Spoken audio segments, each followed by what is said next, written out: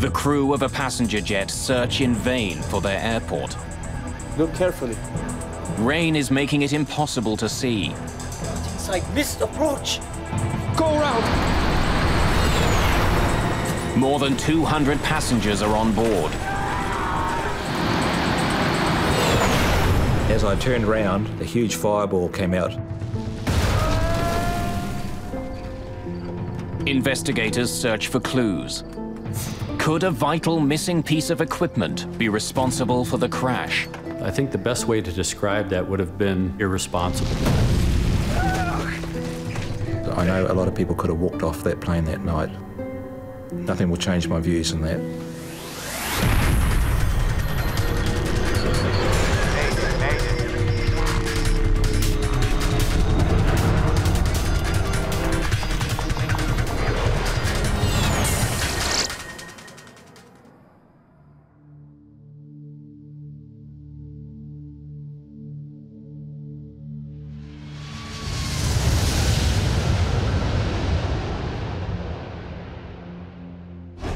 Nimitz Hill, Guam.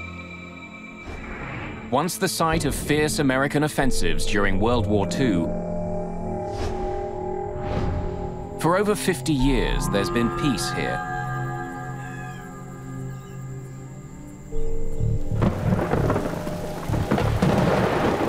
Now the hill is peaceful, invaded by hunters. And the normal quiet is broken by the roar of jumbo jets as they fly overhead.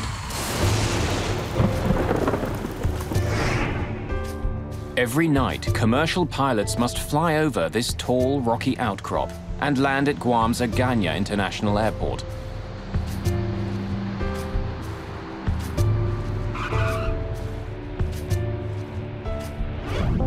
Flights come from airports all across Asia. Just past midnight, on August the 6th, 1997, Korean Airlines Flight 801 is on its way to Guam from Seoul, South Korea. 42-year-old captain Park Young-chol is at the controls. A former Korean Air Force pilot, Park has been flying 747s for more than 6 years. Just a few months ago, he received a Flight Safety Award from the President of Korean Air for successfully handling a 747 engine failure at low altitude. Park is supposed to be flying to the United Arab Emirates tonight, but a scheduling change has put him in command of this shorter flight to Guam. In the cabin, Korean, Japanese, and Western tourists are heading for Guam's pristine beaches.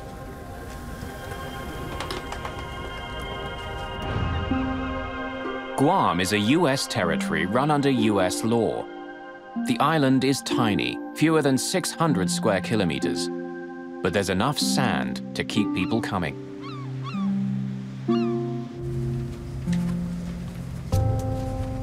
"24-year-old Sean Burke and his girlfriend Wendy Bunton are planning to make the most of Guam's beaches.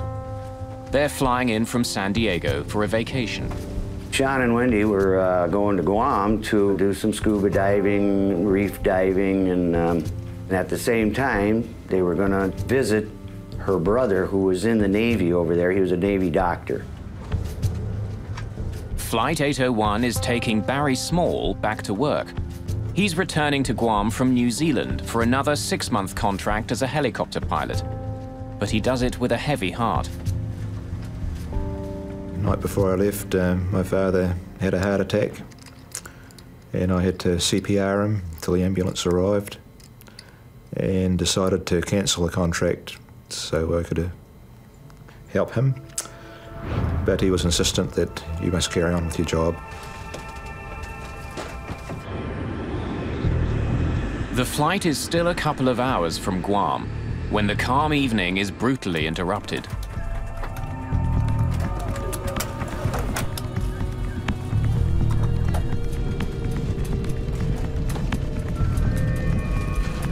Watch the speed. It could be severe turbulence. Make an announcement to have everyone in their seats with seatbelts on. Ladies and gentlemen, this is your first officer speaking. Even an experienced flyer like Barry Small is surprised. There was no lead up to this turbulence. I mean, anybody that wasn't strapped down was going to be airborne, that's for sure. The lockers were rattling, and anything in those lockers was bound to break. It was a horrendous shudder.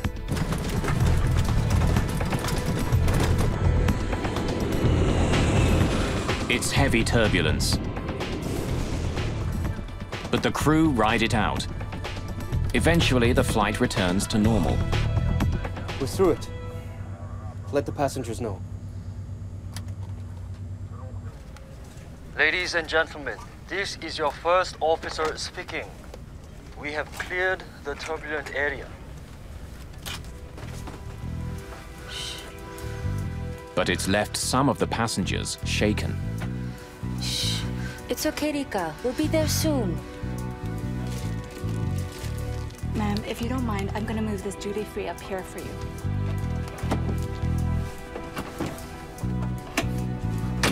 The cabin crew cleans up. And the passengers settle in for the rest of the trip.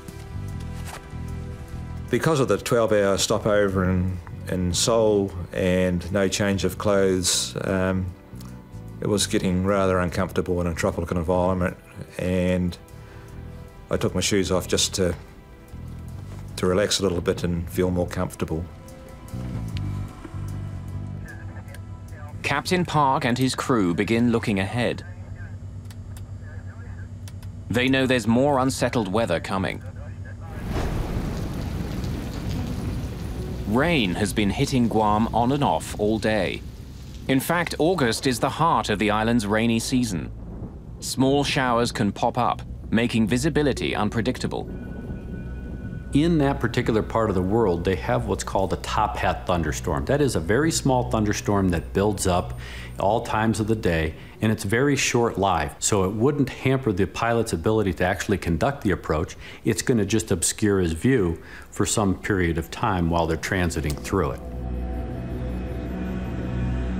Just past 1 in the morning, Korean Air Flight 801 makes initial radio contact with Kurt Mayo, the radar controller at Guam's airport. Guam Center, Korea 801, leaving level 410 for 2,600. Korean Air 801, roger. The crew aren't the only ones preparing to land.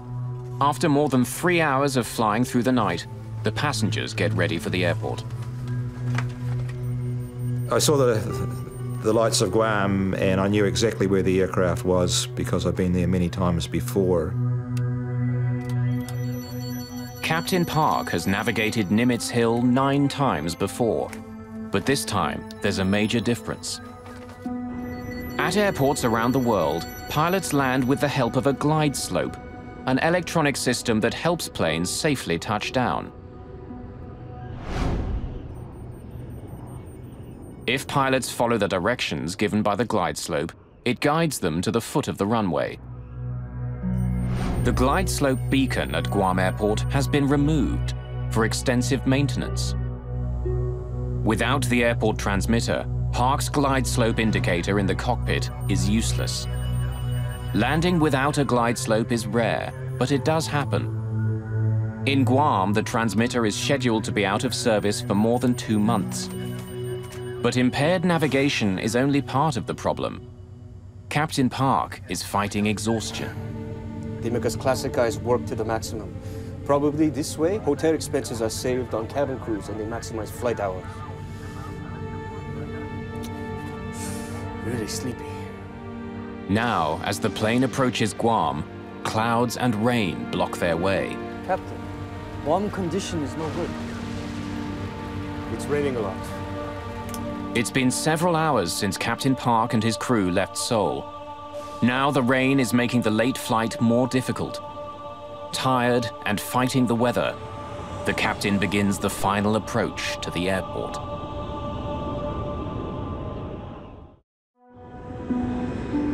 August the 6th, 1997. It's close to 1:30 in the morning. On Korean Airlines Flight 801, a tired captain is preparing to land at Agana Airport on the island of Guam. In the cabin, 237 passengers are getting ready to begin their holidays or get back to work. The flight, other than the turbulence, was totally normal. We had our meals, and it was just a totally normal flight in every way.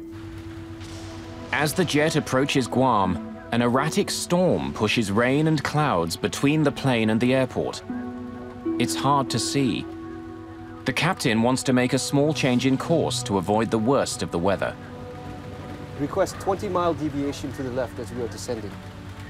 Guam Center, Korean 801, request deviation 10 miles left of track. Korean Air 801, Roger. Veering around cloud cover, Captain Park Young-chol struggles to get a clear view of his approach. And finally, he sees what he's been looking for. It's Guam. Guam. Good. Today, the weather radar helps us a lot. Korean Air 801, cleared for ILS, runway 6, left approach. Glide slope unusable. Air traffic controller Kurt Mayo reminds the crew that the airport's glide slope equipment is out of service. It would normally help them find the runway, but since it's under repair, it isn't sending out any signals. Then, with the crew in the middle of their landing sequence, something unexpected happens. The glide slope appears to come to life. Is the glide slope working? The glide slope, yeah? Yes. Yes, it's working. Why is it working? It's a confusing moment. Unsure what's happening, the crew continue to prepare for their landing. 60 check, gear down. Check. Approaching 1400. Since today's glide slope condition is not good, we need to maintain 1,440. Please set it. Set. At 40 minutes after 1 in the morning, Guam controller Kurt Mayo once again makes contact with the crew. Korean Air 801, contacting Ganya Tower 118.1. He passes the plane on to the airport tower and says goodbye in Korean. Ganya 이가세요. 수고하십시오. 118.1. It's the last time he'll ever talk to the crew of the jetliner. The guy working here probably was a GI in Korea before. Aganya Tower, Korean Air 801 to intercept the localizer 6 left. Korean Air 801 Heavy, Aganya Tower. Runway 6 cleared to land. Korean 801 Roger, clear to land 6 left. Flaps 30. Flaps 30. As the plane descends, clouds and rain close in again. They've lost sight of the airport. Look carefully. Ladies and gentlemen, we're preparing for landing at Aganya International Airport in Guam. Please return your seats to the upright position, fasten your seatbelt, and prepare for landing.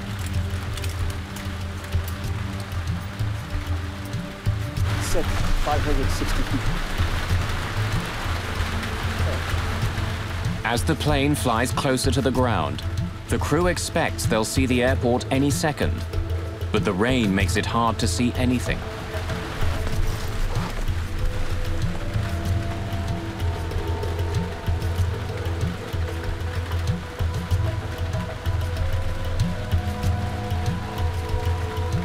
Isn't the glide slope working? Wiper on. Then a computerized voice fills the cockpit. It's the ground proximity warning system, which tells the crew they're just 500 feet in the air. But they still can't see the runway.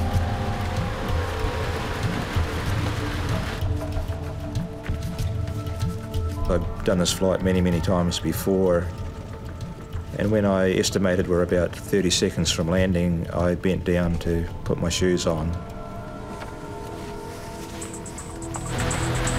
200. The plane is now just 200 feet above the ground, but still the crew can't see the runway. They're quickly running out of time. Let's make a missed approach. Not in sight. Not in sight. Missed approach. Go round. Go around. Flaps.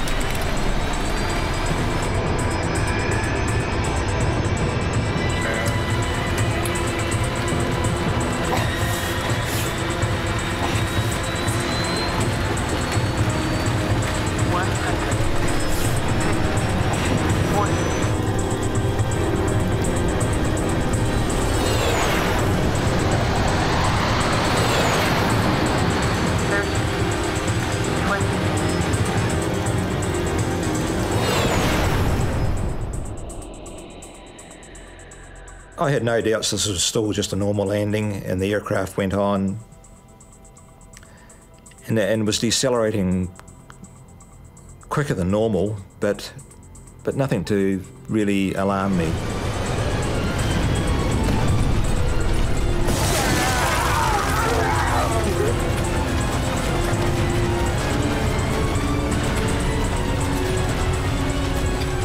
Things were getting pretty serious then. The aircraft was starting to break apart. I forced myself up to look, and there was just bottles, bags, everything you can imagine was coming out.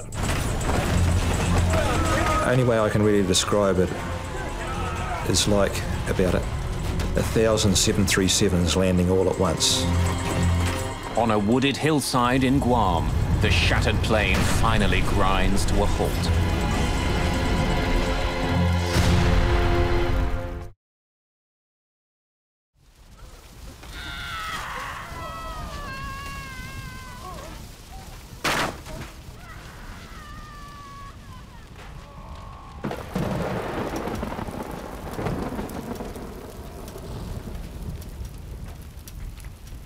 I was too scared to undo my seatbelt at that stage because I was waiting for the next bounce to go over another ravine or whatever was going to happen next.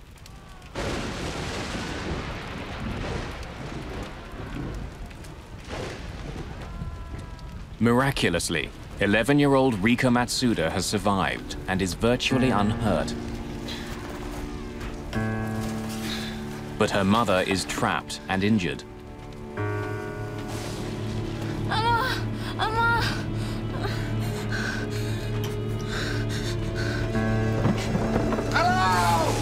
Barry Small is also injured and terrified that fire is sweeping through the plane.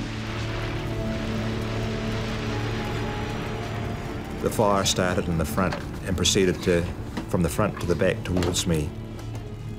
There was no floor lighting or anything like that, but the fire was so intense there was no problems to see where I was going.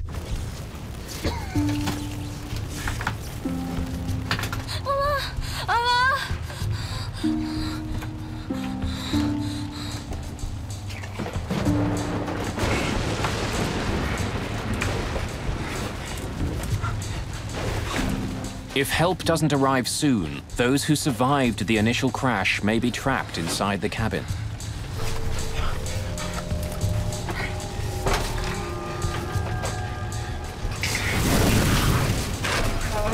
Korean Air 801 Heavy Tower, how do you hear?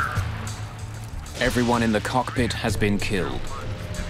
But airport authorities still have no idea what's happened aboard Flight 801.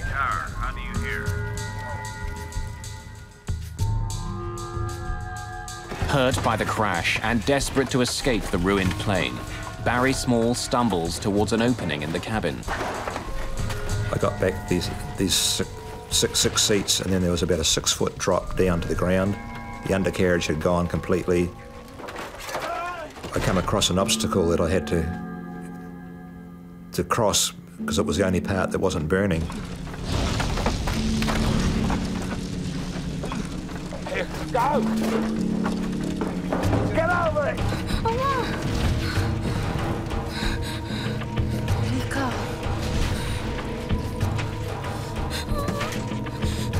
Rika's mother tells her daughter to get out of the burning plane.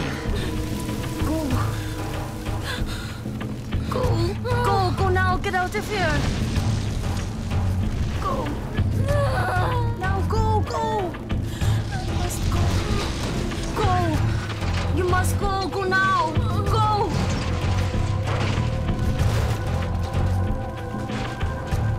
The fire is spreading quickly. As passengers struggle to deal with the disaster, rescue workers don't even know the plane's gone down.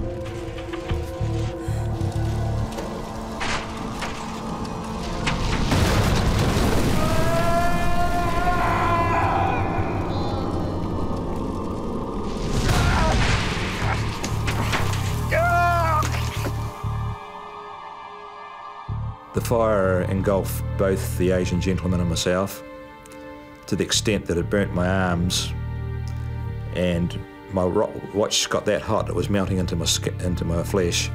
and I had to flick it off. Minutes earlier, Kurt Mayo had passed the passenger jet onto the local tower controllers. Now he learns it hasn't landed yet. Approach Aganya. Did Korean Air come back to you? No. I cleared him to land, and I don't know where he's at. He didn't land? Negative. Oh my God.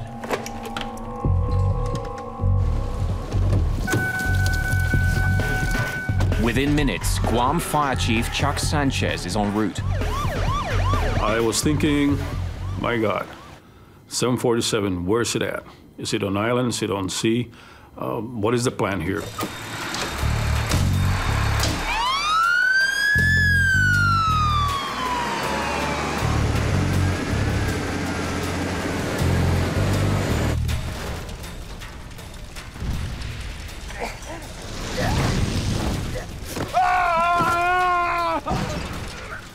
We both fell off the side of the container and the Asian gentleman disappeared into the jungle.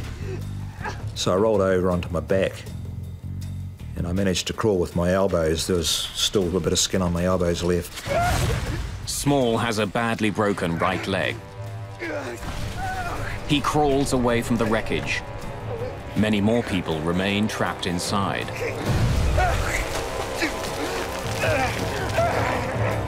Lying there, it just sounded like a battlefield. It was just like a movie. Things were exploding short of me, going over the top of me. Things were landing beside us on fire. It's just indescribable.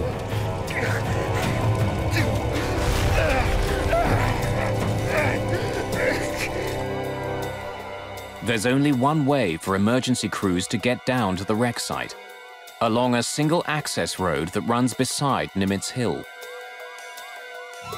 As they race to the accident scene, rescue workers discover a major obstacle. A pipeline has been ripped out of the ground by the crash and thrown across the road. There's no way around it. Having heard about the crash, the island's governor, Carl Gutierrez, has joined the rescue team. Engine Company 7, get this thing out of the way. You guys, get the medikits and come with me. We reached the closest point of approach to the crash site, which was up the hill and probably about another 150 yards downhill. I go, gentlemen, turn on whatever lights you got to guide us down this path, and let's do it.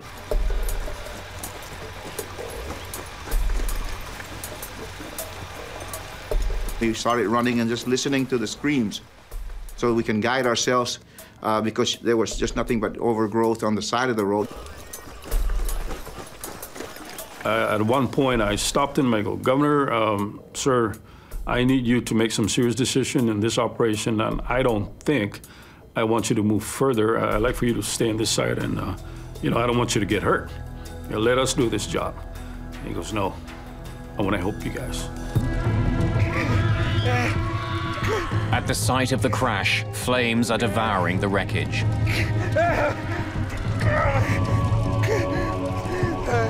Hampered by his broken leg, Small can only look on as people cry out for help.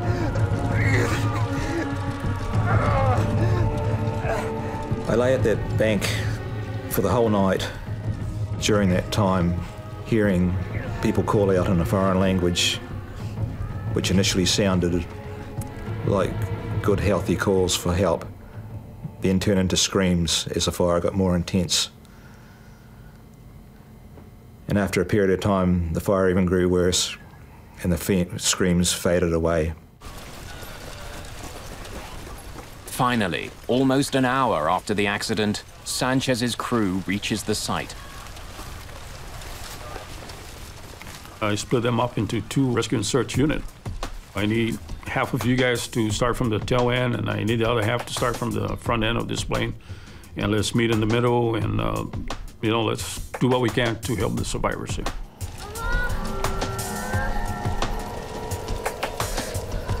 Guam's governor, Carl Gutierrez, sees Rika Matsuda all alone and crying out for her mother.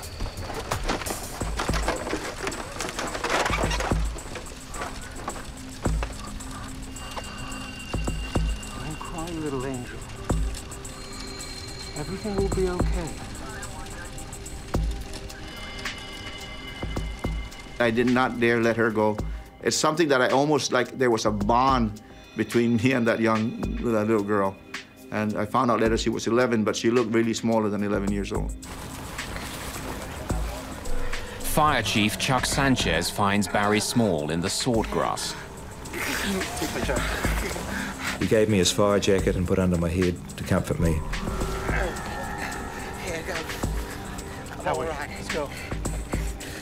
Later on, he was very distressed that he had to come back and get it back because he was getting burnt, dragging people and bodies out of the aircraft.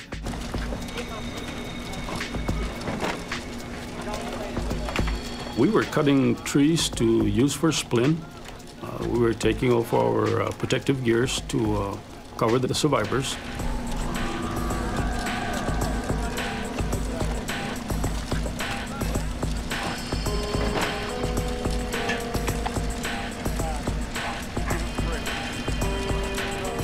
It's clear to rescue personnel that for many, they've arrived too late.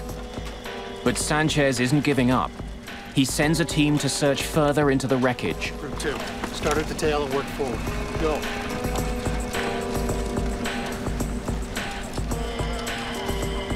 Well, I heard it was this large explosion, man, right where they were at.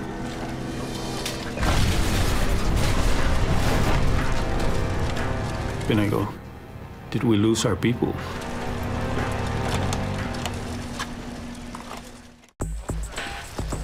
A Boeing 747 has crashed on a rugged hillside in Guam, just a few miles short of the airport. There were 254 people on board. Rescue workers comb through the wreckage when an explosion rips through the remains of the plane.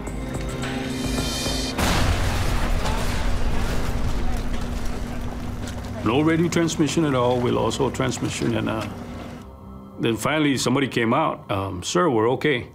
We survived the explosion. Everybody's accounted for.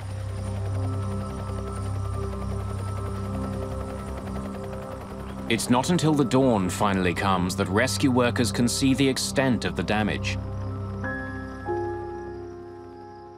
The plane has spilled down the mountain and broken into several large pieces. Only 26 people survived the disaster.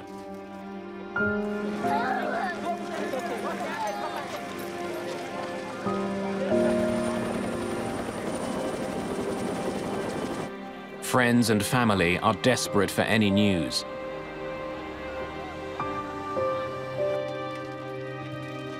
Many bodies are badly burned. Although most of the passengers are Korean, Sean Burke and his girlfriend Wendy Bunton are among a few Americans on the flight.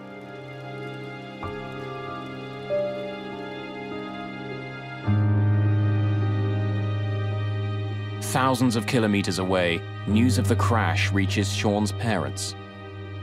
When she hears about the crash, Sean Burke's stepmother doesn't know if Sean is alive or dead. He could have been burned in the crash. He could be unconscious in a local hospital there, and we just wanted to go over and bring him back. So, I mean, because that kept going through our minds that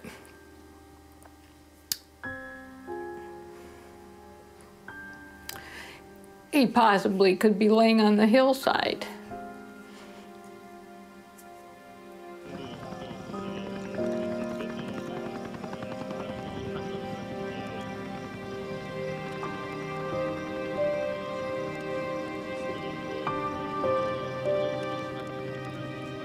Since Guam is an American territory, the responsibility for investigating the crash falls to the National Transportation Safety Board. Greg Fife is the lead investigator. When he arrives on the site, he has to contend with more than just the carnage of the plane crash.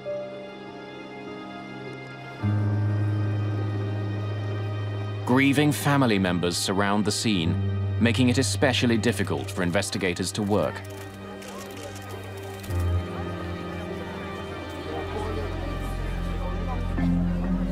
As an accident investigator, you have to keep your emotions in check. It's like being a doctor in an ER room.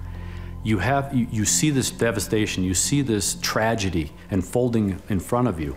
you hear about all of the sad stories, especially when there are kids and innocent people involved. And as an accident investigator, you have to keep those emotions in check because you have to remain objective, you have to remain emotionless to be able to do your job effectively. And we had a whole building full of people just like us. They were all grieving and crying out. It was just horrible.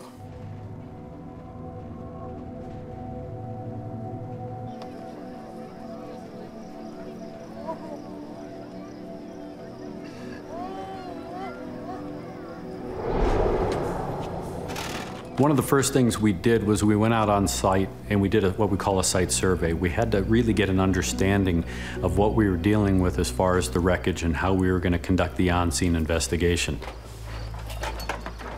During the preliminary investigation, Fythe finds that large sections of the plane are almost completely intact.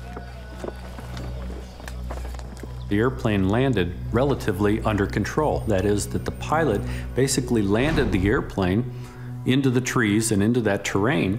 Unfortunately, it was 3 miles from the airport. Investigators find a number of items that survived the crash and the fire that followed, including the landing chart the crew was using as it approached Guam Airport.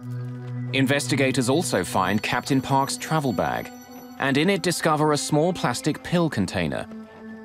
Captain Park had been prescribed a variety of drugs, including pills containing benzodiazepine, a class of drugs often used as a sedative. The pills and tissue samples from Captain Park's remains are sent for analysis. The landing chart becomes part of a growing pile of evidence. Using information from the jet's flight data recorder, investigators recreate the plane's flight path. The relatively gentle slope of its descent supports Fythe's belief that the jet all but landed on the hillside. But the flight path shouldn't look like this. Korean Air 801 cleared for ILS runway 6 left approach. Glide slope unusable. Korean 801, roger, clear for ILS runway 6 left. The crew had been told that the glide slope at the airport wasn't working. It meant that the captain had to take more manual control of his plane. It is now up to the pilot to fly an established procedure called a step down, where he starts at an altitude of, say, 2,000 feet. When he gets to a particular point located by what they call DME, or distance measuring equipment, he then starts a descent to another prescribed altitude. If the crew was following the step-down procedure, its flight path would resemble a set of stairs. But after the first step, the plane enters a long, slow descent. If you don't hit those step downs, and those altitudes are prescribed to give you terrain clearance, if you don't fly that as depicted on the approach chart, you run the risk of flying into an obstruction or high terrain. The plane's cockpit voice recorder has also been recovered from the debris. Fythe and his team begin to analyze it, hoping to better understand what happened in the cockpit. Set 560 feet. On 2 separate occasions, Captain Park gave orders to descend long before he was supposed to. But there are other clues on the tape as well. The cockpit voice recorder provided us, the investigators, quite a bit of information. But one of the key elements that we found was that the flight crew appeared to be tired. Really sleepy. This was a chartered flight, so it would have put them on what we call backside of the clock flying. That is, they wouldn't be normally flying during the day, they are now flying at night. And typically your body says you should be asleep when it's dark outside. The sedatives could have made a difficult situation even worse. But when the lab results come back, they're conclusive. While he had the pills with him, there are no traces of them in Captain Park's system. When lead investigator Greg Fythe returns to the cockpit voice recorder, he focuses on the captain's discussion of the glide slope. Is the glide slope working? The glide slope, yeah? Yes. Yes, it's working. Why is it working?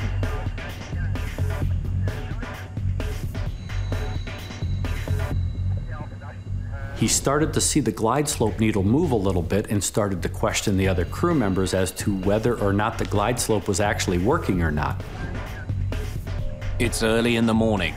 After a long flight, Captain Park is tired, perhaps confused and distracted by the unexpected readings on his glide slope. It became very apparent listening to the cockpit voice recorder that in fact he got fixated. But Fythe still doesn't understand why Park's glide slope appeared to be working. Was there a problem on this plane? Or is the equipment susceptible to problems that could affect other jets as well? To find out, he brings in navigation expert Nelson Spornheimer. I spent some time looking at the transcript, trying to determine what the navigation issues were, why a good airplane was in the wrong place, and to investigate the apparent confusion on the part of the crew who thought that the glide slope was working at least part of the time.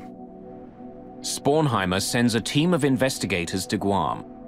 They fly over the island, trying to determine whether radio signals from a nearby military base could have acted on the plane, making it seem like the glide slope was working.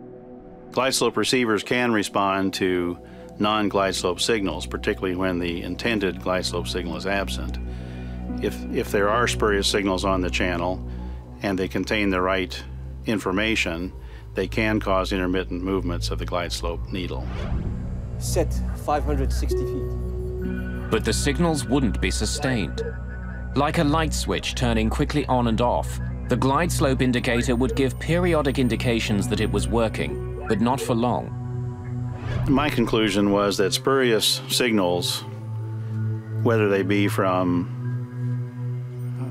other transmitters or failed ground equipment such as personal walkie-talkies, could not cause a sustained warning flag movement. If the glide slope wasn't fully operating, why did Park believe it was? And even if he did believe it was working, why did he crash into Nimitz Hill? Isn't the glide slope working? Wiper on. As investigators continue to try to piece together the causes of the crash, Barry Small is trying to understand why he and 25 others survived. I went to touch my shoes, we hit the ground, and I was accidentally in the perfect crash position by some sort of miracle. An airline engineering apprentice and helicopter pilot, Small understands airplanes. I do firmly believe there are some changes that could be made to aircraft. Small believes that the way crossbars are built into aircraft seats caused one of his legs to break, but luck saved his other leg. My right leg went forward and crashed into the bar in front of the seat and broke. My left leg was saved by my carry bag stopping my leg going forward to hit that bar. Still able to walk on his one good leg, Small escapes while others remain trapped inside.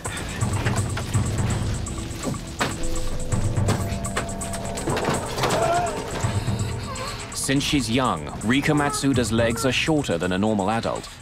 Sitting normally, her legs wouldn't have been pressed against the crossbar on impact, so she was able to escape the plane. Oh, go now, get out of here. While her mother died. Small is also convinced that the flames that first spread through the cabin of Korean Air Flight 801 were preventable. They estimate that those top lockers had over 462 litres of burnable alcohol on board. Had the plane been full, there could be at least twice that amount. During the crash, Small believes that the duty-free alcohol mixed with oxygen in the plane's ceiling. The combination ignited with deadly results. It's a fire he thinks could have been prevented.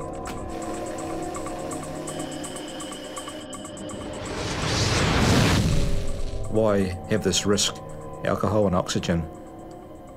I thought, you know, for aircraft's about safety, and this is just a blatant breaking of the rules of safety as far as I'm concerned. As he continues to recover from the accident, Small is determined to prevent what had happened to him from happening to others. He decides to push for changes on how seats are made and how duty-free alcohol is stored. For NTSB investigator Greg Feith, the biggest question still remains. How did an experienced pilot, one recently honored by his company for his safety record, crash his plane 5 kilometers short of the airport?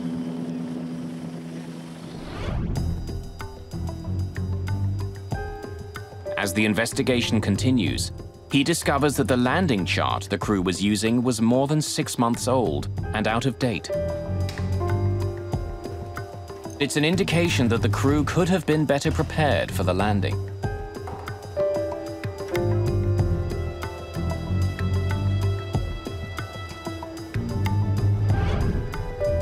When he reviews the training practices for Korean Airlines, Feith uncovers more gaps in the information that the crew received. We found that the Korean Airlines flight crew had all of their training based on airports with approaches where the DME was always co-located at the airport. DME is distance measuring equipment, electronic beacons that tell pilots where they are in relation to the airport. Often the final beacon is found at the foot of the runway. That was not the case in Guam. The airport was in fact 5 kilometers further on. Struggling to see through the rain, Park was unable to find the airport. Distracted by the unexpected glide slope readings, Park used the final beacon as a guide, expecting it to take him right to the runway. Let's make a missed approach. Not inside. Not inside. Missed approach. Go around. Go around. Flaps. It's clear that Flight A01 flew an approach about 3 miles premature. In other words, the descent was about 3 miles early. It was a nominal approach otherwise, just to the wrong location. We think that based on fatigue and some of their training, that in fact, when the flight crew crashed the airplane, when the counter got to 0, they thought the airport should be there. A fully loaded 747 weighs more than 200,000 kilograms. Like an enormous ocean liner, it can't change course quickly.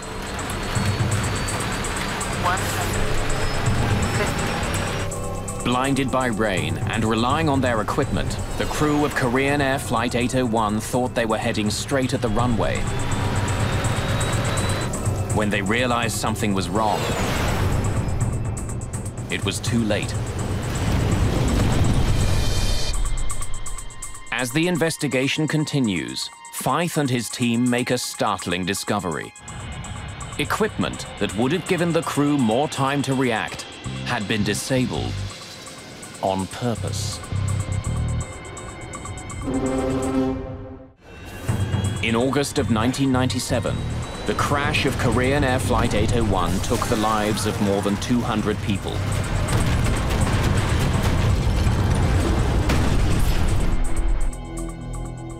The final accident investigation report is published more than 2 years after the crash. It lays blame on the Korean Airlines training methods and the crew's over-reliance on the jet's automation. But it also has sharp words reserved for the FAA, the body that regulates air travel in the United States. Because of an FAA decision, a critical piece of technology that could have saved Flight 801 was intentionally disabled.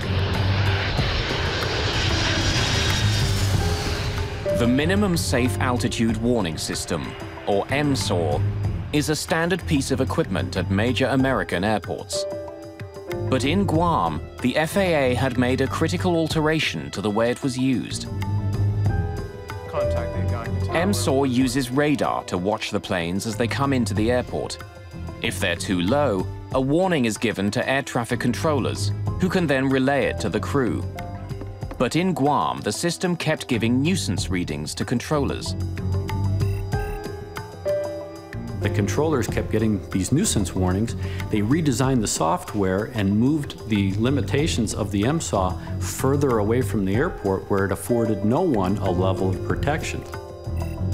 Instead of watching the planes as they neared the airport, the system in Guam now tracked them when they were more than 80 kilometers away over the ocean. I think the best way to describe that would have been, and should be, irresponsible. Because you've taken this system that was designed as a level of protection, not only for the controller, but you've taken the protection away from the flying public. For the passengers and crew of Flight 801, the lack of the MSOR system sealed their fate. If the system had been working, the crash could have been avoided. Without it, the crew had no warning at all.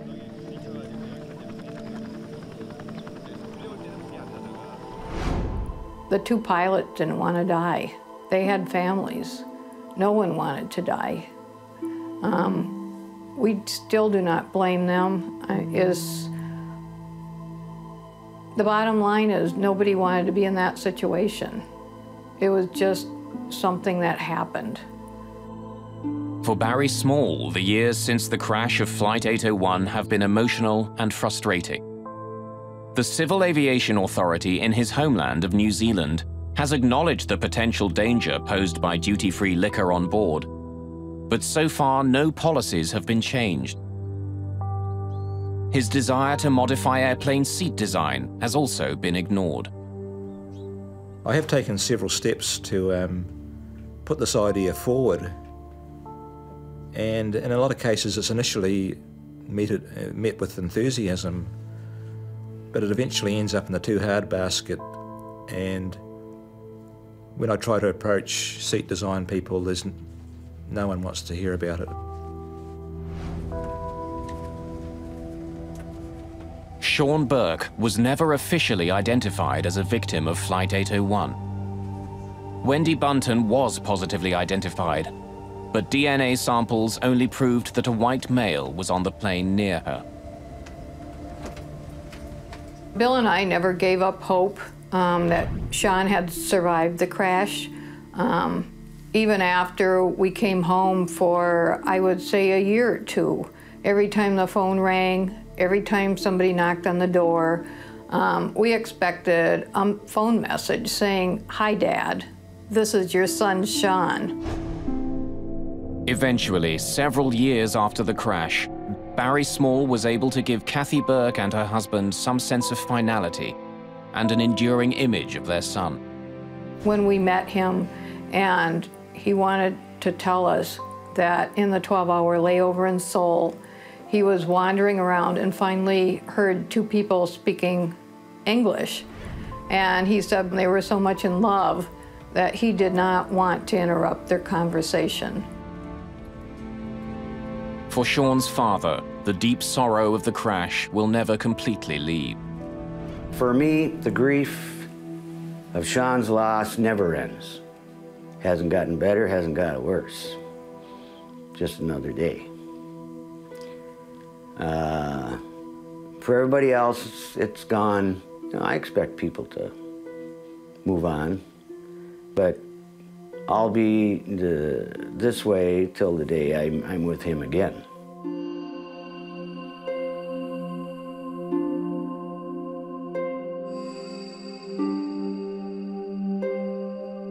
For Barry Small, there is anger too, but also incredible gratitude for surviving. So many people have told me that I survived for a reason. And I've been searching for that reason for 9 years now. And I truly believe if someone would listen to my story about the oxygen and alcohol and the improvement of the seats, that I could justify in my own mind that I don't have to feel guilty about surviving.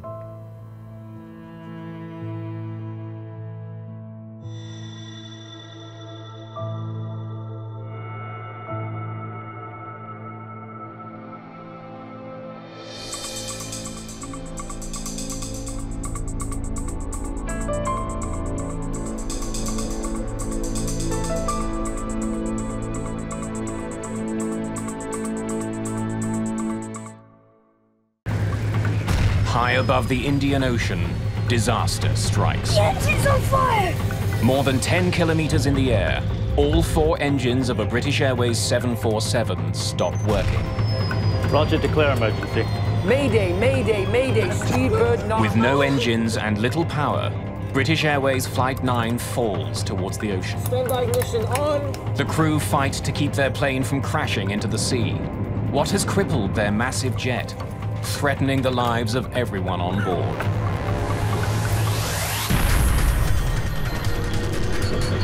Mayday, mayday.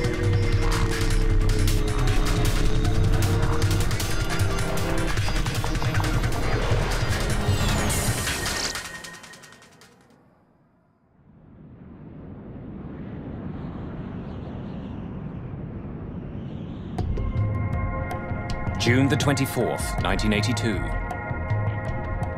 British Airways Flight 9 cruises through the sky over Indonesia. In a few hours, the plane and all 263 people on board are scheduled to land in Perth, Australia.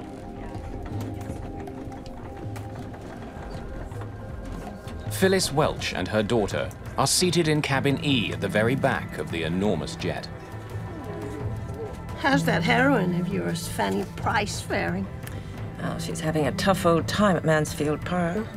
It's a good place for me to spend a few hours. Wouldn't mind being there myself. It's all right, Mum, we'll get there. We had already traversed at least 2 time zones. We were very tired. We had flown through Bombay, through Kuala Lumpur, hadn't been able to get much sleep, if any, and it was a dark, dark, pitch-black night. Ahead of Betty and Phyllis, Charles Capewell is returning home to Perth, Australia, with his 2 boys, Chaz and Stephen. Right, settle down, lads. Come on. It's time for a nap. Get back to your seat. No. What, do you want to sleep here? All right.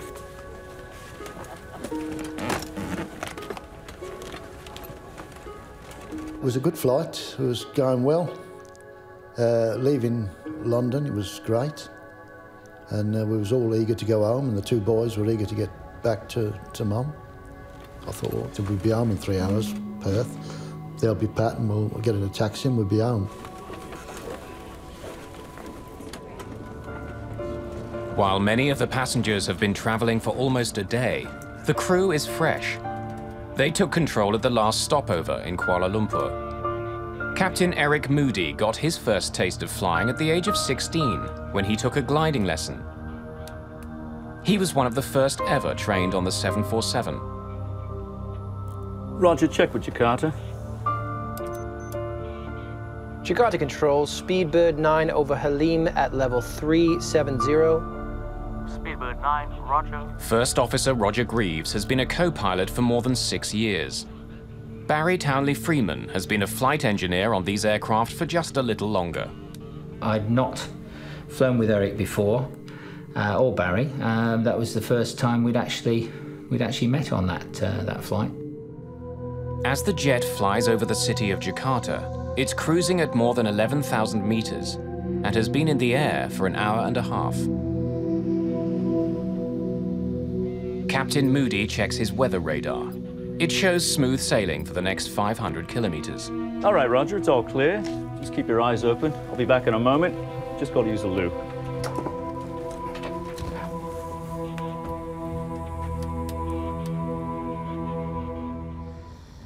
Back in the cabin, many of the passengers have fallen asleep. While Charles Capewell and his sons doze, an ominous haze appears above their heads. It's still legal to smoke on passenger jets in 1982. For the cabin crew, though, the smoke seems thicker than normal. Seems to be a lot of smoke out there. They begin to worry that a small fire may be smoldering somewhere on the plane. Maybe someone lit up in the toilet. Let's go see if we can find it.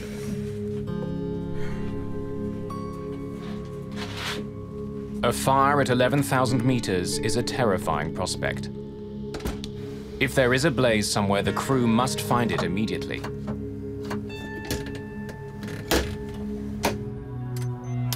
In the cockpit, the flight takes an unsettling turn. Barry and I were just sitting there minding the shop. Pitch dark night, of course. And then we started to get these pinpricks of light on the windscreen. St. Elmo's fire? I don't think so. St. Elmo's fire is a natural phenomenon that's sometimes seen when planes fly through highly charged thunderclouds. But there aren't supposed to be any thunderclouds tonight. Anything on the radar? No. No, it's clear. I don't like the look of this. Let's get a better look out there. With the help of their landing lights, the two men are disturbed to see a thin layer of cloud surrounding their plane, even though nothing is showing up on their radar. But at 37,000 feet, the normal thing you would anticipate would be high cirrus, which is just a thin layer of cloud.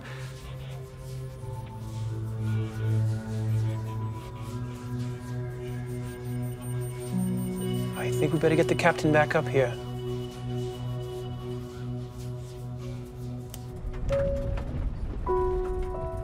I was reading my book, and there was a slight flick of turbulence, just a slight flick, and I glanced over to the left, where I had a clear view of the port wing, and to my surprise, it was covered in a brilliant white, shimmering light, which seemed to be clinging to the wing of the aircraft.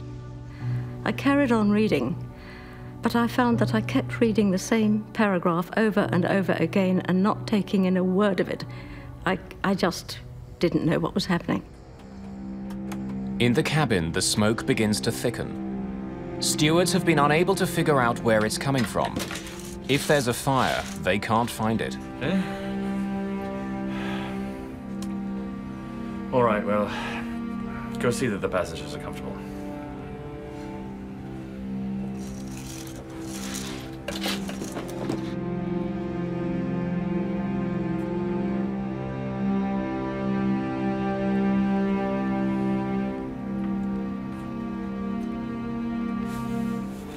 Smell anything odd, Mum? Seems rather smoky in here. I noticed that thick smoke was pouring into the cabin through the vents above the windows. And that was a very sobering sight. Turkish cigarettes.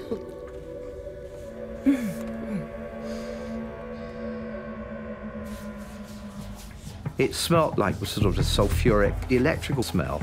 And I went on that flight deck expecting to hear that we had some electrical smoke somewhere on the aircraft. But nothing was further from the truth. When did it start? Or just after you stepped out? Anything on radar? No, it's clear, not a cloud. Oh my lord, look at engine 4! It's lit up somehow. Captain, have a look at number 1.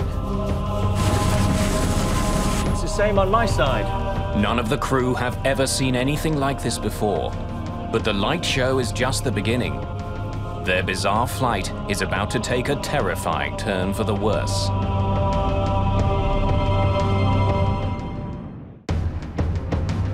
Strange lights are striking the windshield of a British Airways passenger jet heading to Perth, Australia. At the same time, the plane's engines are lit by a brilliant white glow. Look at engine 4! It's lit up somehow. This light show, if you like, had become more intense. In fact, we ended up sitting there with 2 sheets of brilliant white light in front of us in place of the windscreens.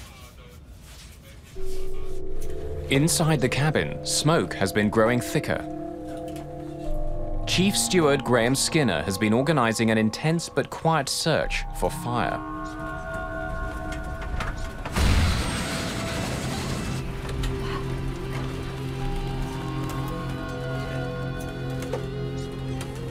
What's with all the smoke? There was smoke in the cabin. It got really, really hot. You were perspiring, literally drenched in perspiration. The acrid smoke was at the back of your throat, up your nose, in your eyes, and you were rubbing this and your eyes were running, and it was, it's not a very nice situation at all. Flight engineer Barry Townley Freeman has been checking his instruments carefully. He's smelled the smoke, but so far has no indication that there's a fire in any of the plane's systems. I can't find anything. With one mystery confronting them, they're suddenly faced with a frightening new situation.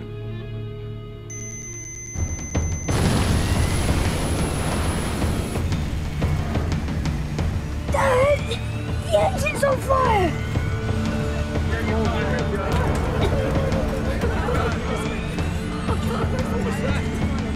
The whole of the wing was a sheet of light. And I thought, wow. I said, oh, you better close that because we don't know what's that. Cheers. Sit down. Where'd they go? Stephen, close that blind.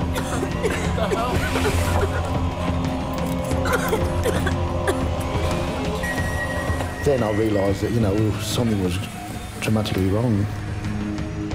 There were huge flames coming out of the back of the engines. 20, some people said 40 feet long. These huge jets of sheer flame shooting out of the back of all the engines. Is it going to penetrate from the outside of the aircraft? Is it going to come into the cabin? Are we going to burn to death? Are we going to choke to death on the smoke? What's going to happen? What's causing it? What are they going to do about it?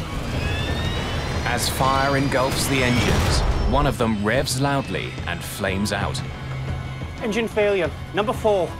Fire action, number 4. Checklist, power and gear. Set. Thrust lever.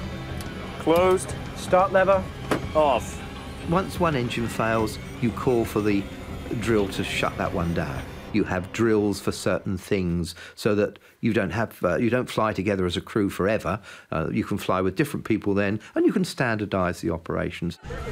The instruments do not indicate a fire on the plane, but the passengers can see flames erupting from the engines and stretching down the length of the 747.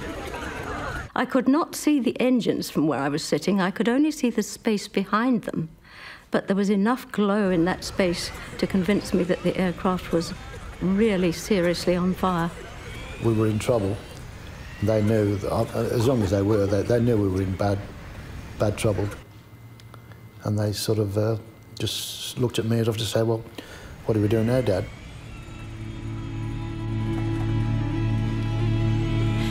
If anything's going to happen, I want to be close to you. Oh, please.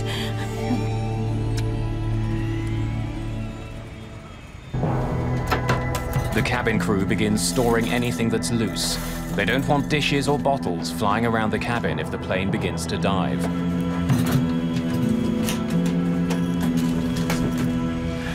Don't worry, it's just friction. If I was misleading them, then that was for a reason, because I didn't want to get as upset as I felt. I just couldn't believe it. And, you know, this is going through my mind, and yet I'm chatting to the passengers and chatting to the crew, saying, oh, yeah, nothing to worry about. Yeah, it's just a little hiccup, you know.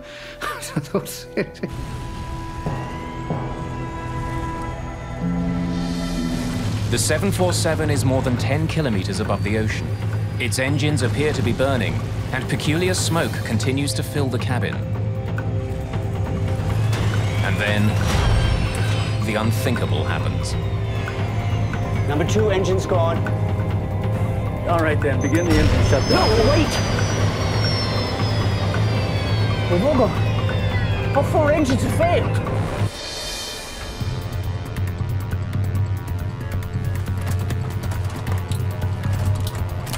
The other 3 just went out almost immediately, and that's when it begins to be a serious emergency. Those engines made a grating, rumbling sound, almost like a cement mixer. And then, gradually, the noise just disappeared and they became silent. A minute and a half, we've gone from 4 engines running normally to having none. The 747 has plenty of fuel, yet somehow all 4 of the jet's engines have completely stopped working. Roger, declare emergency. Mayday, Mayday, Mayday, Speedbird 9. We have lost all 4 engines out of 370. Mayday, Mayday, Mayday, Speedbird 9. We have lost all 4 engines. With no engine power and no idea what has crippled their plane, British Airways Flight 9 begins falling from the sky. Jakarta Control, Speedbird 9. We have lost all 4 engines, now out of 360. First Officer Roger Greaves issues a mayday, but he has trouble getting his message across. Jakarta Control, Speedbird 9. We have lost all 4 engines. Repeat, all 4 engines. Now descending through flight level 350. The Speedbird 9, you have lost number 4 engine? This idiot doesn't understand. Jakarta Control, Speedbird 9, we have lost all 4 engines. Repeat, all 4 engines. Now descending through flight level 350. The air traffic control at Jakarta, unfortunately, seemed to have a slight problem in understanding what we actually were saying. Only when another plane nearby relays the Mayday call do controllers in Jakarta understand. Now descending through flight level 350. Speedbird 9, all 4 engines out. Understood? As far as the crew knows, no 747 had ever lost power to all of its engines before. The crew has to find out why it's happening now. I think we've cocked something up. We were concerned and worried that we'd done something wrong, you know, to cause the whole thing. All 3 of us felt exactly the same, and it was a personal guilt in the sense of, what have I missed? What have I done wrong? You know, because, you know, this kind of thing doesn't happen. While not built for gliding, even without its engines, a 747 can travel forward 15 kilometers for every kilometer it drops. With no power, Flight 9 has started a long, slow fall. Some 10 kilometers above the ocean, the crew has less than half an hour before they smash into the sea.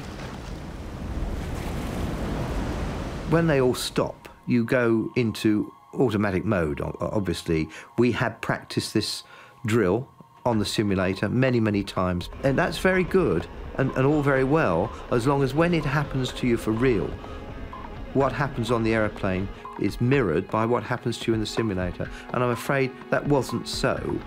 In the simulator, when all 4 engines stop, the autopilot turns off. But high above the Indian Ocean, Captain Moody sees that his autopilot is still on. We were all 3 confused and concerned that what was happening to us wasn't what we'd been told would happen to us. All right, begin restart drill. In the heat of the situation, they have no time to figure out why the autopilot is still on. On. Anything? Anything? No. Again. All right then, from the top, battery. Check. On. Crossfeed valves. Open. Fire switch. In. The standard restart drill takes up to 3 minutes to complete. Plunging from the sky, the crew has fewer than 10 chances to get their engines going before they run out of time. Never on. Come on. Again, gentlemen. All right, from the top, battery. Check. On. Crossfeed valves. Open. Fire switch. In. At 10,000 meters, Captain Eric Moody decides to turn the plane back toward the closest airport, Halim, just outside Jakarta. But even that is too far away if he can't get at least some of the engines going again. Jakarta, Speedbird 9, turning left back to Halim, out of 300. Speedbird 9, radar cannot see you.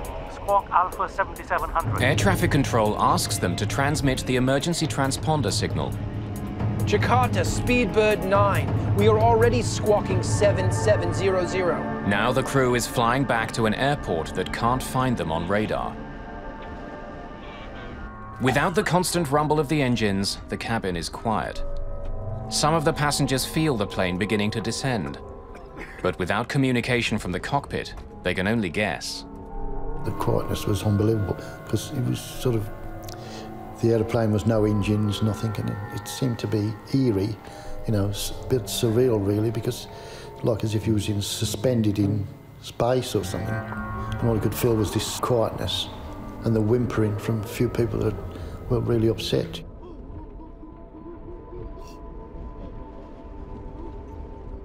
Some people were sitting quite rigidly, almost as if they hadn't noticed anything. At first it was sheer fear, and then after a while it turns to acceptance. You know you're going to die. We knew we were going to die.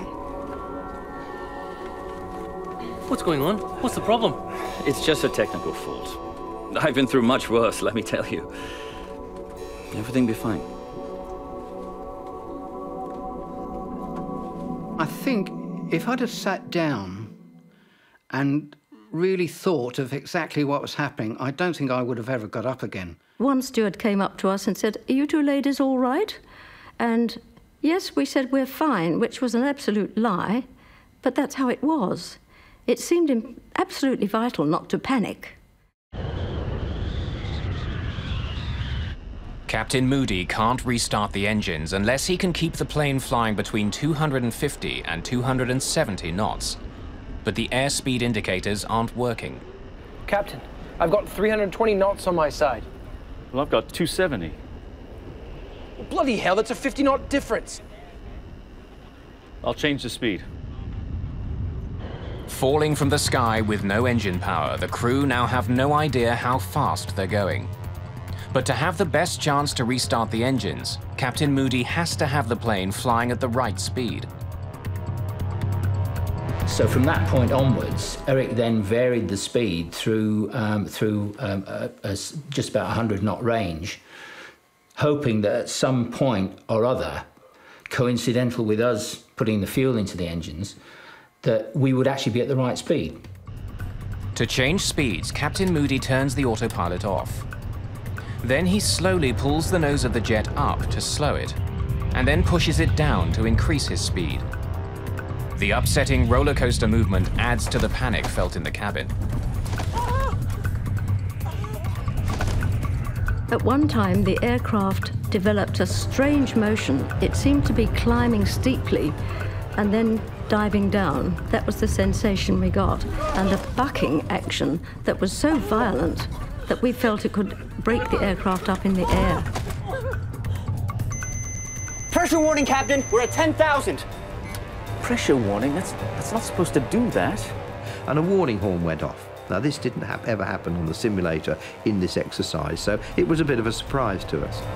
As well as providing electrical power, the engines on a jumbo jet help keep the cabin pressurized.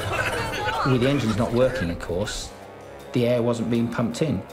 So gradually, the pressure was leaking away. With all 4 engines gone, the pressurized air is rapidly seeping out. The thinning level of oxygen makes passengers gasp. The crew reach for their oxygen masks. But First Officer Greaves can't get his mask to work. My oxygen mask, yeah, that was a problem I could have done without. It was stowed above my head, and when I pulled the oxygen mask down, the mask and the tube became separated. The captain must make a difficult choice. If he continues to descend slowly, it will get increasingly difficult for First Officer Greaves to breathe. I said, look, if we get down to 20,000 feet quickly, we can all take our oxygen masks off and we can talk and we're back as a crew again. We had to actually increase the rate of descent to descend to a lower altitude quicker, which in the circumstances was something that we wouldn't really have chosen to do. So then I dived the aeroplane and got rid of about 6,000 feet in a minute. The loss of cabin pressure and the steep dive have another terrifying consequence. The things shot down, they sort of dangled down in front of you. And I looked to see Stephen had got his and Chaz had pulled his out of the socket. So I made sure that Chaz got his oxygen. I've seen a few movies on planes, and you know, once that happens, you know you're in serious trouble. Come here. Here we go. Breathe normally, Mum, not deep. Breathe calmly. The oxygen masks came down, and we put those to our faces as had been described in the drill, which fortunately we had been observing at the beginning of the flight. But it seemed that the oxygen supply was not working. I'm not getting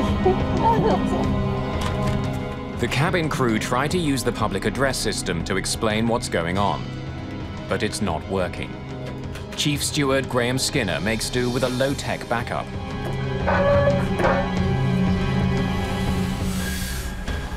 Can you hear me? We're having a small problem with the public address system. So if you would, place your masks over your mouth and nose and breathe normally. As the passengers struggle with their masks, Captain Eric Moody is running out of options. If his engines don't start soon, he'll have to turn his jet around and try landing on the open ocean.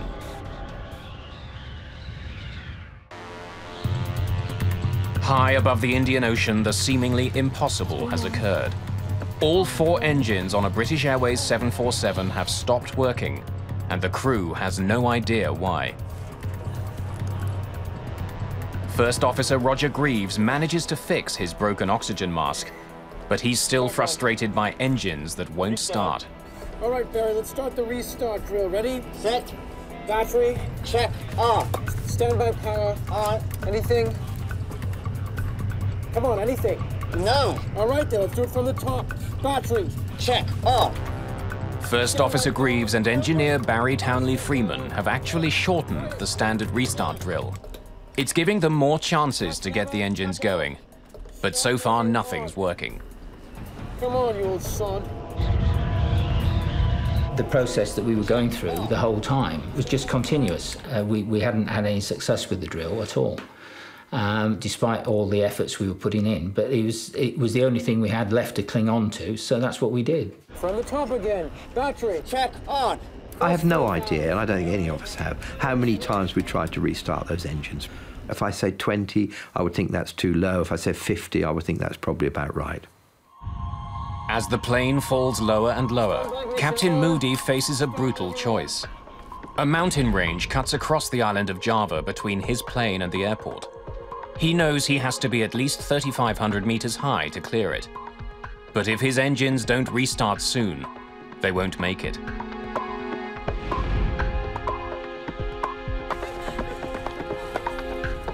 At this rate, it will crash in a matter of minutes. It's just a question of where. Captain Moody decides if the engines don't restart soon, he'll turn back towards the ocean and try landing on the water. All right, are we getting something? It's not starting.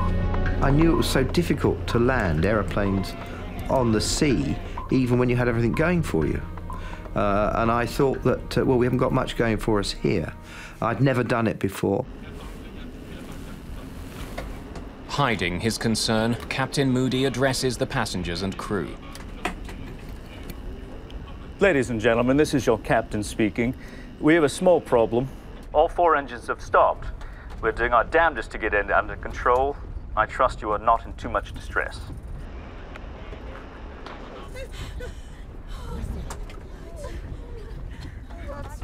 Most of the passengers expect the worst.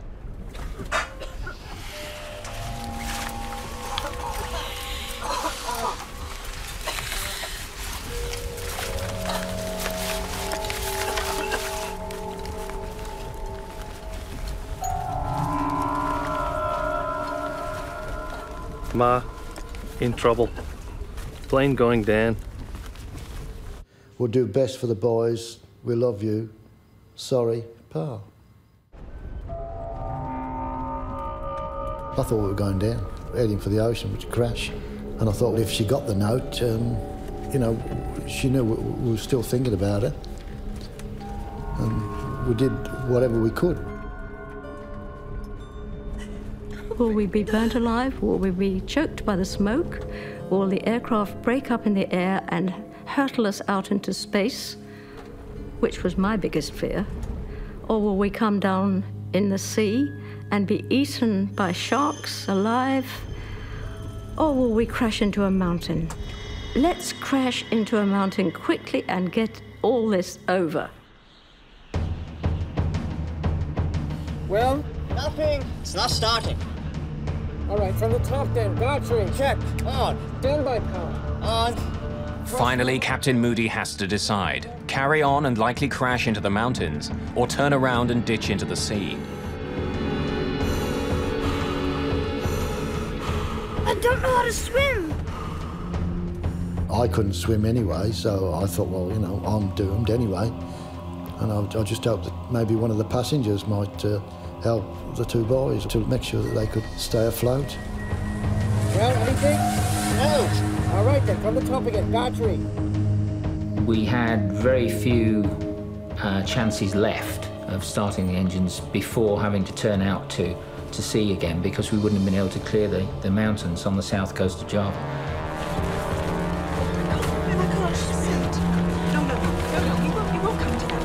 Start level. Cut off. Fuel pressure. Available. Standby ignition on. And then, as suddenly as it had stopped working, the fourth engine roars back to life. Engine 4 back online. Then all of a sudden there was this sort of like somebody giving the aeroplane a punch from underneath. And then I realised that it might have been an engine. It was a boom. Oh my God, look! The noise that a Rolls-Royce engine makes when it starts up is low rumbling noise, you know, and it was just, well, it was wonderful to hear it. A 747 can fly with one engine, but Captain Moody knows that just one engine still won't give him enough power to clear the mountains. The glass now is half full, it's not half empty. We're now in with a real chance. And I tell you what, the three of us would have dragged that aeroplane around the whole island of Java. As the plane falls past 4,000 meters, another engine coughs and comes back to life. Engine 3 back online. It's followed quickly by the final two. I can't believe it. Engines 1 and 2 both back online. From almost certain disaster, the crippled jet is now under full power. Oh my God, I realised then that we could make it back to, not to Perth, but to an airport. That's all we wanted, was to land on the earth and you know, be part of the living again. Because while we were up there, we were dead. Jakarta, Speedbird 9, we are back in business. All four running, all four. This time, local controllers have no trouble understanding the message. All 4 engines serviceable again. Confirm continuing to Hallie. Affirmative, affirmative. We say, right, let's get this thing on the ground as quickly as we can. Ladies and gentlemen, this is your captain speaking.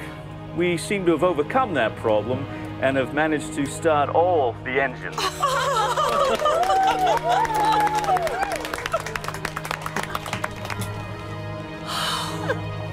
We are diverting to Jakarta and expect to land in about 15 minutes.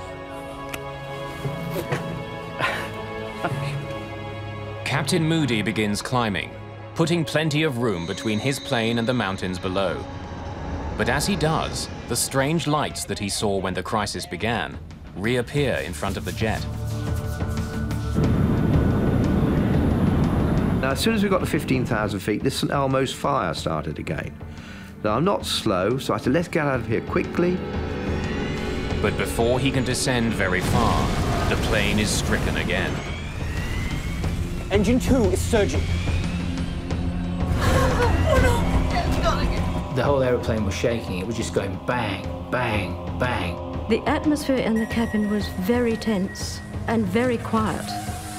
By then, I think very few people were talking. I think there were quite a lot of prayers going up. The engines backfire violently. The captain must make another fateful decision. Begin shutdown drill. Checklist, powering gear. Off. Thrust lever. Closed. We were reluctant to do it, as you can probably understand, but, you know, that was it. So we were back on 3 engines.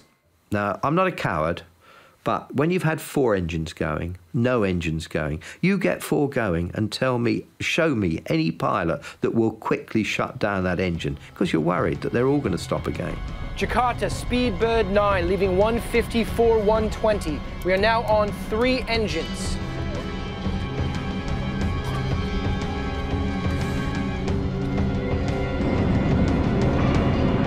As the plane closes in on the airport, First Officer Greaves thinks the windshield is covered in moisture, making it hard to see through. And I said to Eric, here, it's a bit misty out there. So we turned the blowers on to kind of, you know, like demisters on your car to try and clear that. That didn't work. I used the windscreen wipers, and that didn't work. Somehow the glass itself has been badly damaged. For some unknown reason, I looked out the edge of my windscreen, and about a 2-inch strip down the edge on the left-hand side, I could see much more clearly. But I couldn't see anything much out the front. It was getting more and more opaque the nearer and nearer we got to the lights. The crew get a final unwelcome surprise. Equipment on the ground that helps them descend at the proper angle isn't working. Jakarta ATC, be advised, our glide path is unserviceable. The localizer, which gives you the left and right of the runway centerline, that was working, but the glide slope, which gives you the actual profile for the descent, was not working. After all the troubles they've been through, now the crew has to land their plane manually. We then continued with Eric flying the localizer and me calling out the distance and the altitude that he should be at.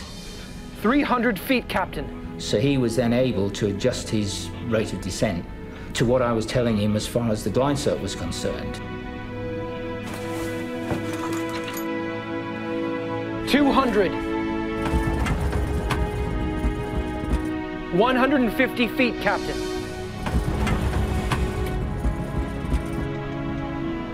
$100. 50 feet. 30 feet. Oh my God. Oh my God.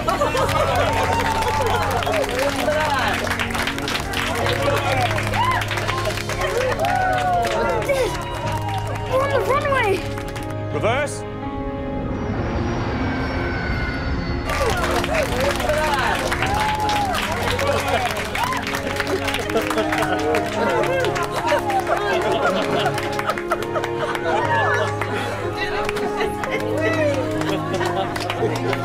$90 knots, 80 knots.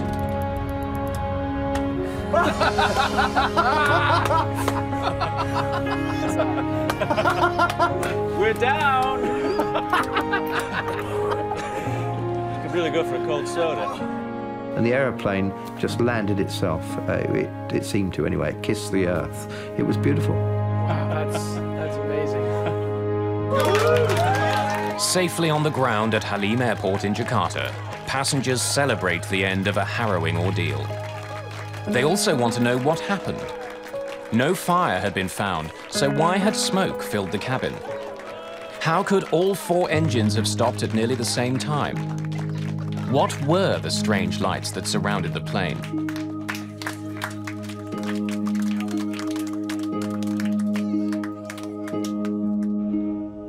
In the cockpit, the flight crew are relieved, but also concerned that they might be at fault. The first thing that we did, having parked the airplane and shut it all down, was to then go through all the paperwork to see if there was possibly anything anywhere in it that might have given us any pre-warning of some sort of phenomenon that caused what happened to us. Every time, because it's going to come back to us. The damage to the 747 is extensive. From the outside, the crew realize that their windshield had been deeply scratched. They see bare metal showing through where the paint has somehow been stripped away. And they still have no idea why any of it happened.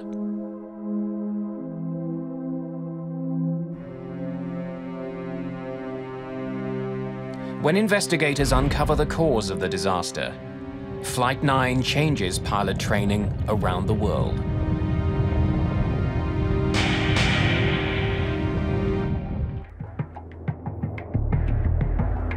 During a calm flight to Australia, all 4 engines of a British Airways 747 suddenly stopped working.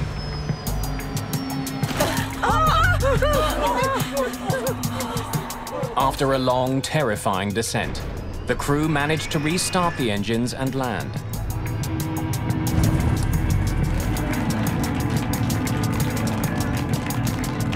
Wow, that's amazing.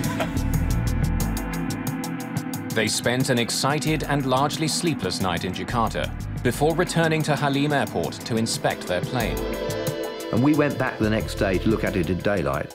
The aeroplane had lost its sheen, and in some places it had been sandblasted quite well, and all the decals and the paint had come off. It really was very little to see until they stripped the engines down. The engines were manufactured by Rolls-Royce. Their investigation was led by a former engineer, Malcolm Grayburn. 3 of the engines were removed in Jakarta, following the incident and were ferried back via cargo aircraft to London Heathrow and then transported to South Wales, where the engines were, in fact, stripped down into piece parts. And it was there that I got involved. Greyburn was stunned by what he saw. Much of the engine was badly scratched and scored. We did do a forensic analysis of the engines, and we did record it all in terms of photographic analysis, and also we did a lot of laboratory analysis. Greyburn discovered the engines were choked with fine dust, pieces of rock and sand. When it was closely studied, they learned that the debris was clearly volcanic ash. Days after their harrowing flight, the passengers and crew learned that the night they were flying, there'd been a major eruption of the Mount Galunggung volcano, located just 160 kilometers southeast of Jakarta.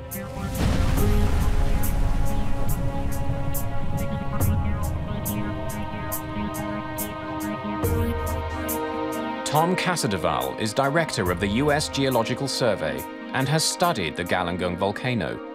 Indonesia is the world's most volcanically active country. It has more than 130 historically active volcanoes, meaning volcanoes which have erupted in the last several thousand years. Galunggung erupted explosively early in the 1980s. In April, May, June of 1982, the eruptions became increasingly more powerful. The eruptions were large and the damage was extensive. More than 60,000 people were evacuated from the area around the mountain. The night Flight 9 flew nearby, the volcano erupted again.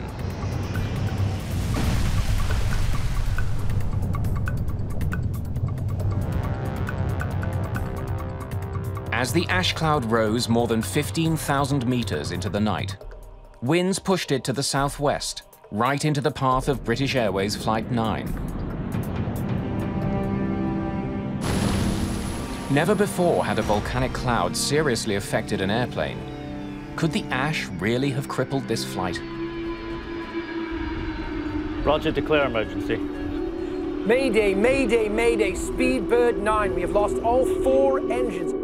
Unlike ash that you might see in a chimney or after a fire in a forest, this is not soft material at all. This is very fine, ground-up particles of solid rock and minerals. This material is very, very abrasive. It's very angular in shape. If you were to see it under a microscope, you would see very sharp angles. And so that's what caused the abrasion.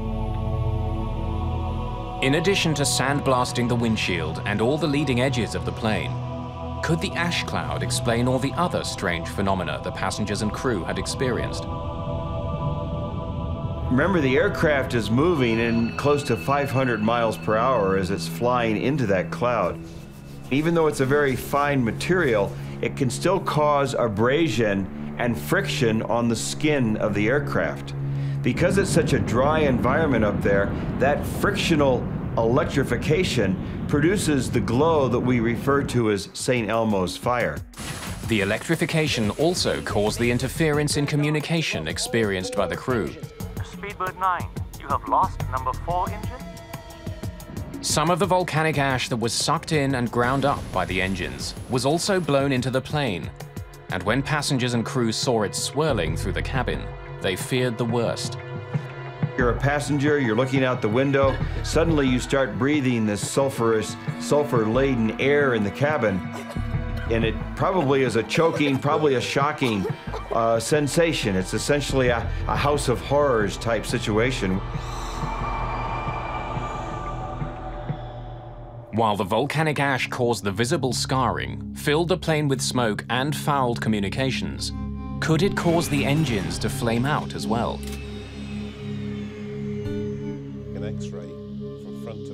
A turbofan jet engine works by sucking in enormous amounts of air. The air is then highly pressurized by the engine's compressor. This tightly packed air is mixed with fuel and ignited. The force of this reaction propels the jet through the sky. The temperature in the combustion chamber where this ash was flowing through are around 2,000 degrees centigrade. And so The volcanic ash, we know, melts at about 1300, 1400 degrees. But when the liquid ash reached deeper into the engine, it cooled slightly, turning into a sticky, molten goo. It attached itself to the engine and began choking it. We got a fundamental disturbance of the airflow in the main core of the engine, which caused the engine to backfire, and the engines flamed out, and that was the cause of the problem. Backfires occur when the engine isn't burning cleanly. The engine's on fire! There's too much fuel and not enough oxygen. Engine failure, number 4. Fire action, number 4. Checklist powering gear. On Flight 9, the backfires were the cause of the enormous jets of flame many passengers saw behind the engines. After struggling against the choking effects of the ash cloud, the engines on board the 747 flamed out. What Grayburn found next was that a remarkable piece of chemistry saved the plane. As soon as you came out of the volcanic ash, and the engines were not running, remember, so everything cooled down, it was enough for this stuff to break off and allow the engines to restart. When enough of the molten ash was gone, the engines were clear again, and Townley Freeman's frantic efforts to restart them paid off. Engine 4, back online. We have learned quite a bit, and we've incorporated this learning into pilot training. Pilots now, for example, know what signs to look for when they might be in an ash cloud, and those signs include the odor of sulfur in the cabin, dust accumulating in the cabin, and if you're at night, you might look out and see the frictional electrification or the St. Elmo's fire on the leading edges of the aircraft. Another important lesson learned from Flight 9 is that volcanic ash clouds do not appear on normal weather radar, which reflects water. Since the clouds are dry, they're all but invisible to radar. That knowledge has led to better communications between the geologists that study volcanoes and the international airlines that fly over them.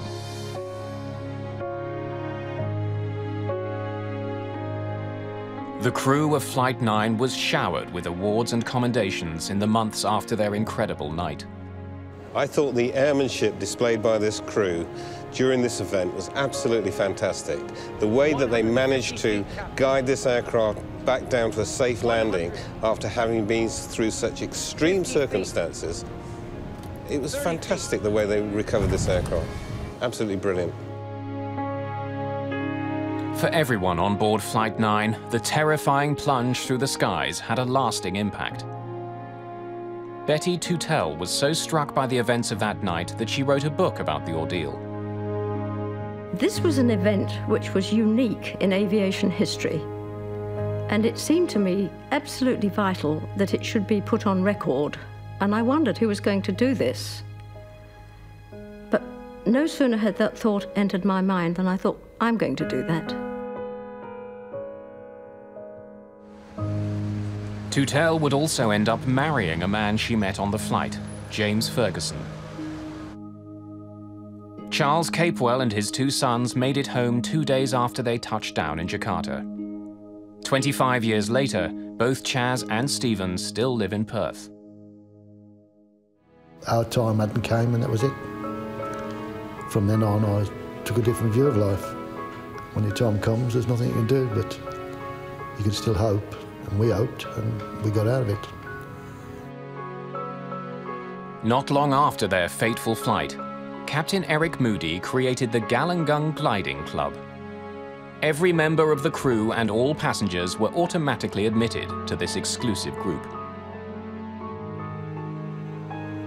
The survivors of British Airways Flight 9 happily stay in touch to this day.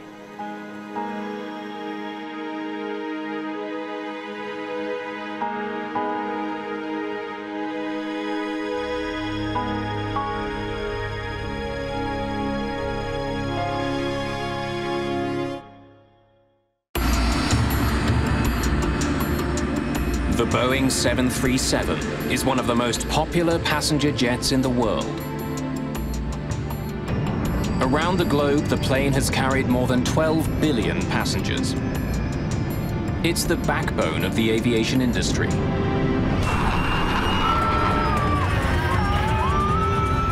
But in 1991, something happened on board a 737 that sent shudders through the world of aviation. Oh my Lord. A deadly crash has investigators scrambling. There was a time when I had doubts that we'd be able to solve it. It was like he was tracking a serial killer. The hunt for answers will take 10 long and grueling years. The fate of the airline industry hangs in the balance. And the mystery isn't solved until more than 150 people are dead.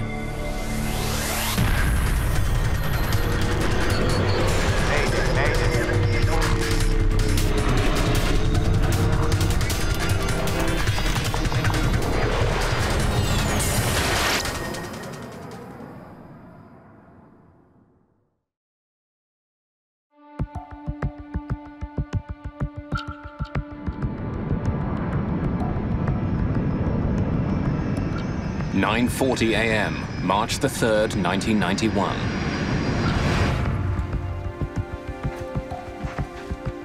After a short 17-minute trip from Denver, United Airlines Flight 585 is on final approach into Colorado Springs. It looks like a perfect day for flying, but there's trouble in the air.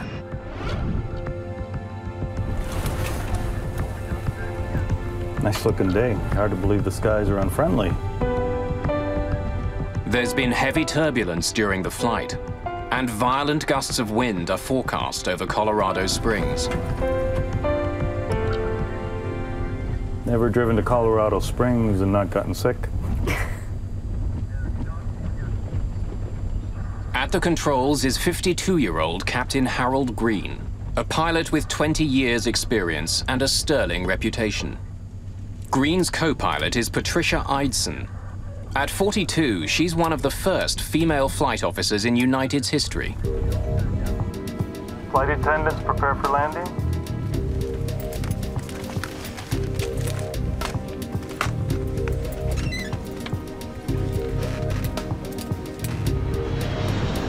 At Colorado Springs Municipal Airport, Air Traffic Controller James Rayfield is ready to bring Flight 585 in.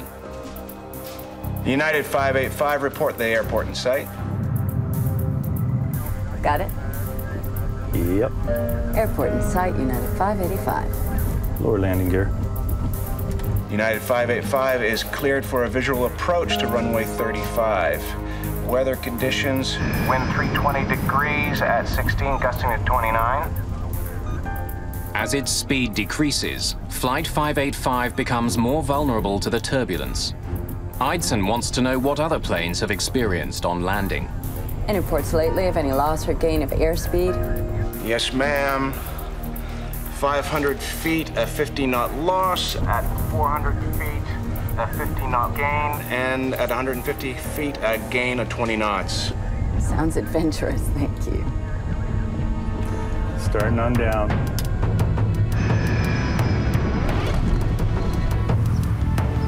Less than 3 kilometers from the airport, retired policeman Harold Darnell is on his way to a local flea market. A kilometer overhead, Green and Eidson focus on keeping their speed constant as they descend. Wait, a 10-knot change here. Yeah, I know. Awful lot of power to hold that airspeed. As United 585 approaches the runway, Darnell feels something strange. Oh, what the heck was that? Out of nowhere, a powerful gust of wind strikes his vehicle, almost blowing him off the road. Another 10-knot gain.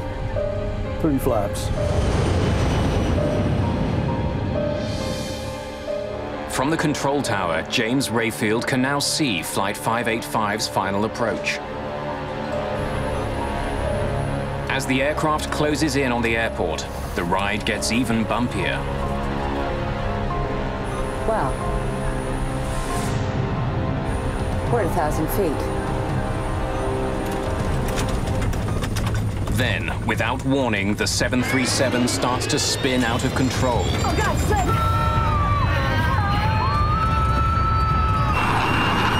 15 flaps! 15! Oh, no. Oh, my God!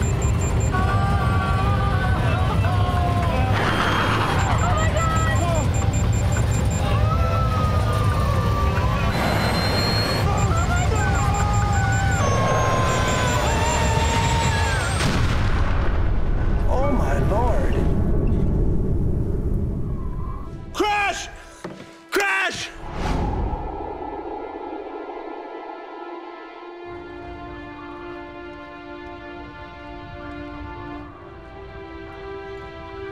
Rescue workers arrive within minutes, but there's almost no sign of the 737. The shattered remains of the 38-ton jet lie buried in a fire-blackened impact crater. The plane didn't skate or bounce, you know, like when a plane comes in normally and lands, it just nosed right in, and where it hits, where it stayed. And I came down here, and this is when I saw all of the, it was horrible. There are no survivors. All 20 passengers and 5 crew members are killed instantly by the high-speed impact and exploding jet fuel. In 10 violent seconds, Colorado Springs has become the site of one of the most mysterious air crashes in aviation history.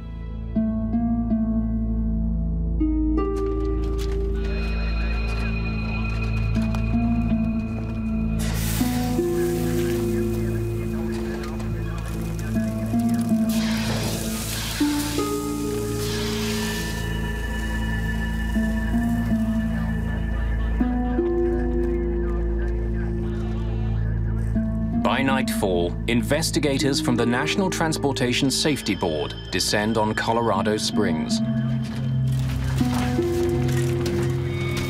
Known to insiders as tin kickers, NTSB investigators examine over 2,000 aviation accidents a year, at times by picking through the metal debris of fallen aircraft. While coroners mark the location of human remains in red, NTSB investigators mark scraps of metal in yellow, looking for clues to help them solve the mystery of Flight 585.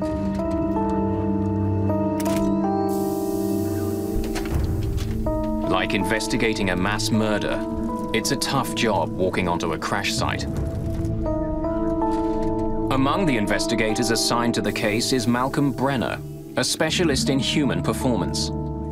His job will be to find out if the crash was caused by pilot error. The area was cordoned off by police, and there were Salvation Army trucks. I got a cup of coffee, a cup of hot chocolate or something, and I thanked them for it, and they said, "No, no, thank you." And they had this look in their eyes like, "My God, you have to go into this site." Clues to the fate of United 585 lie mangled in a deep black hole. The fuselage is crushed like an accordion in the impact crater. The rest of the plane is in pieces spread over an area smaller than a football field. There was a lot of fire damage. There had been a fire afterwards, and it was all contained in a relatively small area, which just initial impression, it can be a sign that the airplane was intact. If there was a mid-air explosion or something came off the airplane, you'd expect that to be a much larger site. My first sense that it was going to take some time to investigate the accident was the damage that we saw in the parts. When they're burnt and broken, the process always takes longer. But with their work just beginning, members of the NTSB have no clue that the case of United 585 will become the longest crash investigation in aviation history.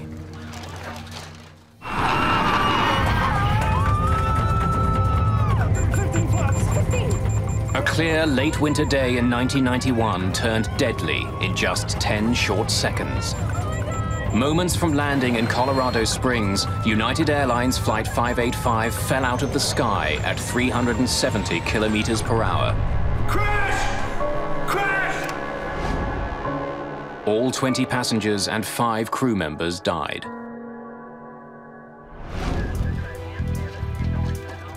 The National Transportation Safety Board begins a painstaking investigation into the crash. Engine turbines, hydraulic pressure gauges, the cockpit voice recorder and in-flight data recorder are all carefully extracted from the site, photographed and sent to the lab for analysis.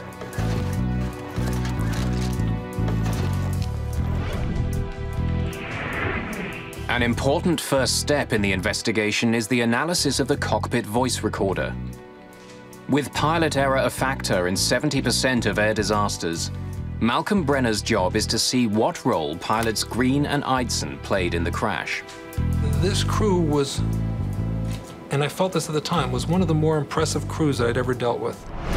There was a little bit of tension release, a little bit of humor. The captain said, "Never driven to Colorado Springs and not gotten sick?" The first officer suggested that they add extra speed as a safety margin. The captain agreed with it. It was good interaction. Got it? Yep. Airport in sight, United 585. Lower landing gear. This is a sense of an excellent crew, caught randomly, if anything. So again, that was my first impression, is that this would be consistent more with a hardware situation. As more about Flight 585 becomes known, mechanical failure becomes a serious suspect. Just seconds before it crashed, the plane rolled onto its back and spun wildly out of control. Investigators wonder if the sudden motion was caused by the plane losing an engine or a wing. From the state of the aircraft on site, it's clear that it was intact at the time of the crash. What investigators don't know is if the engines were still working at impact.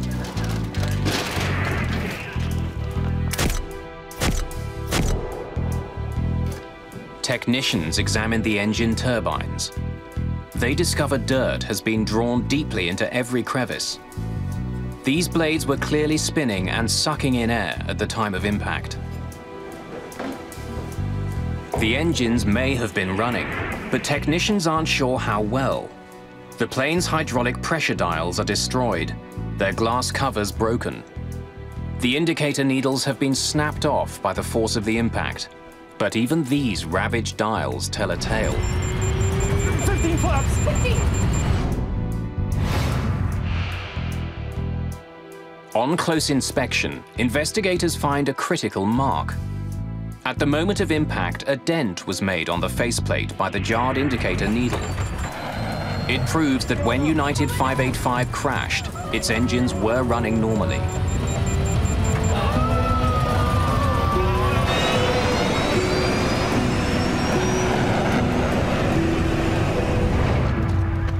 With engine failure ruled out, there seems to be only one other mechanical explanation for why 585 suddenly rolled over and then fell out of the sky. It appears increasingly likely that the plane had suffered a catastrophic problem with its flight controls. Investigators quickly become suspicious of the rudder at the back of the tail. We focused in after eliminating other flight control surfaces that we thought could contribute to the roll. We started looking at the rudder. Bring that up so I can take a look at it. Investigators begin their examination of the rudder on site, but the violence of the crash makes the job extremely difficult. Almost nothing left. Most of the plane's parts are too crushed or burned for testing, but a vital component is still reasonably intact. The Power Control Unit, or PCU. Used constantly during flight, especially during landings, the PCU performs like a car's power steering. When the pilot pushes on a rudder pedal, the PCU uses hydraulic fluid to convert gentle movements of a pilot's foot into the pressure needed to move the 737's enormous rudder. The heart of the PCU is something called the dual servo valve.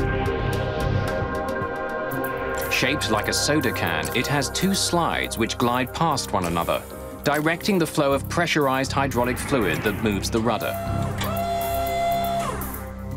This servo valve is very unique, that it is in effect, two valves in one, and that creates a whole range of interactions that don't occur in a more conventional hydraulic valve.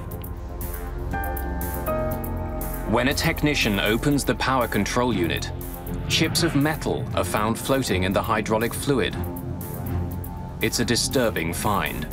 These particles could cause the servo valve to jam, making it impossible to work the plane's rudder. It's a chilling prospect. Could a microscopic fault bring down a 38-ton jet? It's difficult for Phillips to tell. While more intact than much of the wreck, the PCU and dual servo valve are both damaged. The airplane crashed and burnt in a pretty confined area, and there was a lot of damage to the flight control components and the things we were testing and needed to test and look at. The more damaged the components are, the harder it is to take measurements and do functional testing. To test what he does have, Phillips travels to California, to the labs of Parker Hannifin, where the rudder control unit is made.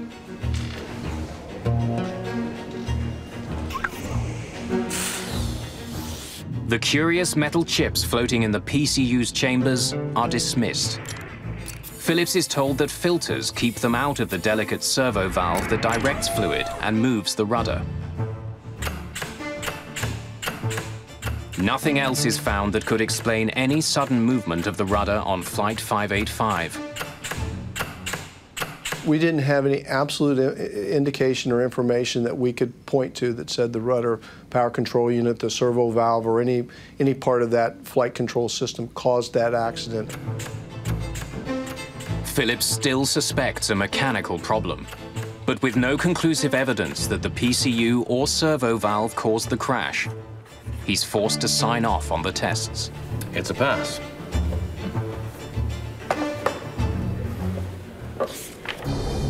With Phillips at a dead end, only bad mountain weather remains as a primary suspect. An expert on weather-related aviation accidents, Greg Salatolo is trying to determine if heavy winds on the day of the crash were a factor. There is a history of events where there have been airplane accidents attributed to mountain waves or rotors. In 1966, a BOAC 707 near Mount Fuji disintegrated in a mountain wave and rotor. High winds crashing over mountain peaks leave so-called wind rotors in the lee side. Invisible, highly turbulent downdrafts that come plunging down with devastating power and are extremely dangerous to aircraft. We found a great deal of evidence looking at the surface upper air data and talking to witnesses in the area that rotors were a possibility. An explosion, it was right over there. Salatolo hears several eyewitness reports of bizarre mountain weather on the day of the crash. One of the most intriguing is from Harold Darnell. Oh, what the heck was that? Whose truck was struck by a powerful gust of wind just moments before 585 crashed. But as Greg Salatolo combs through his evidence, the theory that a wind rotor knocked the plane from the sky is getting less and less likely.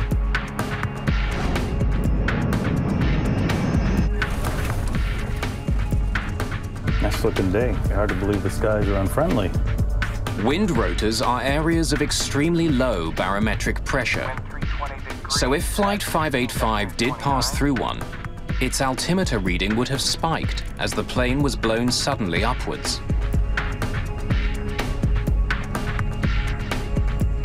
There was no evidence that we saw that on the flight data recorder of 585. What the flight recorder did show was a fast and deadly drop in altitude as the plane fell to Earth.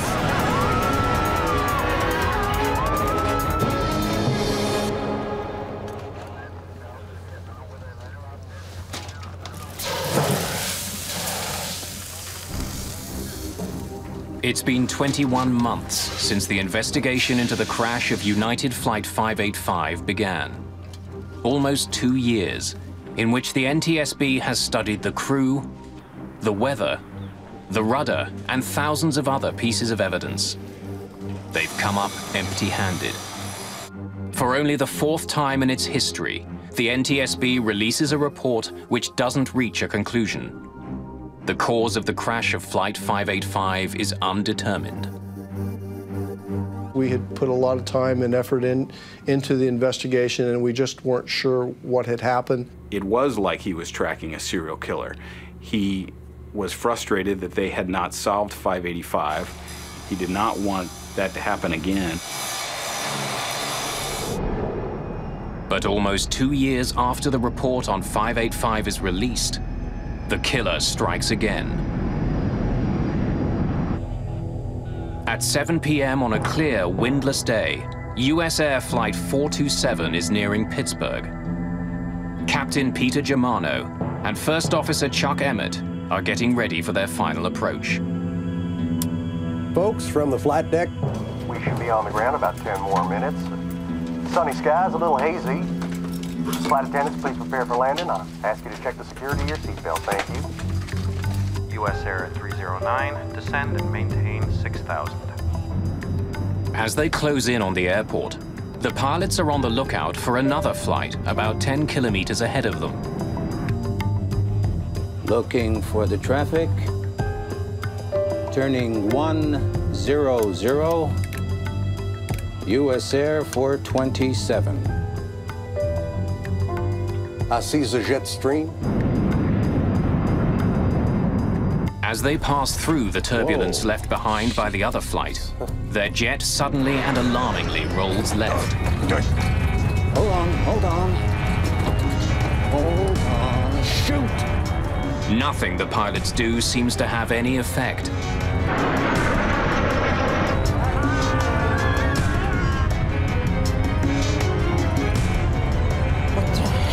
This. What the? Go! Shoot!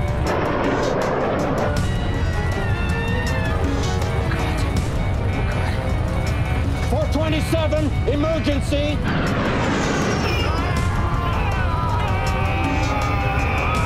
Oh, shoot. Oh! Oh, God! Oh, God, no!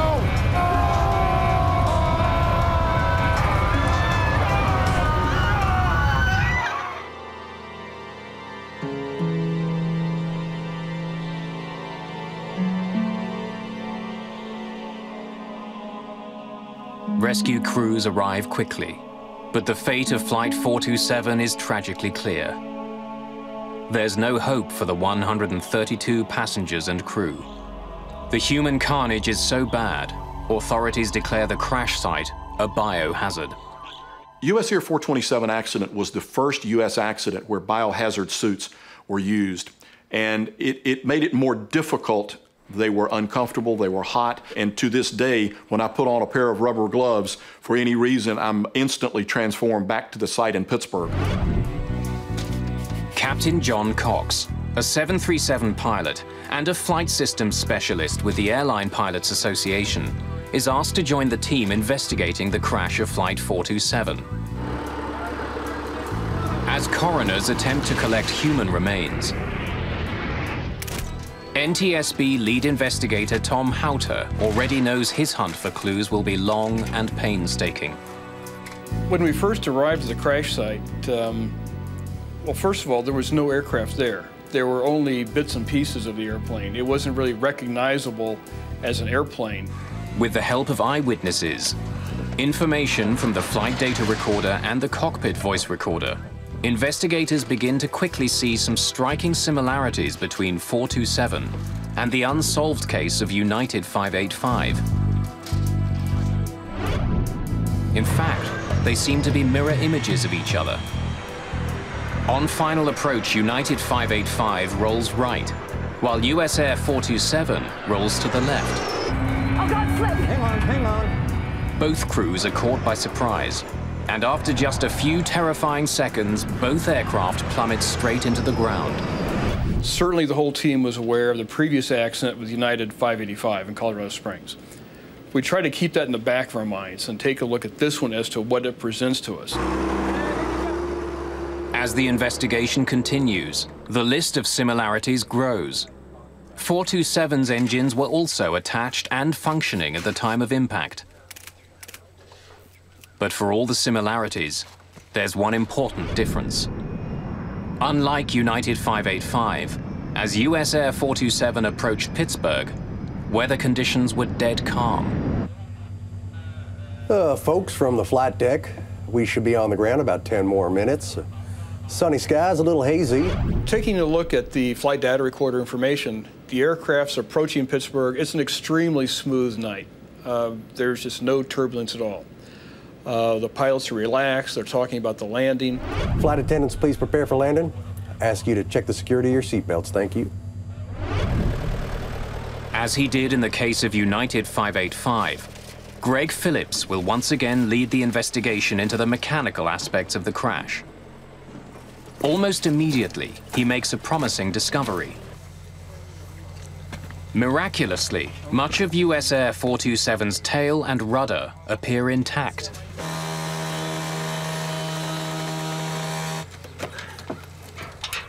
The hydraulic devices inside the tail have also sustained very little damage. Phillips and Houter prepare to send the parts to the manufacturer, Parker Hannifin, for testing as soon as possible. They need answers. Pressure on the NTSB to solve the accident is growing quickly. Not only are the crashes of flights 585 and 427 disturbingly similar, both of them involve the same kind of airplane, a Boeing 737. But with serious questions being raised about the plane's safety, billions of dollars, and perhaps the airline industry itself, are at risk. We couldn't live with the fact as investigators of having two unsolved 737 accidents.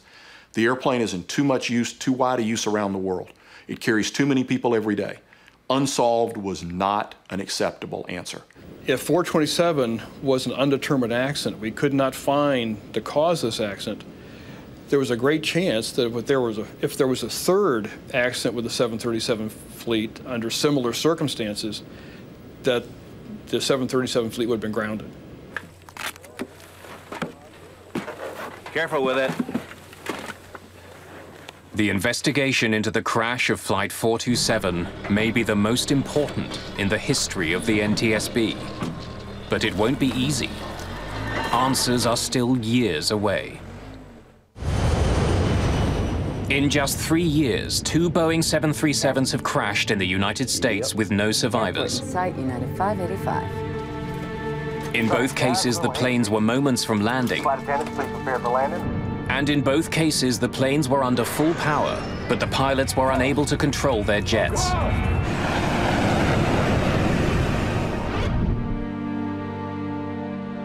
In the crash of United Flight 585, NTSB investigators were unable to find a cause. Now they're searching for clues into the second crash, US Air Flight 427. As the investigator in charge, I never allowed myself to think this investigation could go undetermined. We kept on pushing and kept on researching. As long as we had things to research, we kept on going.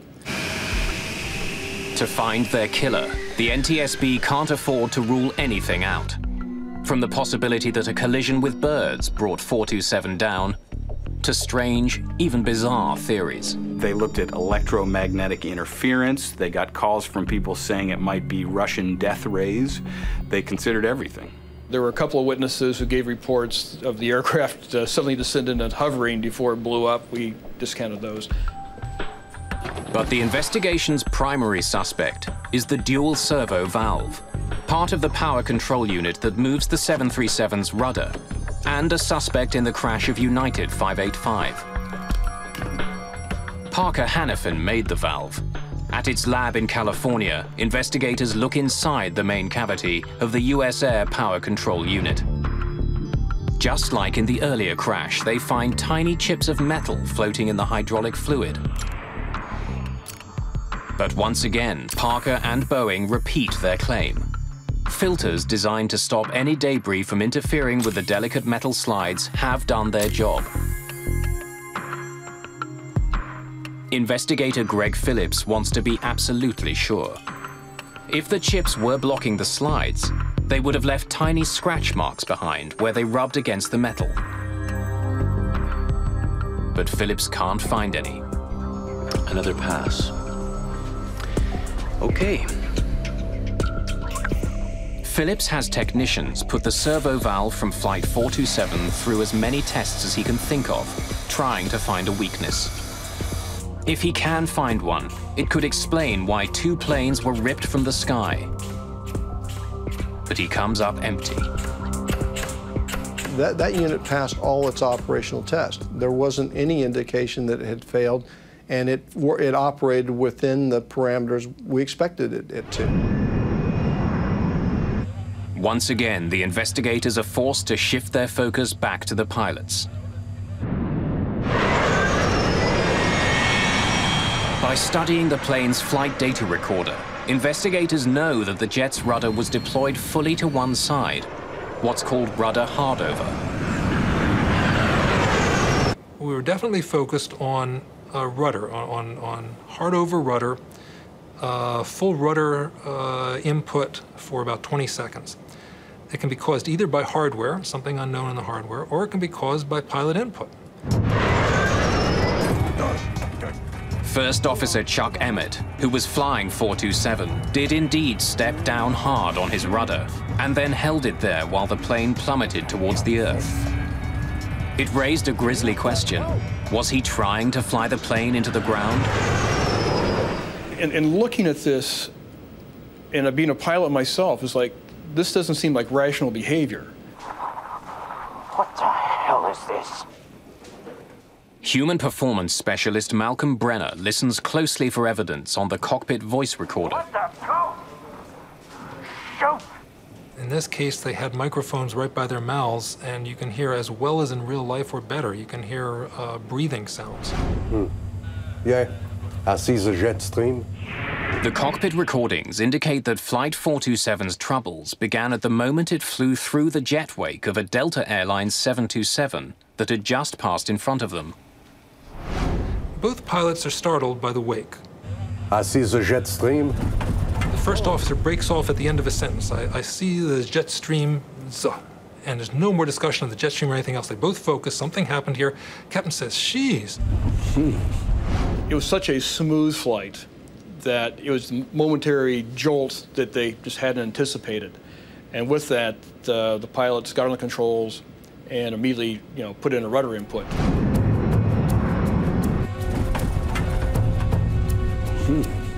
The cockpit recorder even records the thumping sound of the jet stream turbulence as 427 flies through it. As Flight 427 encounters the turbulence, Brenner hears something unusual. First Officer Emmett begins to grunt.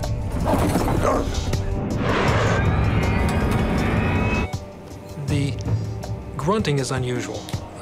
The controls are designed so that pilots don't need to grunt. They're specially designed around human capabilities.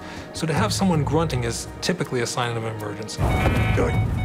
By matching data from the flight recorder with the crew's voices, Brenner is able to confirm that Emmett's grunts begin a split second after he pushed down on the rudder pedal, and 3 to 4 seconds after the wake turbulence affected Flight 427. What the hell? On their own, the cockpit voice recordings prove very little. But it seems clear that the crew weren't trying to crash their plane. Something happened which took them by surprise. They reacted as quickly as they could, but nothing they did seemed to help. What the hell is this? It's been almost 2 years since the crash of Flight 427, and the investigation has stalled. Now 2 737s have gone down in startlingly similar ways, and investigators still don't know why. We were all frustrated as months wore into years. What were we missing?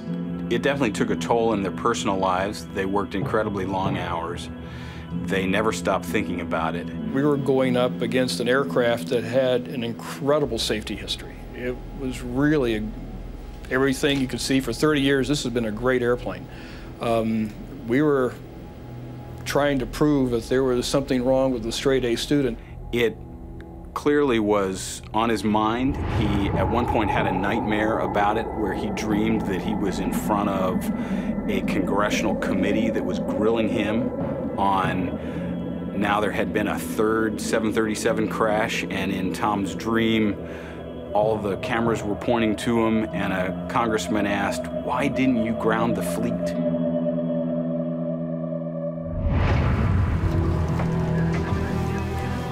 Unsure of where to look next, and with the trail of evidence getting colder, investigators need a break in the case, and fast.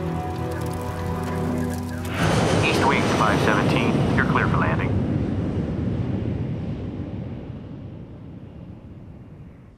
On June the 9th, 1996, they finally get the break they've been looking for. Captain Brian Bishop is on final approach to Richmond, Virginia, when, without warning, his east wind jet rolls sharply to the right.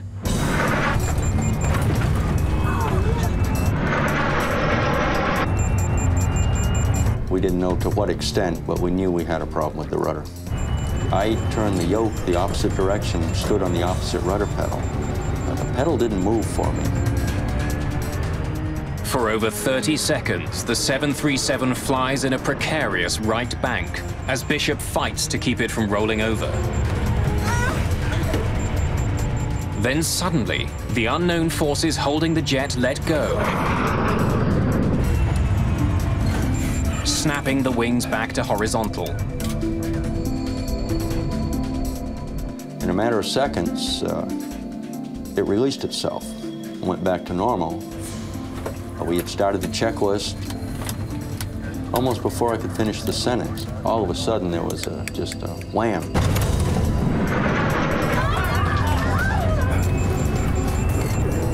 For a second time, the 737 is pushed onto its side. For 30 harrowing seconds, the 737 takes on a life of its own. Then, once again, as quickly as it began, the rollover stops. After the second time, I looked at the first officer and I said, "Declare an emergency." Tell the controller we have flight control problems.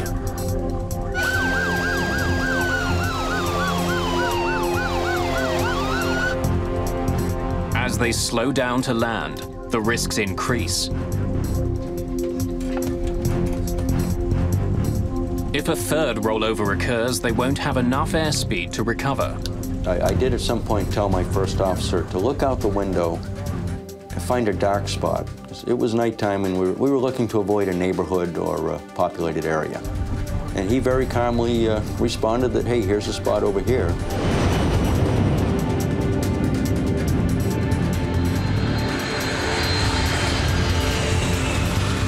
But there is no third rollover. Bishop brings Flight 517 in high and fast and lands safely. Taxiing in is when I realized my legs were shaking. We got the aircraft to the gate, and I did pick up the PA to make an announcement to try to explain what had just happened to these people. And on picking up their microphone, I realized there was nothing I could say to make this any better. And probably for the first time in a long time, I was at a loss of words. So I simply put the microphone down and let it go at that. But Bishop won't remain speechless for long. By the next day, the investigation team has arrived in Richmond. Flight data recorded it was undamaged, an airplane undamaged. We launched to the scene. The airplane literally didn't move, stayed at its location in the airport until we got down there. There were a lot of FAA, a lot of NTSB, and they all wanted to talk to us very badly. It gave the NTSB a tremendous break because suddenly they had a 737 that had had a rudder incident that was intact, and they had a pilot who was alive and who could talk about it. I think they were much happier to have the airplane than me. I think the airplane probably gave them more to research than I ever could. NTSB investigators quickly determined that what happened on board Eastwind Flight 517 is alarmingly similar to events on Flights 427 and 585. If they can discover why Bishop's 737 rolled over, they may be able to crack 2 mysterious and fatal accidents. And when we said, well, what happened? They said there was something wrong with the rudder pedal. The pedal wouldn't go down. I was standing on the rudder pedal and I couldn't get it to go down. My God. With Bishop's first-person testimony, investigators immediately zero in on Eastwind's rudder controls. The power control unit is removed, inspected, and then tested again and again. To the frustration of everyone, the unit performs perfectly. We tested that aircraft as is. It was intact. We went through it completely. We did flight tests with it, and it passed all tests. After a 5-year hunt for clues, a third mysterious rudder event on a 737, and a live pilot as a witness, Tom Houter still lacks the evidence he needs to crack his case. He decides to push his chief suspect, Flight 427's rudder controls, a little harder.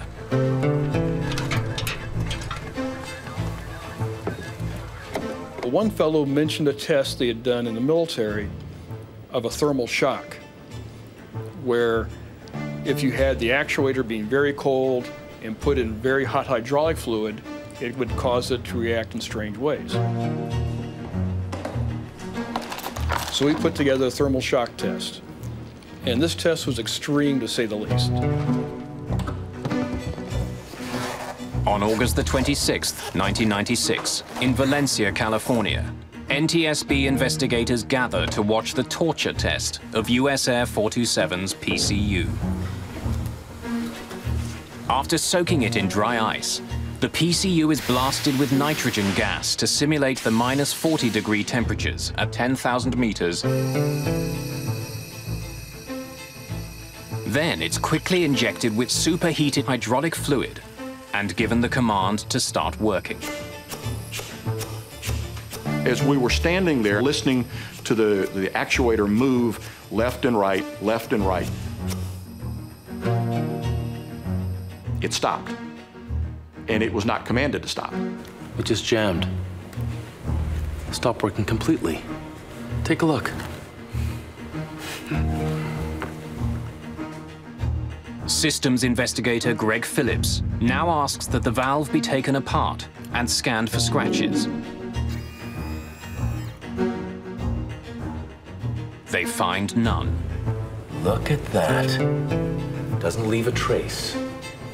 It's a crucial breakthrough to solving an almost perfect crime.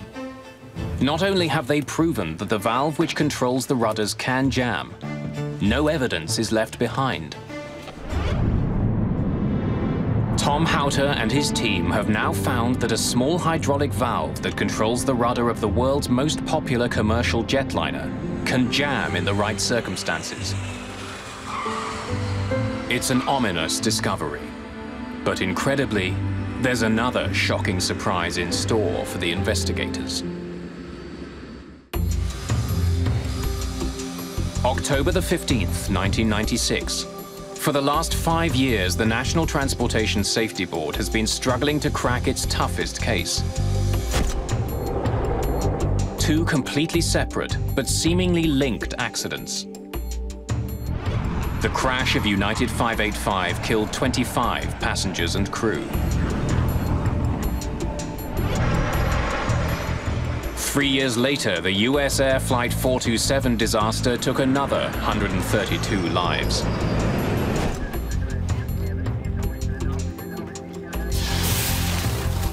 Now, after examining hundreds of clues, investigators have made a surprising discovery. A new test has revealed that under the right circumstances, the hydraulic valve that moves the 737's rudder can jam. It just jammed. But the surprises aren't over. The most important breakthrough came when a Boeing engineer, examining the data from that test, discovered some numbers that indicated the valve at that point had actually reversed. Whoa. It's a stunning revelation. Not only can the servo valve jam, but it can then function in reverse. It means that any time a pilot tries to correct a rollover by pushing on the rudder might turn in the opposite direction, causing a fatal accident. And the reversal is like driving your car. You turn to the right, it goes left. You're not going to figure out this failure mode until you go off the road. And in these cases, that's the pilots were faced with, something so unusual that they didn't understand what was happening. What the hell is this? They had evidence now that the valve was unique, that the valve not only could jam, but would reverse. 427, emergency! That would explain why the first officer, Chuck Emmett, would keep his foot on the rudder pedal, because he's thinking, why isn't the plane going right? And he's feeling the plane go to the left. To the very end, Chuck Emmett pushes hard, hoping his rudder will help him pull out of his deadly spiral. Tragically, he has no way of knowing that he's steering the aircraft straight into the ground. Ever driven to Colorado Springs and not gotten sick?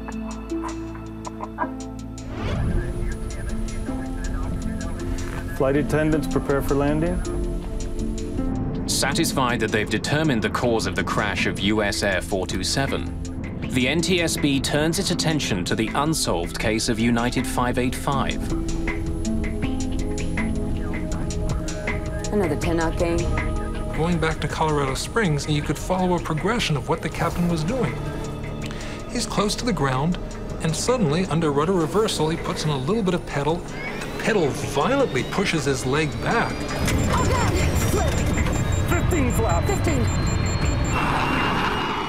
Rudder reversal certainly fits what I know about this crew and how it fits. We were able to show the failure mode. It matched the flight data recorder from each aircraft. It fit like a glove. So we now had a lot more information we could apply to United 585. And based on that, we redid the accident report. Oh my God! From rudder reversal to impact took less than 10 seconds. 585's flight crew had no chance to save their plane or passengers. In the aftermath of the investigation, sweeping changes were made to improve the safety of the 737 and the entire aviation industry. New training protocols were designed to help pilots react to unusual in-flight events. In the 737 fleet, pilots are now trained on how to react to both rudder hardovers and reversals. The scenario of the US Air 427 accident, if the crew had the information that we have today, I believe they would have landed safely in Pittsburgh that evening. The FAA also directed Boeing to redesign the rudder's dual servo valve to eliminate the potential for reversal. Boeing spent hundreds of millions of dollars to replace the valves on thousands of 737s around the world. One thing we don't like at the safety board is to have an undetermined accident, because then we can't make a change to improve safety. So out of US Air 427, United 585, we have a much safer 737 fleet.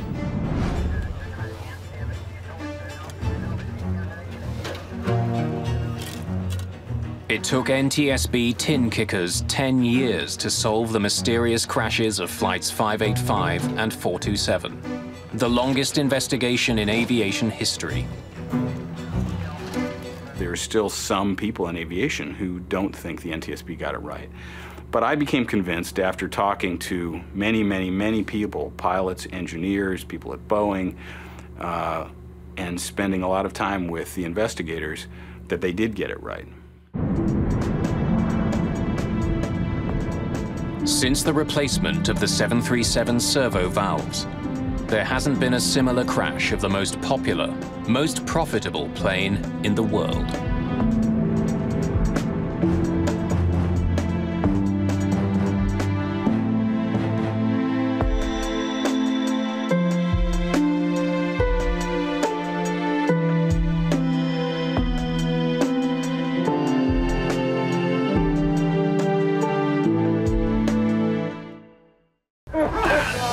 Smoke fills a passenger plane 10 kilometers in the sky.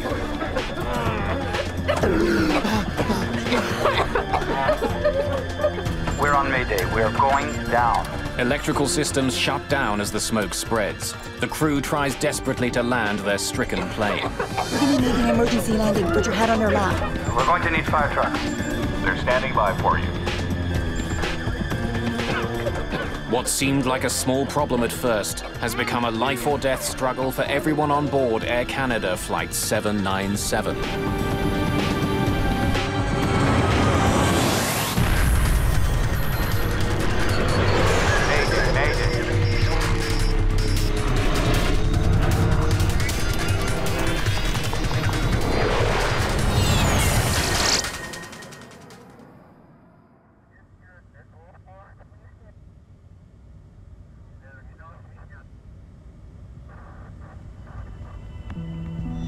Early evening, June the 2nd, 1983.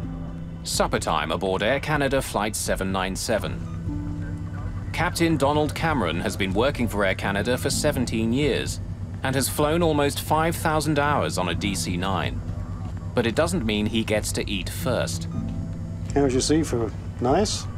Before he can dig in, his first officer, Claude Ouimet, will have to finish. Good.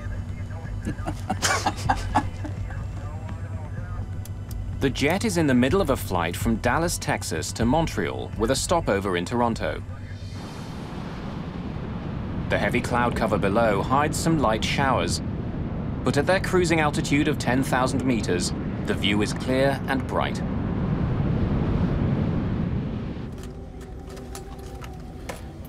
The DC-9 is only half full today, with 41 passengers scattered throughout the plane. Can I have some tea, please? 24-year-old Diane Fadley is an active member of the Juvenile Diabetes Foundation. We have a number of different fundraising activities, and once a year they have a large conference, and at this time it happened to be in Toronto. Raymond Chalifaux is 23 and recently married. An engineer, he's returning home from his first ever business trip. It was a little bit frightening both for me and for my wife. I was supposed to be gone 4 or 5 days, so first time we were separated for a long period of time, so it was kind of insecure for me, yeah. And a few rows further up sits a growing legend in the world of folk music. Stan Rogers is just 33, but his career is beginning to take off outside of his native Canada. I think Stan's best-known songs celebrate ordinary people. The songs are really about ordinary people rising to the occasion and becoming heroes on their own.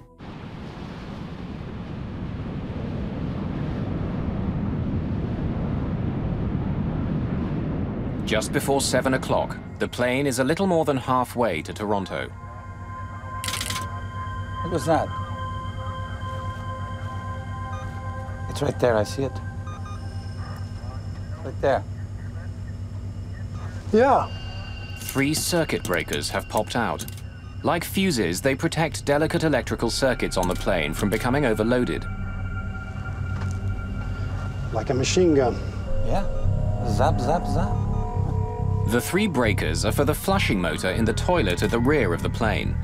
Cameron decides to give them a few minutes before he tries to reset them again.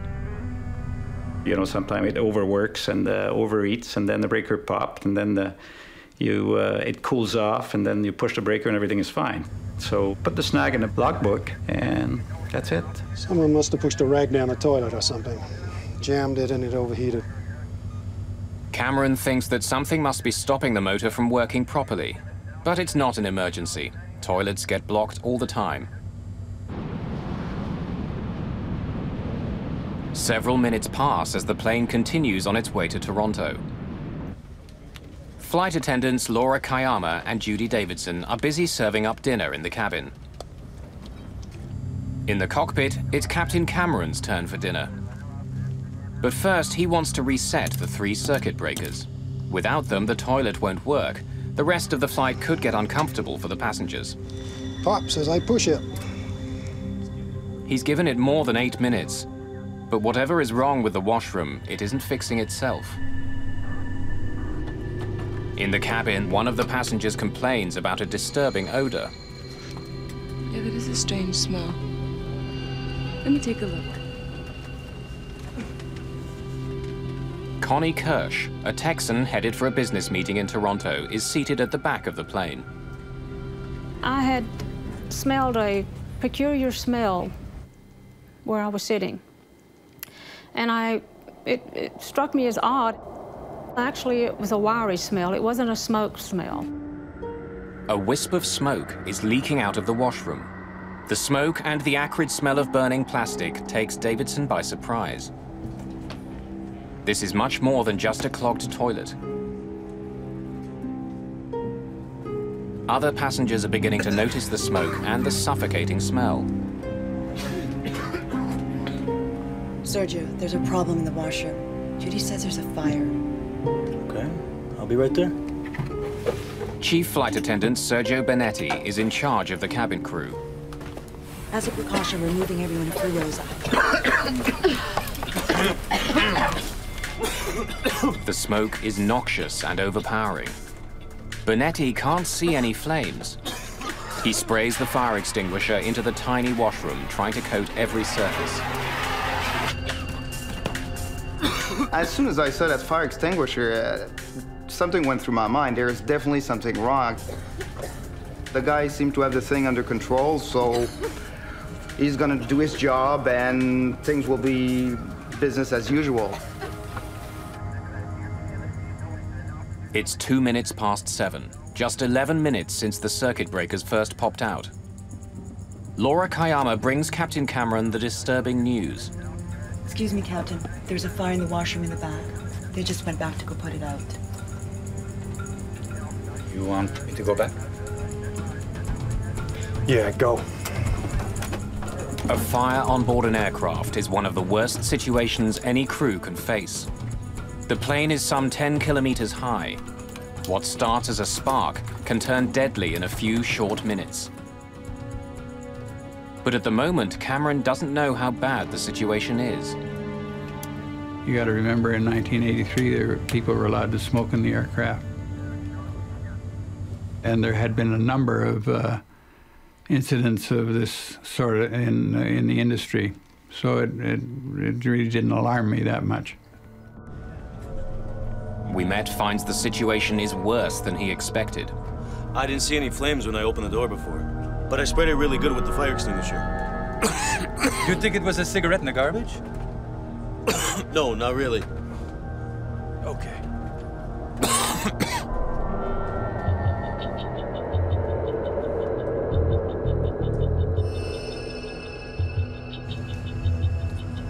Can't get back there. Smoke's too heavy.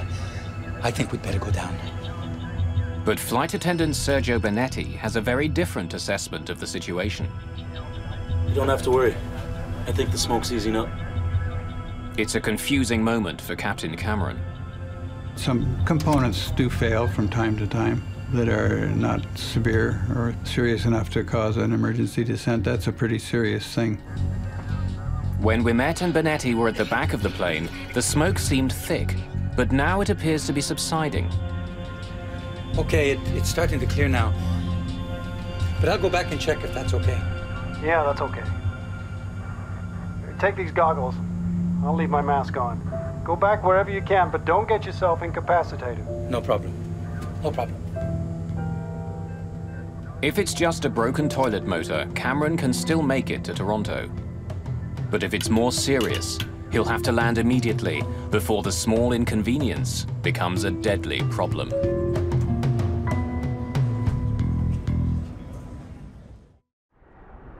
June the 2nd, 1983. Air Canada Flight 797 cruises through the early evening.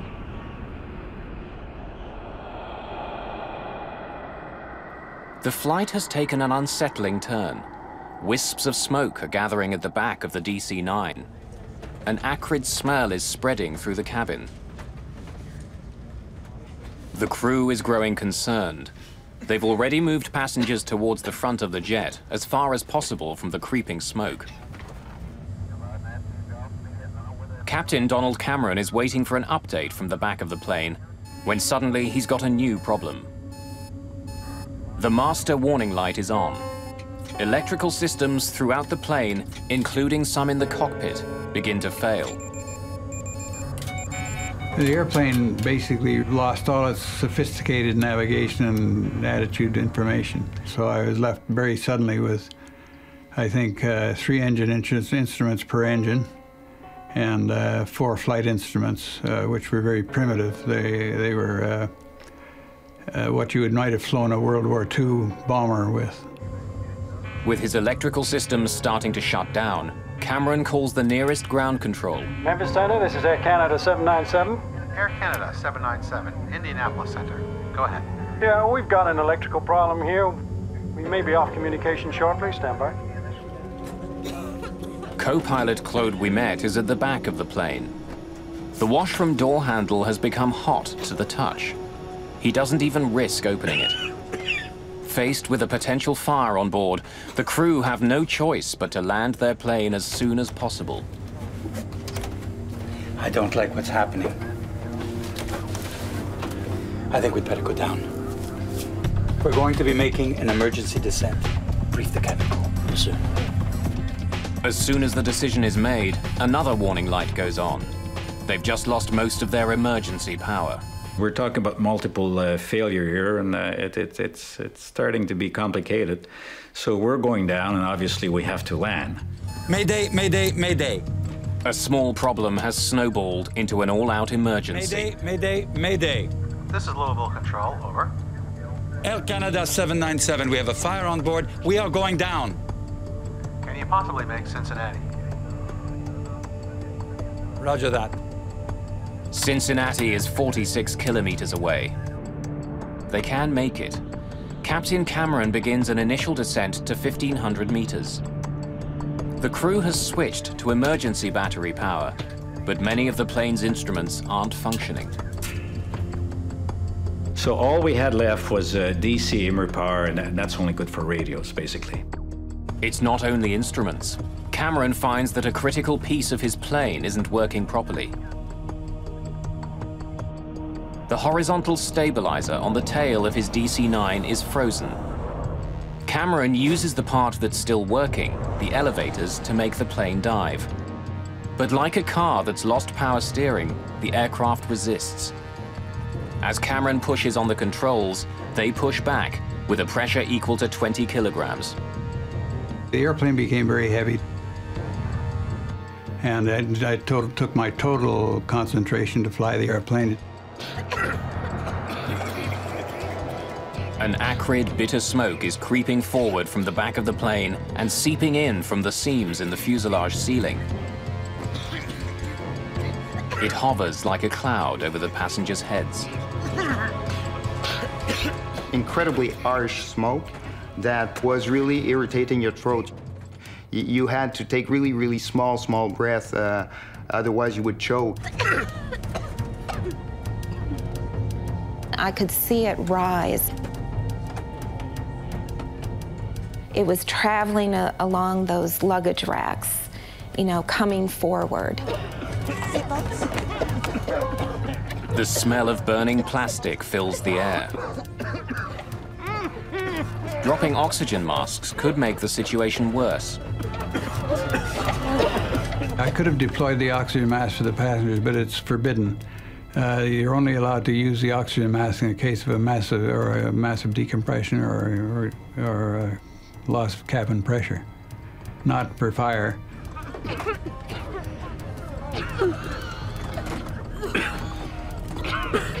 I was crying and scared. I wasn't hysterical.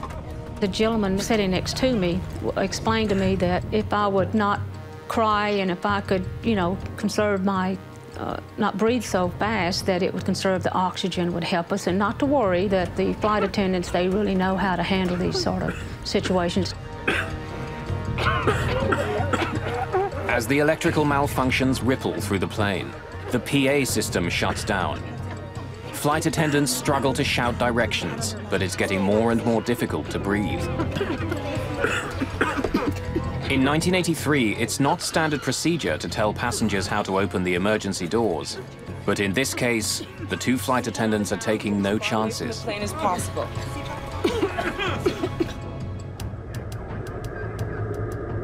As smoke begins entering the cockpit, the captain's situation is becoming critical. For the first time, we met talks to the Cincinnati airport. Approach, Air Canada 797. We're on Mayday. We're going down. Air Canada 797, Cincinnati approach. Plan runway 36 ILS. And the equipment has been alerted. Do you have time to give me the nature of the emergency? We have a fire in the washroom. We're filling up with smoke right now. Say, type of aircraft, number of people on board, and amount of fuel. We'll copy that later. We don't have time. Gregory Karam is the approach tower controller. He's the lifeline for the struggling jet. He can't see the plane on radar yet, but he knows it's in trouble. There was really no mayhem whatsoever, no screaming, nothing at all. In fact, it was very quiet and calm. And again, I was terrified at that point. Almost 13 minutes after 7, Karam catches sight of Flight 797 on his radar. Air Canada 797, you are now fully identified. This will be a no-gyro radar approach for runway 27 left. Descend now to 3,500 feet. Your position is now 12 miles southeast of the airport. The crew needs to be guided in from the ground. Struggling to see through the dense smoke, they could easily veer off course. Karam will talk them down, watching them every step of the way. In the cabin, the smoke and heat are becoming unbearable. My thought was, well, we're gonna crash. They won't be able to identify myself because I didn't have my papers with me, so I stood up, I took my wallet in the compartment and put my jacket on so that they could identify my body. I knew at that point, that's when I decided, I felt that I was not gonna make it because I felt I would never see my family again, and the situation just seemed very impossible. Stan certainly had a sense of his own mortality, and he hated to fly. But the demand for Stan was growing, so he was flying more often. And he certainly had a sense that with so much traveling, his risk is elevated. Where's the airport? 12 o'clock and 8 miles, Air Canada. Okay, we're trying to locate it. We're going to need fire trucks. They're standing by for you. Can you give me the number of people and amount of fuel? We don't have time. Getting worse in here. Understood, sir. Turn left now. You are 1/2 mile north of final approach.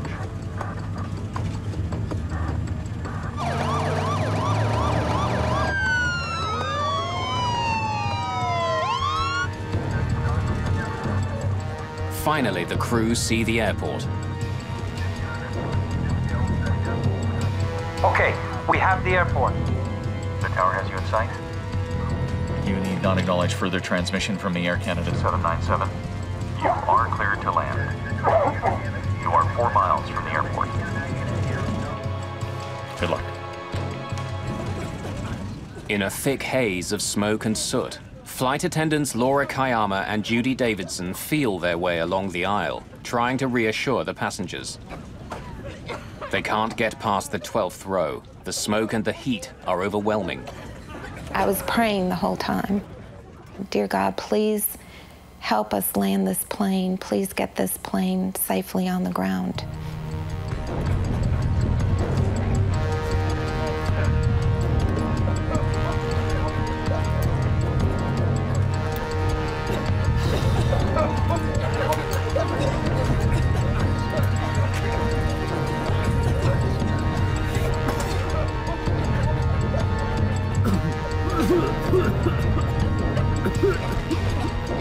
Can't see, can't breathe, death absolutely crossed my mind, but hang in there, don't give up. I've been married for less than a year and it's already over. So I started breathing as little as I could and start thinking seriously at my wife.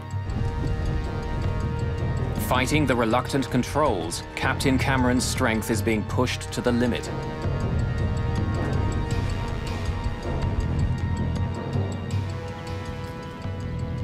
797, the tower has you in sight.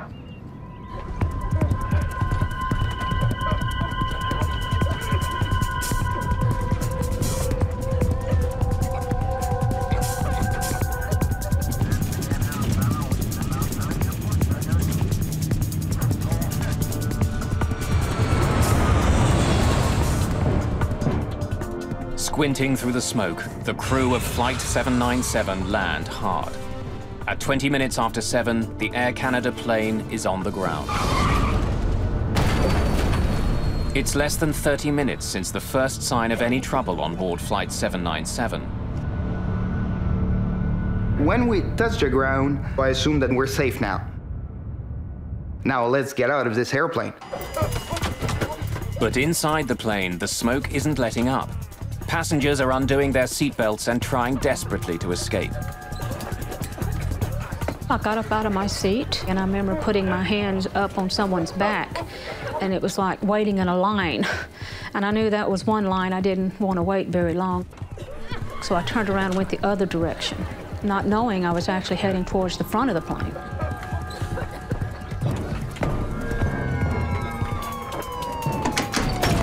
Sergio Bonetti is the first one to the door.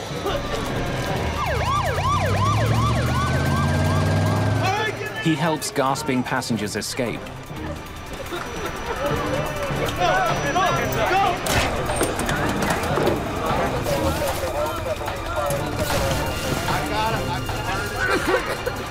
The cabin is pitch black and burning hot.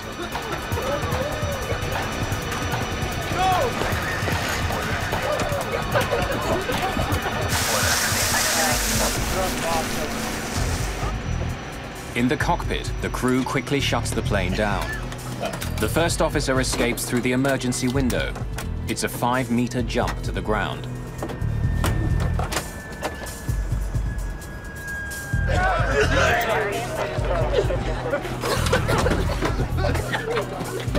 Passengers have opened 3 of the overwing exits. But even with the doors open, the exits are all but invisible. The smoke is too thick.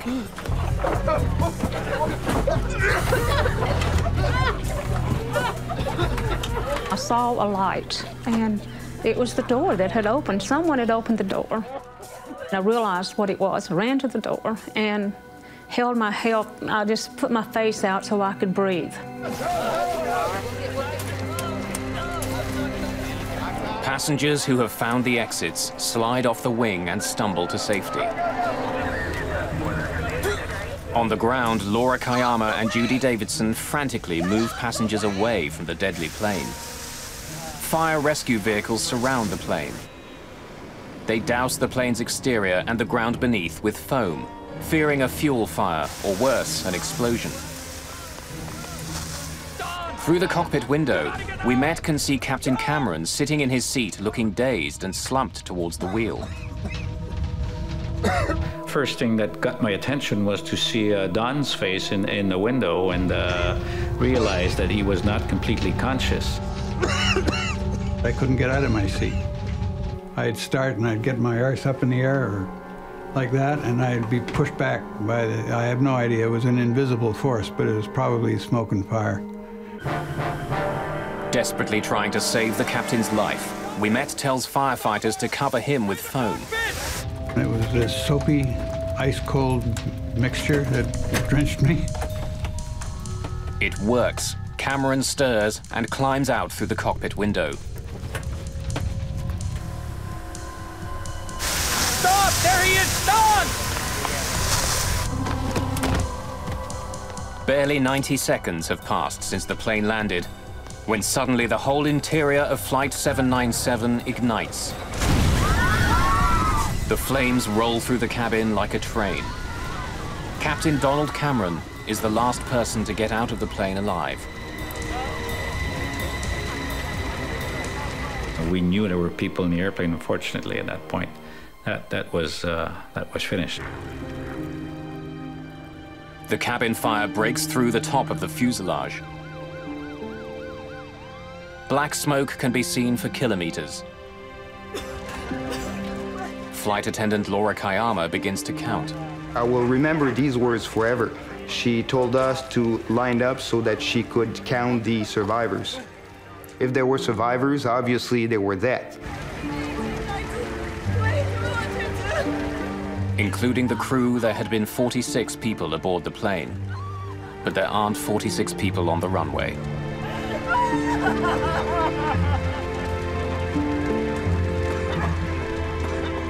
I really thought that if the pilot could land the plane, we would all get off. But I knew when I looked around, I didn't think we were all there. The passengers who escaped the plane suffer from smoke inhalation and minor injuries, but most are not badly hurt. It was almost like if you got off the plane, nothing was wrong. I mean, there was maybe a sprained ankle, maybe someone had a broken arm or something.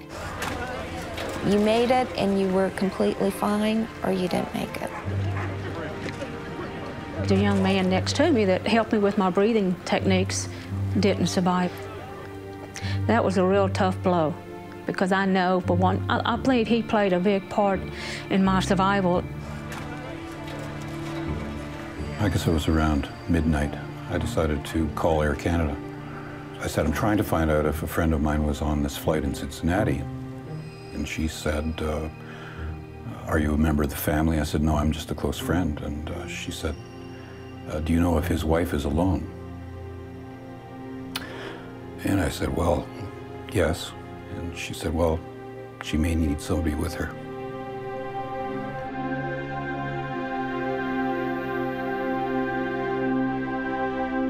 Stan Rogers, the rising musical star, didn't make it off the plane.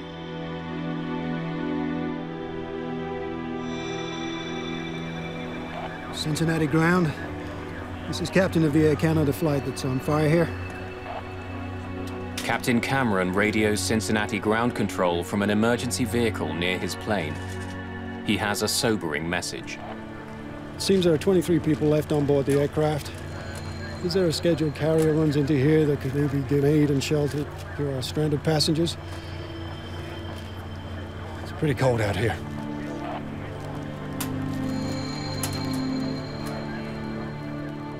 What began with a simple electrical problem has taken the lives of 23 people.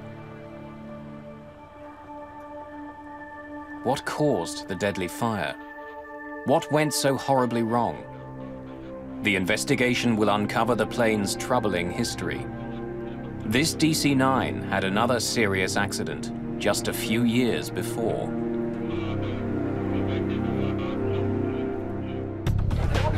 In June of 1983, a strange smell in the back of an Air Canada DC-9 quickly turned into an all-out emergency. For 15 minutes, passengers and crew struggled to deal with thick, toxic smoke as it rolled through the plane.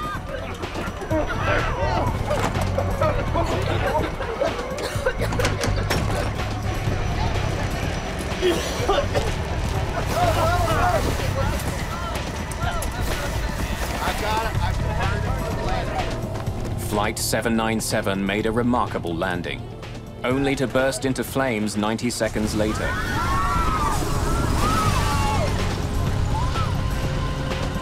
"23 people didn't escape the plane.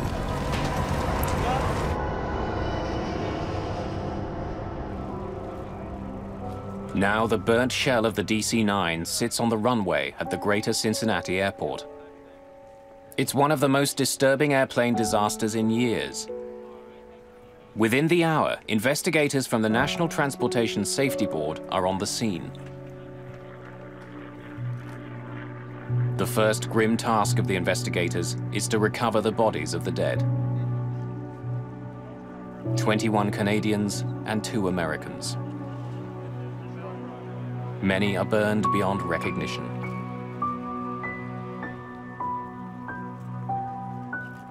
Almost all of the victims are found in the front half of the plane, between the wings and the cockpit. Some are still strapped into their seats. Others are found in the aisles. And even though all the passengers had been moved up earlier in the flight, 2 bodies are found near the rear, beyond the wings. Because of the dense smoke in the cabin, the passengers couldn't see well enough to find the exits. And 2 passengers went beyond the overwing exits and succumbed to the environment. Investigators take blood samples from the bodies.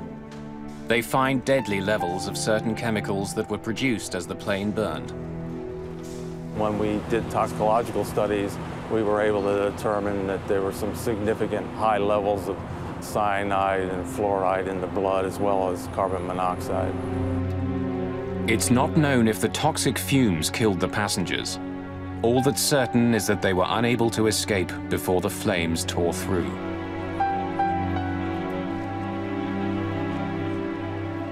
When I went on board, I was just struck by the acrid smell. It was kind of eerie because there was a lot of fire damage. A lot of the fuselage was burned. You know, the interior of the cabin was burned down to the tops of the seats. With the bodies removed, investigators begin digging through the wreckage to try and find the cause of the fire. Among them are members of the FBI. They were investigating to determine whether terrorism might have been a factor, so they were on scene right away looking at the aircraft to make that determination. The FBI examines pieces of the plane's floor, samples of water from the washroom, even a plastic vial found on the floor. The FBI became involved very early because of the possibility of a crime taking place takes precedent over a accident. They were looking for anything that would have to do with an incendiary device or small explosive device or anything that could be fused to start a fire. They determined that there was no evidence of any crime being committed. It was probably accidental ignition, and so they then left and NTSB took over the accident.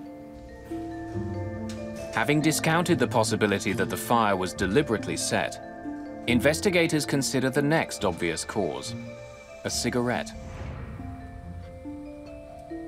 When smoking on planes was still allowed, the most common source of fires in a washroom was the trash container.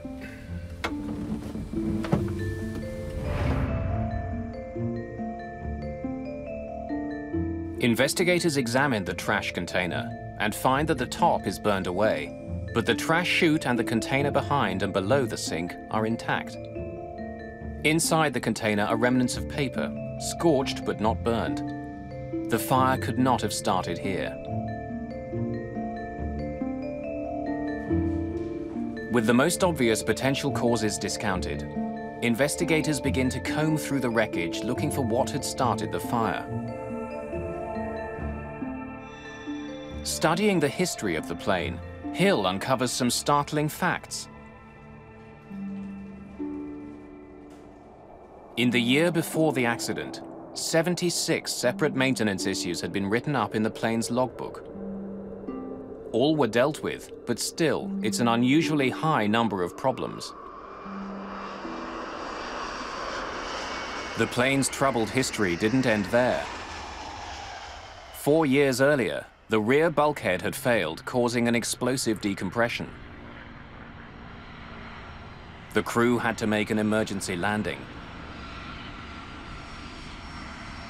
It knocked out a lot of electrical cable and hydraulics and stuff like that, and the guy did a hell of a job bringing it back to Boston.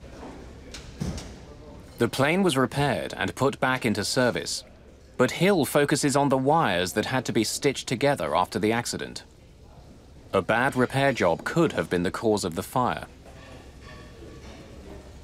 There were wires that ran through there that had been cut, spliced back together. Investigators study all the wire splices they can find on Flight 797 that weren't destroyed in the fire, but they find no evidence of arcing or short-circuiting. It's another dead end. Investigators turn their attention to the cockpit voice recorder and the popping circuit breakers. What was that? It's right there, I see it. Right there. Yeah. Like a machine gun. Yeah. Zap, zap, zap. The circuit breakers trip as a precaution. When they begin to overheat, the circuit breakers turn off, cutting electrical current to the motor. It's a safety feature, so the motor won't cause a fire. Pops as I push it. Investigators need to know if the breakers were tripped by a fire that had already started, or was the motor itself the problem? The NTSB build a mock-up of the plane's washroom and force the flush motor to seize. They want to see if it could have started the fire. The seized motor reaches a temperature of 428 degrees Celsius. It's hot, but it's not hot enough to ignite parts of the washroom around the motor.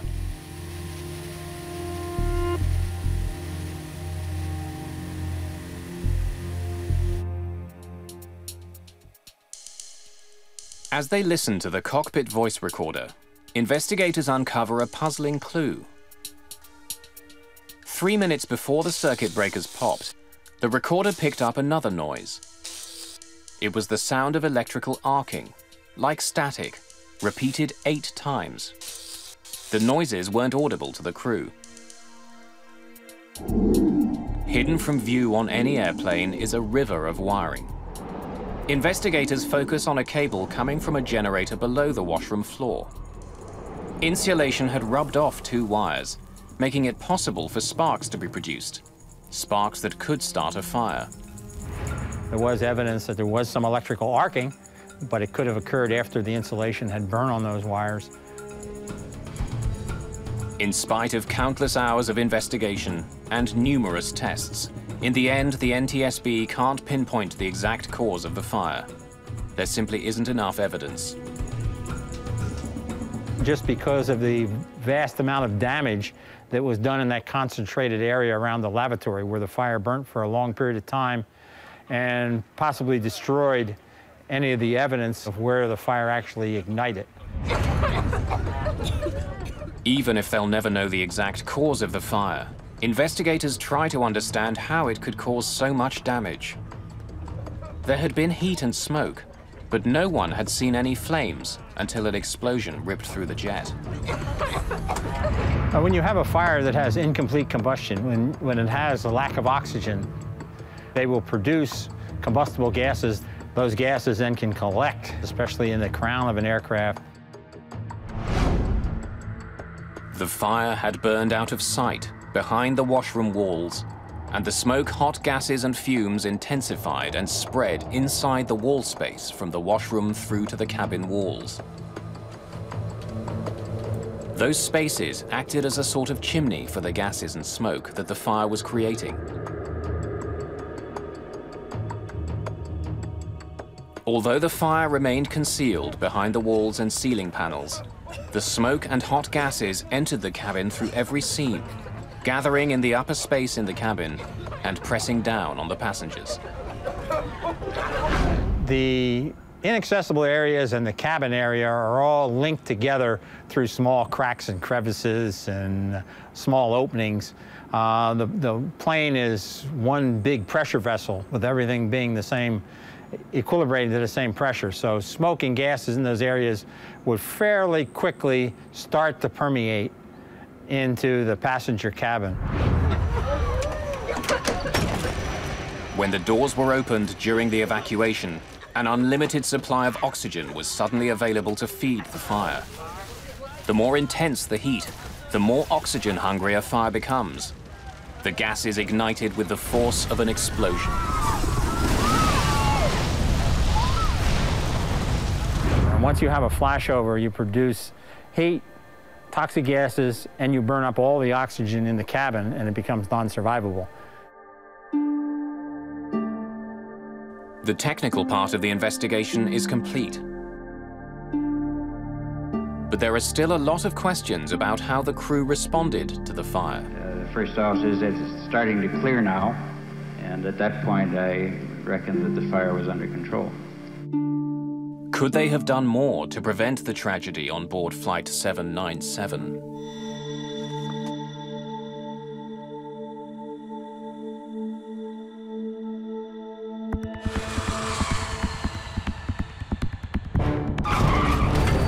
In 1983, a washroom fire on an Air Canada DC-9 filled the plane's cabin with smoke.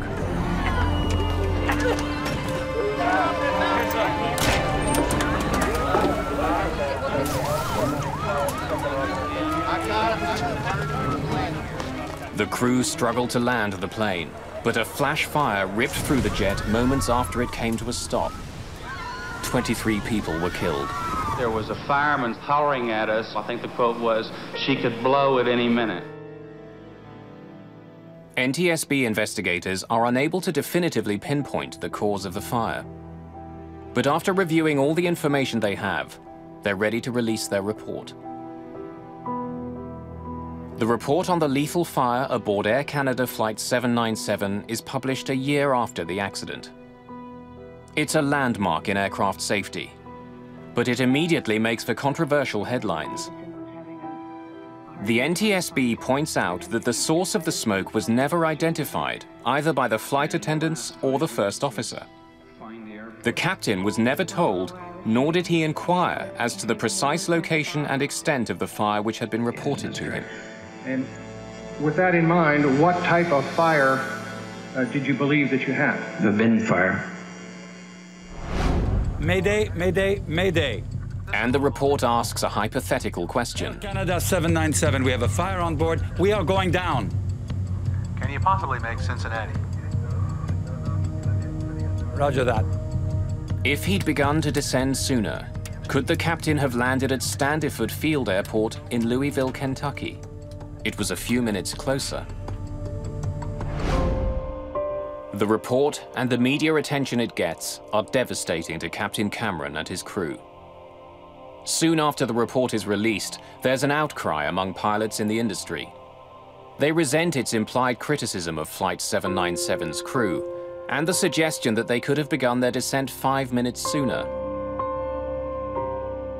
Several months later, the Airline Pilots Association submits a petition that defends Cameron and the crew.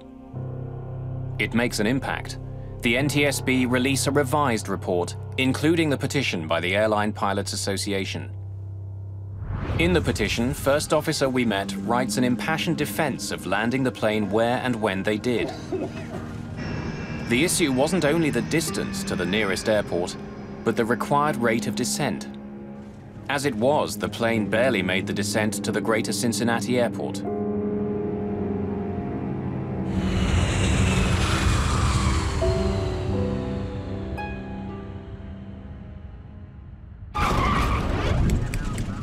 Still, the National Transportation Safety Board's revised summary doesn't pull all its punches, pointing a finger at Captain Cameron.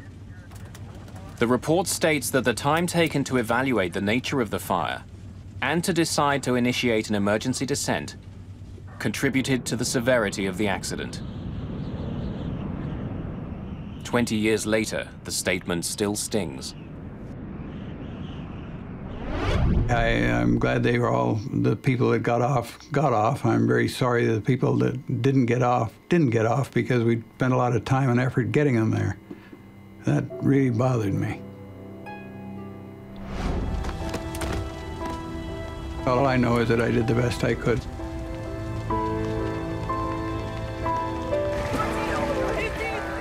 Along with the comments on the performance of the crew, the NTSB recommends a host of safety improvements. Perhaps if the flight had been full, someone would have noticed the smell of smoke sooner. But what the washroom of Flight 797 could have used was a smoke detector. They weren't standard throughout the industry, but after Flight 797, attitudes and regulations changed. Even though flight attendants did receive some training in dealing with fires aboard a plane, it didn't go far enough. But what was more obvious, the flight attendants weren't properly equipped to attack fires. Without full-face masks and oxygen, they couldn't be expected to fight fire while holding their breath. In the years after Flight 797, attendants received better equipment and training. The cabin crew had also made split-second decisions that helped save lives. Moving passengers further up the plane and handing out wet towels minimized the effects of the toxic smoke. Their decision to tell passengers to open the emergency exits over the wings was not standard procedure, but it let some passengers escape more quickly and was eventually adopted as a routine practice. Finally, it became obvious from the location of some of the bodies that passengers died because of precious seconds lost trying to find the exits in the pitch dark. What would have made a difference? Track lighting on the floors and bumps along the overhead bins that identified the rows with emergency exits. Features that would eventually become standard.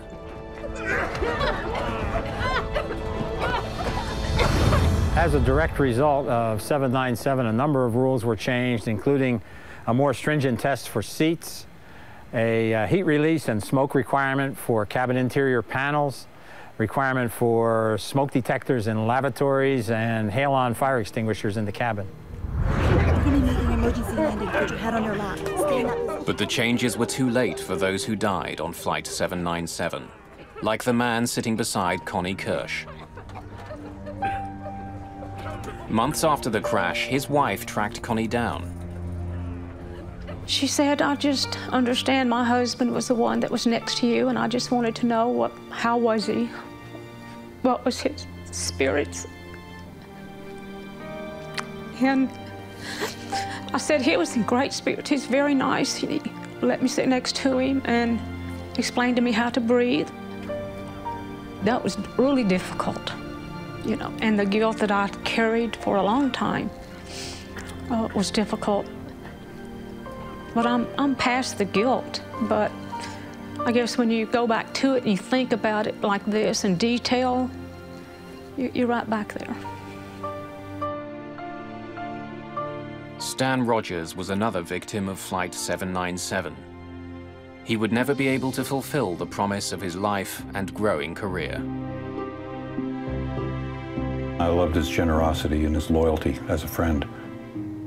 As an artist, he was perhaps one of the best songwriters this country's ever produced, and it was really an incredible pleasure and honor to be working with him. He still gets lots and lots of airplay, and so his legend grows.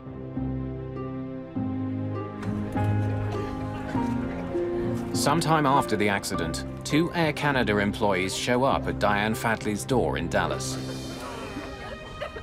They brought my Bible.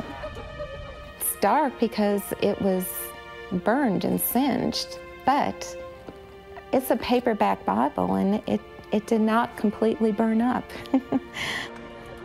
This is just a reminder to me that God was with me. And I believe He protected me, and you know, He was there with me.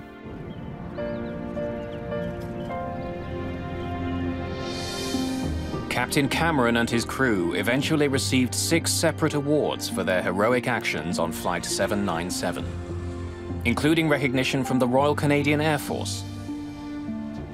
But they're all still haunted by the nightmare. You feel responsible, there's no question. You feel guilt, you're willing to give your license. You feel very, very small until you get all the facts together, and because it's a puzzle for you, you know, you're as much as a victim in this. You're not supposed to fly an airplane in that condition, you know, so you're as much as a victim as the passenger, and I think it becomes all of our problem, and we're all part of the solution. It's just a shame we didn't get everybody off. It still bothers me.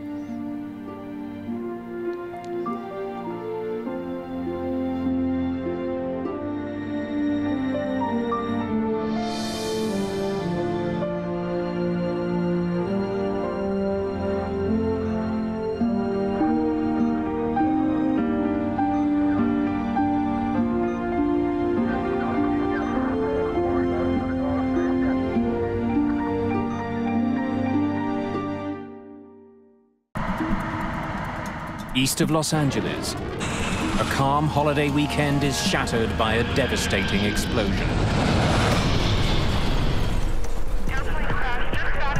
A neighborhood is destroyed.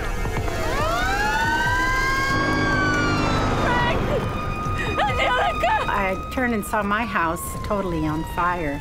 All the houses behind me were all on fire. Where are they? Where are they? Fiery wreckage is strewn for blocks. Investigators must discover why this airliner crashed and find a way to stop it from ever happening again. Mayday, Mayday.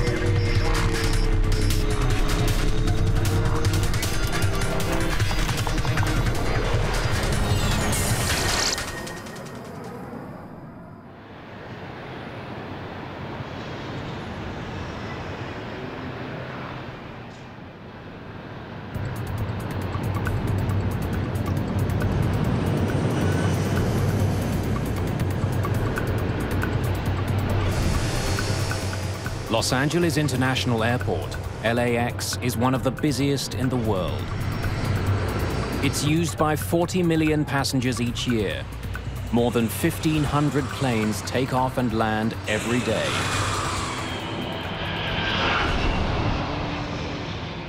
It's August the 31st, 1986, Labor Day weekend.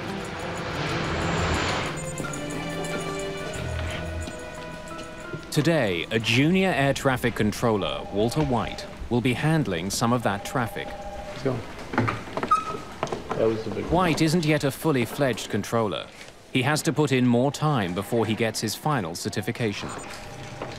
Hey, Carl, how's it going? Hey, slow, slow, slow.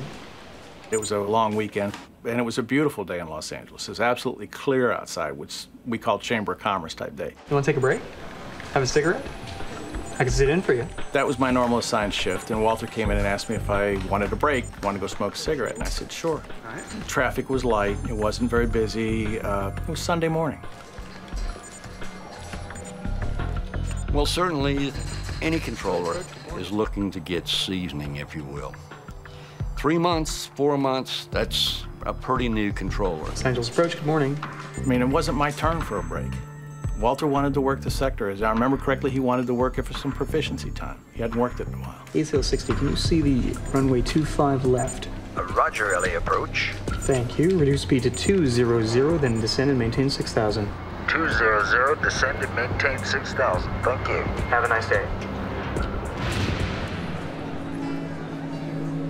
Several hundred kilometers to the south, passengers are boarding an Aeromexico DC-9.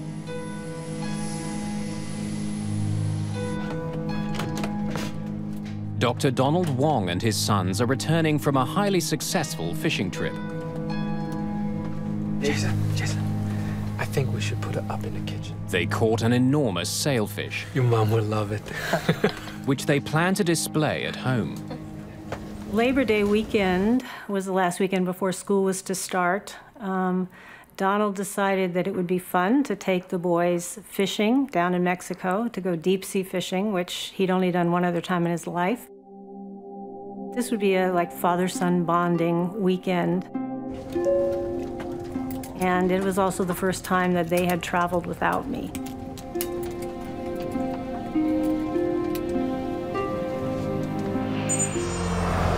Just east of LA, the suburban city of Cerritos wakes up slowly. In the 1970s, this bustling community had been one of the fastest growing in Los Angeles County.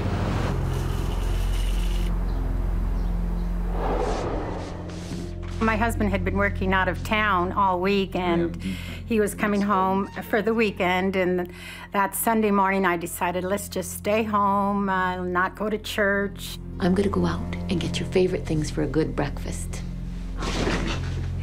Javier, go and take a shower. And I left to go to the grocery store. In the home was Alex. He was 14. His twin sister, Angelica. She was asleep. He was asleep still. And Javier, that was my 16-year-old, and my husband.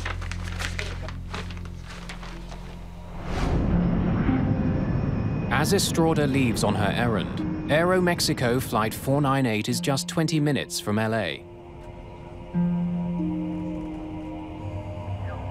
Captain Antonio Valdez-Prom is acting as co-pilot as they approach the city. First Officer Jose Valencia is piloting this leg of their journey. Ready when you are, Cap.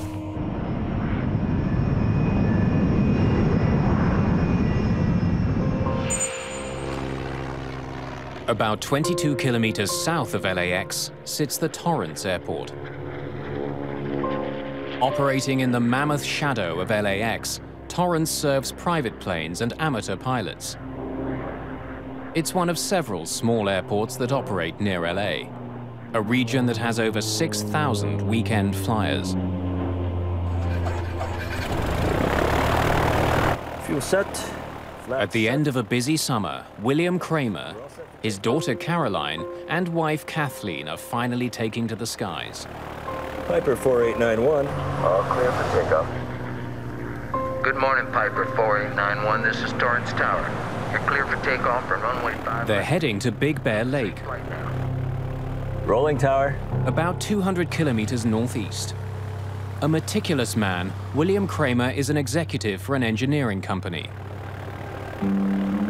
6 years ago, at the age of 47, Kramer bought his first airplane, a stylish and swift Piper Cherokee.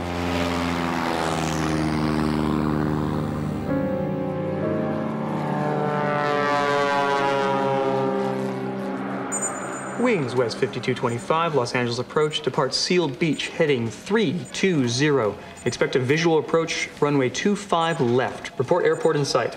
Thanks. Walter White's job as arrivals controller is to make sure incoming planes keep well clear of each other. He's directing them to land on one of two runways. Aerial approach, runway 25 left. Thank you. Southeast of LAX, the crew of Aeromexico Flight 498 is still a few minutes from their first contact with Walter White. But in the skies above Los Angeles, a deadly series of events is about to unfold. Dozens of people who have never met will be bound together forever in a tragedy that will affect everyone who flies. Airspeed.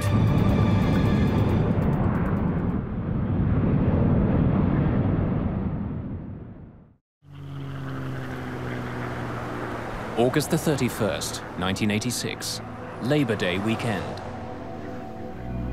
All clear for takeoff, Torrance. Just south of Los Angeles, William Kramer and his family are finally on their way for a long-awaited holiday. Okay, just an hour to go, we're in Big Bear Lake.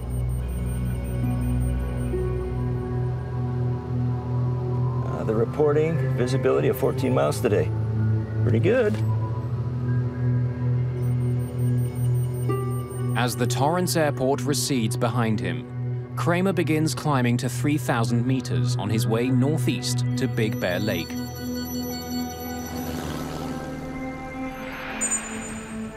Several kilometers away, a half-full DC-9 from Mexico is approaching Los Angeles International Airport.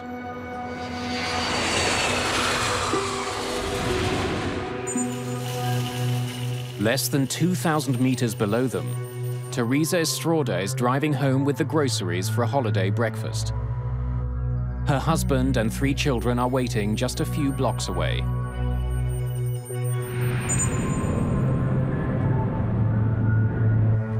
That's it.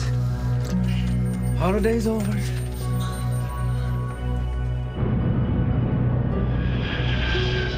PSA 1765, 12 plus, 1 mile southbound. It's not a busy morning, and one by one, arrivals controller Walter White guides his planes in safely. Report airport in sight.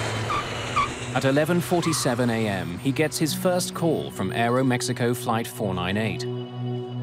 Los Angeles approach, good morning. This is Aeromexico 498.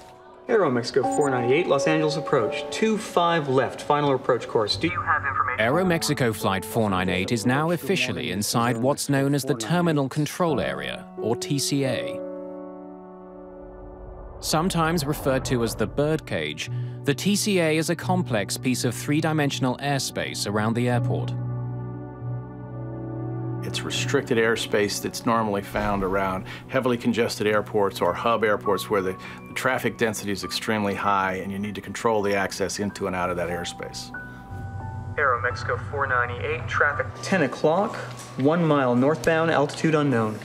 Roger, 498. Aeromexico 498, reduce speed to 190, then descend and maintain 6,000. As the Aeromexico plane descends, William Kramer and his family continue climbing.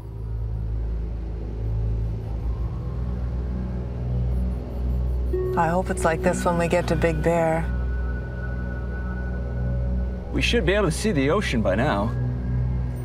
Hon, take a look at the map and look around the 4-5 and see if you can see any kind of landmarks that we can use. Oh, what am I looking for? This is Aeromexico. Walter White is keeping his eye on the Aeromexico jet when his attention is abruptly drawn to another plane that's just appeared on his radar. It's not one he's expecting. One approach, 66 Romeo is on a flight from Fullerton. Cruising altitude is 4,500. We'd like the following. The pilot of a small Grumman Tiger asks White to help guide him through the crowded terminal control area. Pilots are supposed to contact LAX approach before they enter the controlled airspace. This pilot could be in the path of incoming traffic. But before White can deal with the private plane, he gets a call from the Aeromexico DC-9. What speed do you want? We're reducing to 290. No, to 190. Okay, you can hold what you have, sir. White decides to give the Aeromexico jet the runway closest to their gate. Change in plan, sir. Stand by. Roger, 498. With the DC-9 on hold, White turns to the intruder. Grumman 66 Romeo, squawk 4524. Remain clear of the TCA. White tells the pilot of the Grumman to use a unique radio channel, but he seems confused. 4, 5, what were the other two numbers? 4524. Grumman 66 Romeo, are you at 4,500 now? Negative, we're at 3,400 and climbing. Okay, you are right in the middle of the TCA, sir. Grumman 66 Romeo, I suggest in future you look at your TCA chart. You just had an aircraft pass right off your left above you at 5,000. And we run a lot of jets right through there at 3,500. Well, what do you suggest I do now? As the crew of Aeromexico Flight 498 continue to close in on the airport, Landing lights. their DC-9 is rocked by a violent shudder. Bugs, altimeter bugs. What was that? Aeromexico 498, Los Angeles approach. First Officer Valencia tries desperately to control their dive.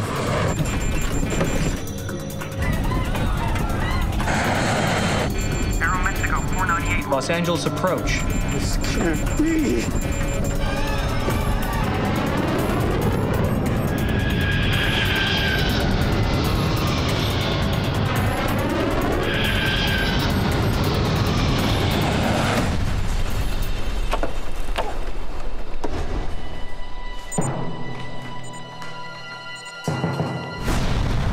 I saw a huge explosion, just the red, vibrant colors of a fire, just huge explosion, like the way a bomb might hit the ground. White is getting no response from the Aeromexico jet. Aeromexico 498, Los Angeles approach. And now he can't find it on his radar screen. I'm sitting there talking with the two departure controllers and not really thinking. I hear Walter say something like, I think I lost one.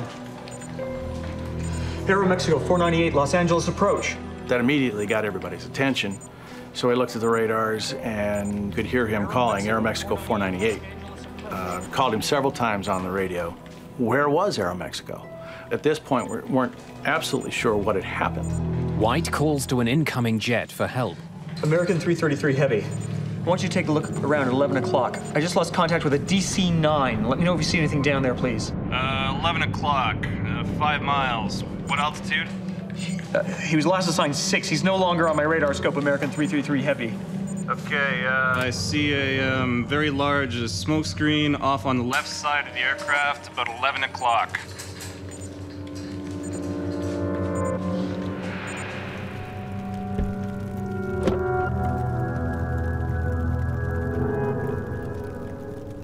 I went down the street to go to my house, and I saw a woman's head. That her body had been cut in a diagonal, and she was just laying there. There was nothing but debris and fires sporadically all over the place, and I could see fire in the whole neighborhood.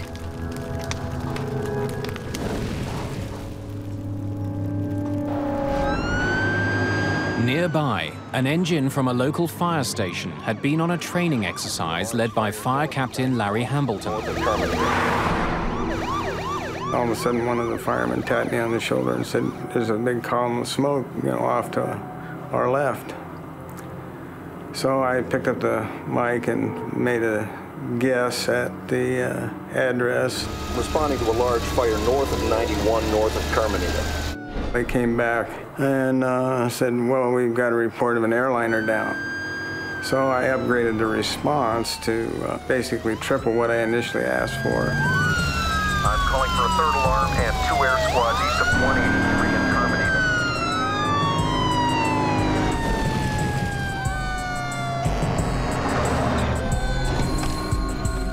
As we approached, I realized that in addition to the aircraft parts in the street, there were people, body parts, which changed the complexion of the whole thing.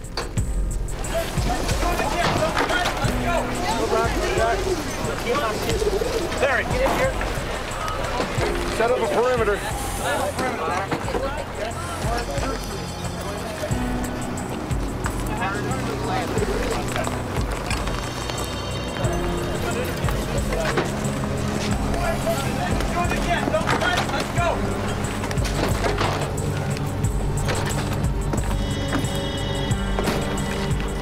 Hello? Hello? Can anybody hear me?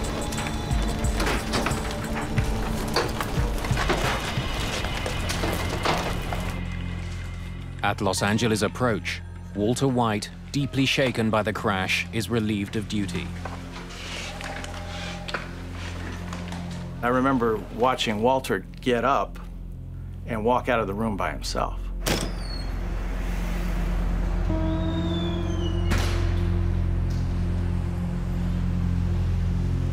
And, something inside of me was just, saying, this is not right, this is not right. Somebody's got to go with him. Tony, he can't go out alone. I could have been sitting there just as easy as him. And I don't know if I'd have done anything different than he did.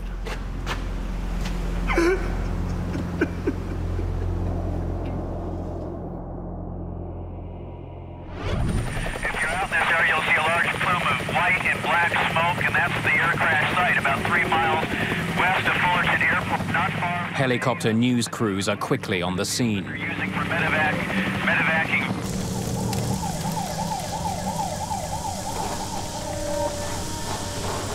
There was a lot of fire in front of me, and my house is just totally on fire. Frank! Angelica! Javier! Angelica! And I saw my neighbor. Where are they? I said to her, "Rose, where's my family? What happened?" And she goes, "Oh, honey, your family's in here. They're over here. We're looking for you." And within myself, all I could do was thank God that they were safe and sound.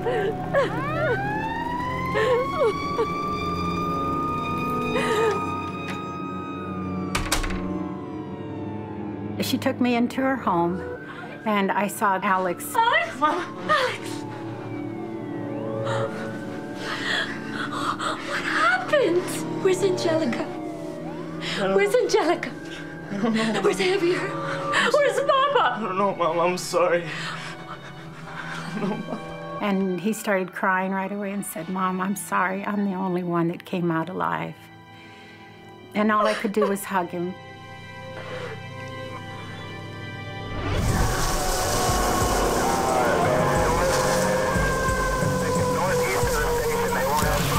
Pieces of fuselage have torn through nearby homes, setting them on fire.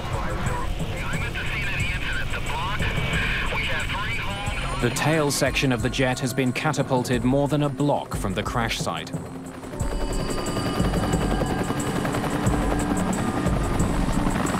Hello? Is there anybody in here?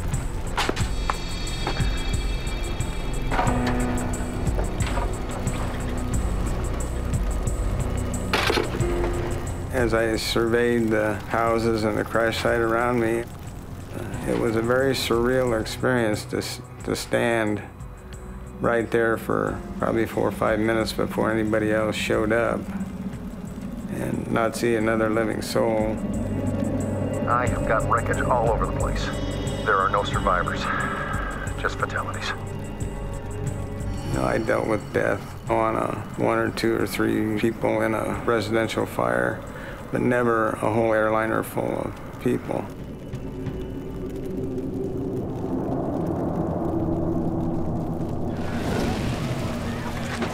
Let's go to work, guys.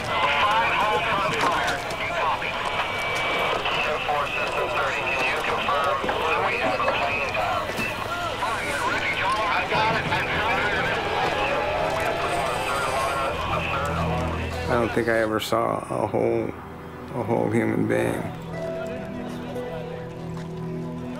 I gave them the job of finding body parts and wrapping them or covering them with yellow rescue blankets. No matter where it was, ever so small or whatever, you know, a hand or a torso or a leg or whatever, that became life to us. It was treated with respect. My memory of the incident is in a muted shade of brown. It's not black and white, it's not vivid color. You know, the grass isn't green, you know, the houses don't have paint. It's all some muted brown shade.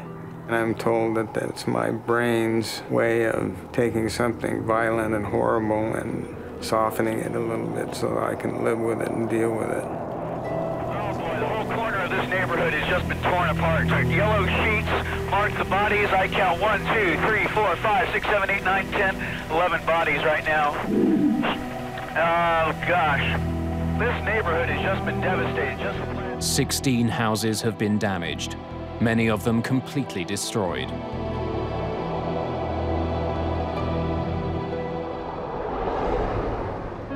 At Los Angeles International Airport, Mary Wong is waiting for her husband and 2 young sons. I went to the airport to pick them up around noon and waited in that area outside of customs and waited and probably, you know, you're thinking customs might take a little while, but about maybe 12:20 or 12:30, I started seeing a man walk around with a pack on his back with a green cross. We were taken up to a lounge upstairs, and on the elevator up, I looked at the man and I said, "They're dead." I said, "I just know they're gone." In Cerritos, emergency workers are shocked by another grisly discovery. In the playground of a local school, they find the wreckage of a Piper Cherokee Archer. Remarkably intact, the plane's canopy is sliced off. Its 3 occupants are found still belted into their seats. William Kramer and his family are dead.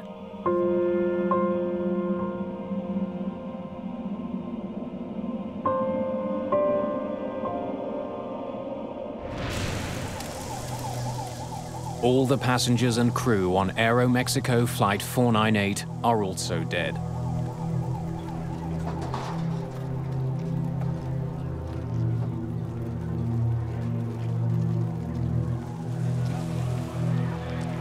In addition, 15 people on the ground have been killed. It's a horrifying situation. 2 planes have crashed into a California neighborhood. Something's gone terribly wrong in the skies above one of the busiest airports in the world. Now investigators have to find out exactly what happened. On the last day of August in 1986, a lazy Labor Day weekend is shattered by an enormous explosion.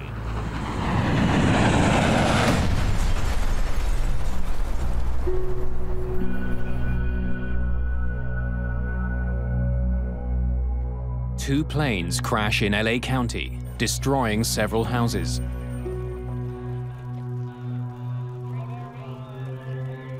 It's a grisly scene. Bodies are scattered throughout a devastated neighborhood. 82 people are dead. 15 people on the ground have been killed. Another 67 have died in the tangled wreckage of the two planes involved.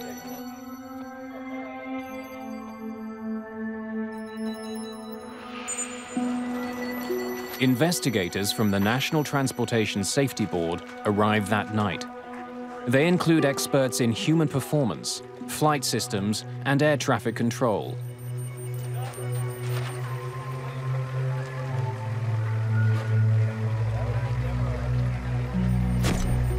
From the beginning, investigators are focused on the fact that there are two planes on the ground.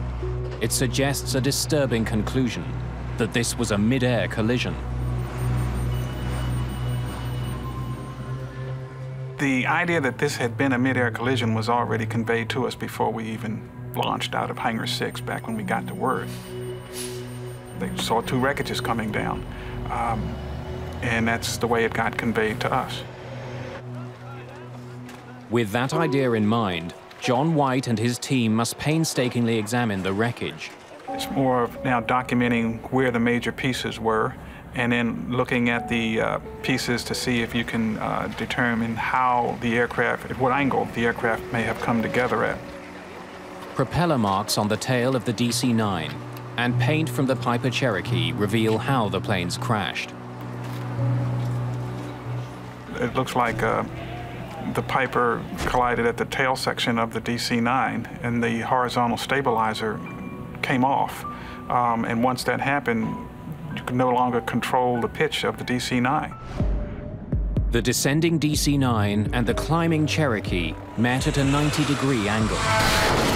Their combined speed was 450 kilometers an hour. The impact tore off the airliner's tail section. Discovering how the planes collided is the first step. The more important question to be answered is why. To piece together the tragedy, investigators examine the DC-9's flight data recorder. It helps them pinpoint the exact location and altitude of Aeromexico Flight 498. The DC-9 was inside the terminal control area, the controlled airspace of the Los Angeles airport. It was right where it was supposed to be. But the Kramer's Cherokee was also inside the TCA. With all of the jets taking off and landing at LAX, private planes must first get permission to enter this area. Piper 4891, all clear for takeoff, Torrance. William Kramer was a newcomer to Los Angeles, but investigators learned that he was well aware of the limits imposed by the TCA. He knew that it was restricted airspace. And in the cockpit of Kramer's Cherokee, the confirmation. Investigators find a map of the Los Angeles terminal control area. Investigators make another puzzling discovery. They learn that the Kramer's proposed flight plan took them from Torrance to Long Beach, then up to Ontario, and finally to Big Bear Lake, at a cruising altitude of 3,000 meters. That plan keeps him well out of the TCA. The fact of the matter is that the Cherokee flew into the TCA and hit the DC-9 in restricted airspace without a clearance. So how had Kramer flown into danger? And why hadn't he let anyone know? On the ground in Cerritos, one possible answer emerges. Heart disease runs in Kramer's family, and the initial autopsy results show a major blockage.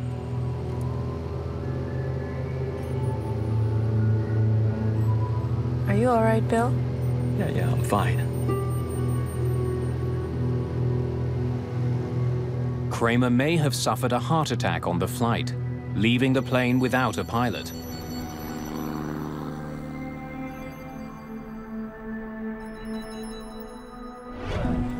Samples of William Kramer's heart tissue are sent to the Armed Forces Institute of Pathology for testing. If he suffered a heart attack, it might explain why he didn't call in to LA approach. It's totally possible that he could have had the heart attack, fell back, pulled the airplane up, and that's why he didn't try and avoid the DC-9. But no matter why Kramer was flying in restricted airspace, Air Traffic Controller Walter White should have been able to see him. Kramer's plane should have appeared on White's radar. Before being questioned by investigators, White reviews the radio calls from that morning. He needs to be sure of what he said and what he saw. Richard Wentworth was one of the investigators who talked to White. At any time, did you see the Piper Cherokee on your scope? No. No, sir. The Piper's target was not displayed. It is my belief that it was not on my radar scope. He was positive that the aircraft was not there for him to see. NTSB investigators aren't satisfied with White's memory. While the radar data is being analyzed, news arrives from the Armed Forces Institute of Pathology about William Kramer's heart. Are you all right, Bill? Results from a detailed study of his body show that while he had advanced heart disease, William Kramer was not fighting a heart attack before the collision. Investigators must find another explanation for why the Kramer's flight went into the Los Angeles terminal control area. While he had submitted a flight plan, small planes like Kramer's Cherokee don't have sophisticated instruments. Like most private pilots, Kramer was navigating by landmarks like freeways. That meant keeping an eye both on the landscape below and the airspace around him. That's definitely the 405. Where is it again? Right there. John Andrews is an aviation expert who testified about the circumstances of the Cerritos disaster. The pilot of the Piper was navigating by visual landmarks, possibly attempting to follow parallel to a freeway, and that he had become confused about which freeway he should have been following. New to California, perhaps bewildered by the tangle of freeways below him, Kramer may have flown into the terminal control area without knowing it. There are no lines on the ground that says the TCA starts here and at this altitude. You have to look at a chart, you have to interpret that. Investigators are now confident they can explain why Kramer was inside the controlled airspace of the TCA. But when he finally gets a look at the air traffic control radar record, Richard Wentworth is convinced that Walter White should have been able to see the Piper.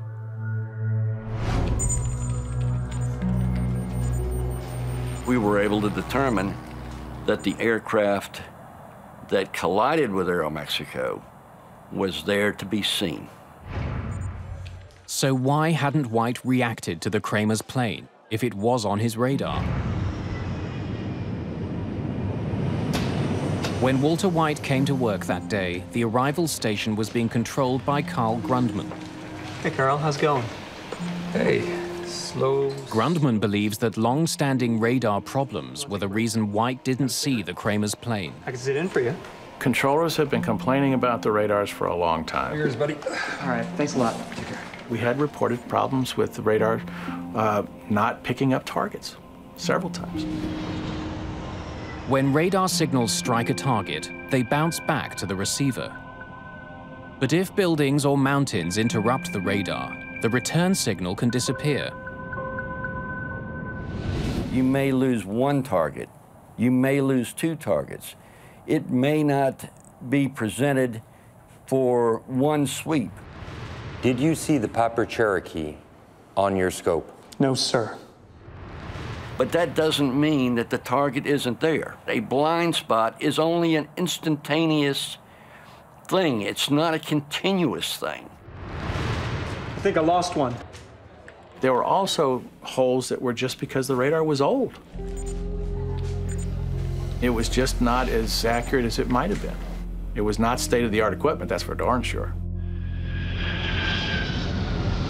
There's an effect called flicker. When a computer becomes overloaded, the scope will flicker. Every now and then, targets will drop out or can drop out. We reviewed that data. We had no evidence that there were any malfunctions of any systems in Los Angeles.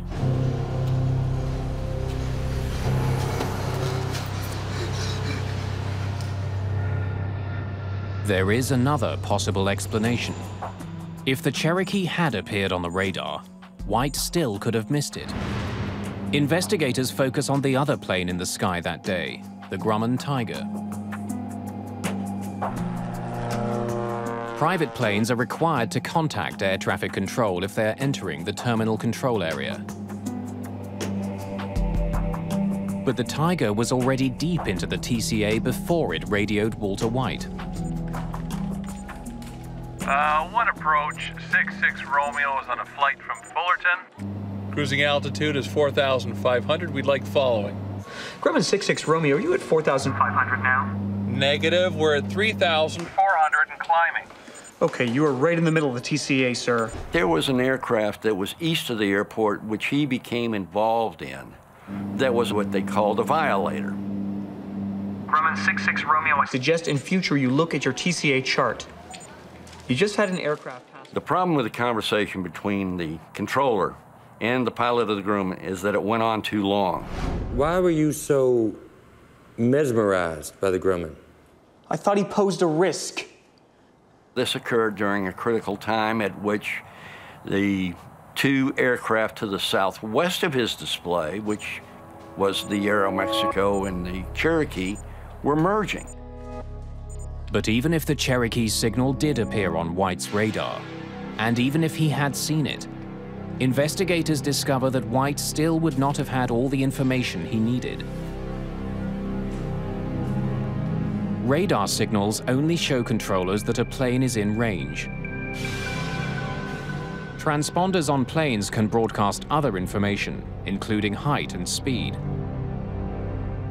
But at the site of the Cherokee wreckage, investigators discover the plane's transponder is a basic model. It only sends out information on the plane's direction. It provides no information about the plane's altitude. So these controllers were pretty much used to seeing a little triangle which represented a VFR aircraft with no altitude readout, traversing all over the place. And unless they learned firsthand from the pilot, they had an expectation that the aircraft would not intrude into that airspace.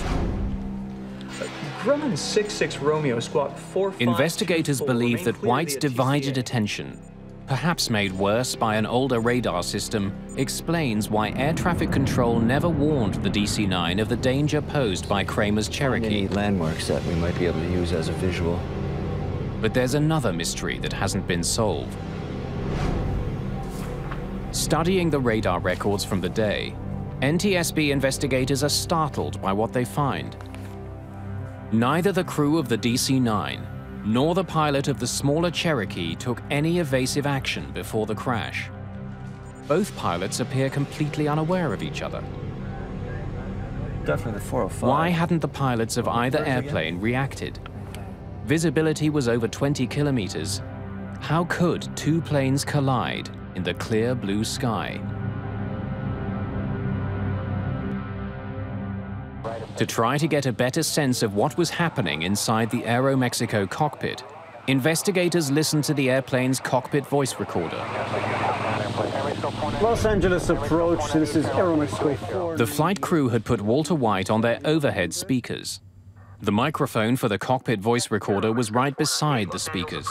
Depart Seal Beach, heading 320. Much of what the pilot said was drowned out by White's voice. Reduce speed to 200, then descend and maintain 6,000. Altimeter bugs.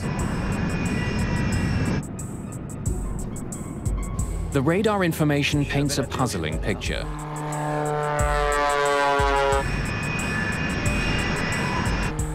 It indicates that for more than a minute, the Kramer's Cherokee was there to be seen by the Aeromexico crew. And if the Kramers had looked out of their right side window, they would also have seen the Aeromexico jet. But neither plane altered its course. Neither plane took any action to avoid the deadly collision.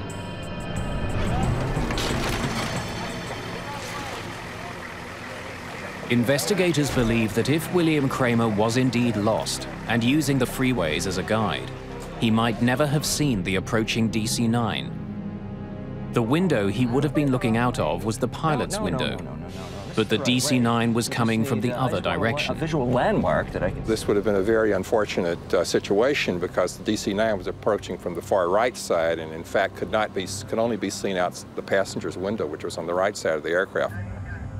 For the crew of the DC-9, the very size of the much smaller Cherokee could have prevented them from seeing the plane before it was too late. In some cases, when the small aircraft is closing very rapidly, by the time the aircraft becomes large enough for you to easily see it, it's almost too late to avoid the collision. The FAA generally has taken sort of as a rule of thumb that you need about 12 seconds in order to see an aircraft, decide that it's a threat, and then execute an avoidance maneuver. In the case of the collision at Cerritos, by the time the aircraft became large enough to see, you were down very close to that 12-second limit.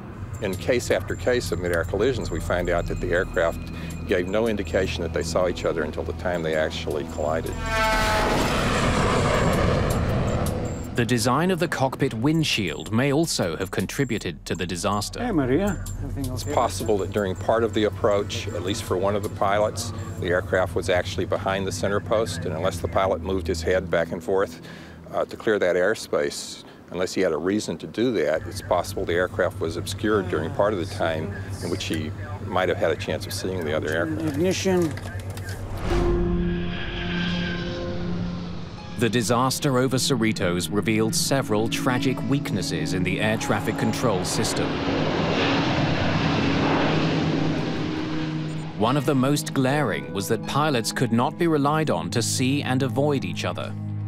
They'd need new technology to keep a mid-air collision from happening again.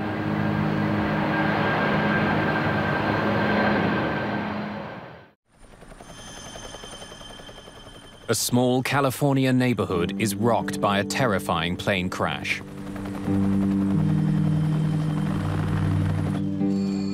"82 people are killed when a private plane slams into a large passenger jet.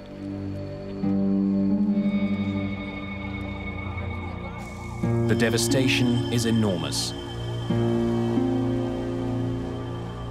More than a dozen houses are damaged, several leveled completely. The NTSB report makes it clear that there are glaring problems across the air traffic system. And these concerns must be addressed before, inevitably, there is another mid-air disaster. The FAA, which regulates the airline industry in the United States, acted swiftly to improve safety.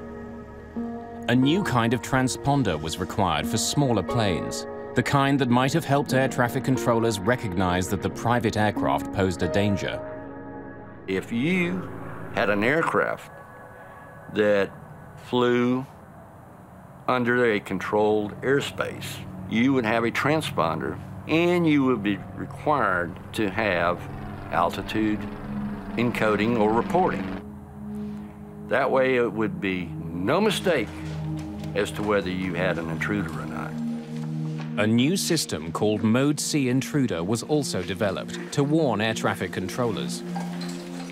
Mode C Intruder is an automated program that is now incorporated in all our major radar facilities, that if an aircraft should inadvertently intrude, The controller will now be given a visual and an oral alert, thus giving him time to provide a timely warning to the pilot. In-range check. Seatbelts, engine ignition. Even for the most diligent pilot, the old strategy of see and avoid had serious limitations. Those limitations would be addressed with the most important innovation of all. The major technological innovation that came out of the Cerritos Mid-Air was the congressional mandate that all air carrier aircraft operating within the United States would be outfitted with TCAS, Traffic Collision and Avoidance System. John Andrews worked on the team that developed TCAS. The TCAS collision avoidance system, which was under development, quite possibly could have prevented this accident. TCAS gives the pilot a traffic advisory at 45 seconds before the potential collision. Hey, Maria. Everything okay back there? And then at approximately 25 seconds or so before the potential collision, a resolution advisory is given to actually tell the pilots to climb or descend to avoid the altitude of the other aircraft. See.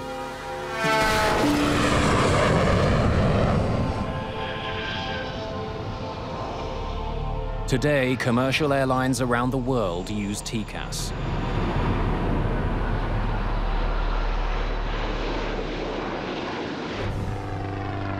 The pilot of the Grumman Tiger, the so-called third pilot whose actions may have played a part in the crash, was eventually charged for flying into controlled airspace in a careless and reckless manner.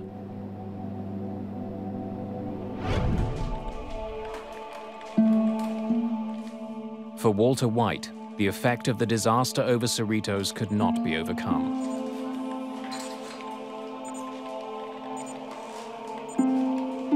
Walter came back to the TRACON, and I think it was probably a month or so later.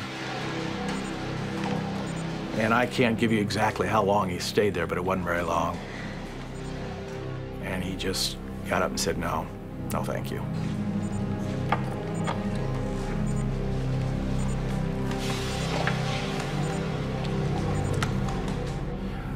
And as far as I know, he didn't talk to airplanes again.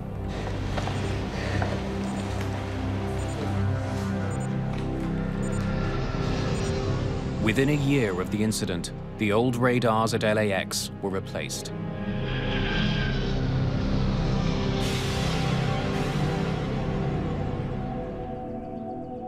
In Cerritos, a memorial garden now marks the day of the disaster.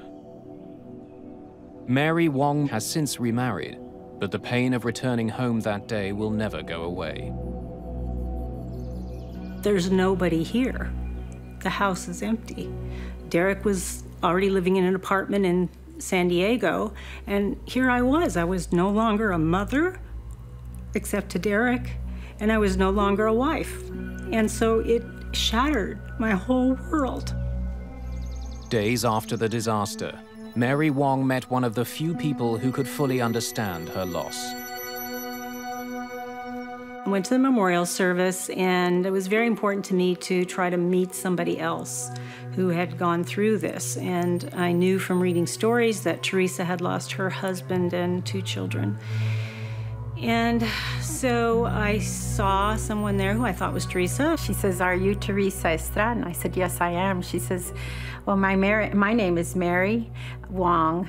And she says, I said, "I lost my husband and children also." I just wanted to grab her and hug her because she was feeling what I was feeling. So we had an immediate connection, and we've maintained our friendship over these 20 years. Everyone who flies today has been affected by the mid-air collision over Cerritos. The disaster led to historic improvements in aviation safety. Since the full adoption of the TCAS system, there has not been another mid-air collision in the United States.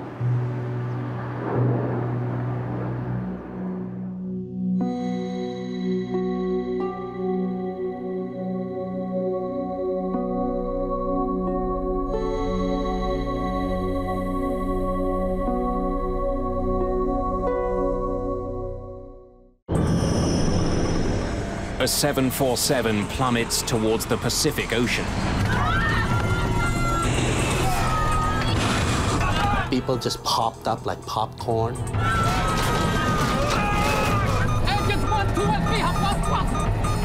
This airplane is totally out of control. It is going to crash. In 2 minutes, China Airlines Flight 006 drops 10 kilometers through the clouds. Airspeed 270, 280, 290. The plane begins to tear itself apart as it spirals towards the sea. I closed my eye. I thought I was gone. Altitude 15,000 feet, 12,000 feet, 10,000 feet. Emergency, emergency.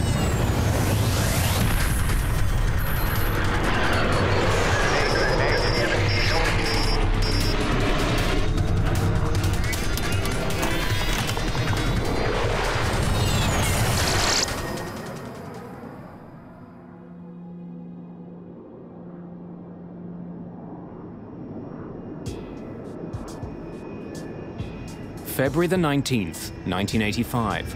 A China Airlines flight cruises across the Pacific to Los Angeles. At 12,000 meters, it's racing towards the dawn. For the passengers and crew on board, it's past midnight. A two-man relief crew is in charge of the plane as it sails above the ocean on autopilot. The main crew gets several hours off in the middle of the trip, so they're rested for the landing.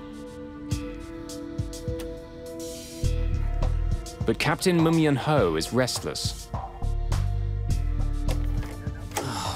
Good morning, gentlemen. Even though he's not officially on duty yet, Captain Ho returns to the cockpit.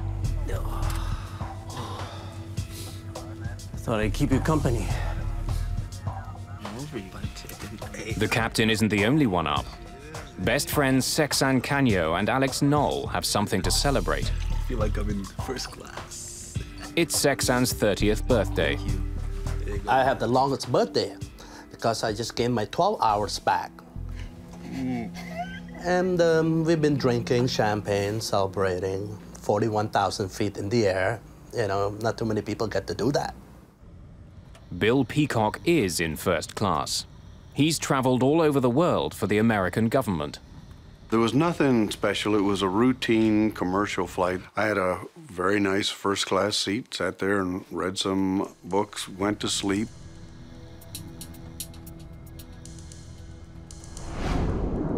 By now, the plane is nearing the coast of California.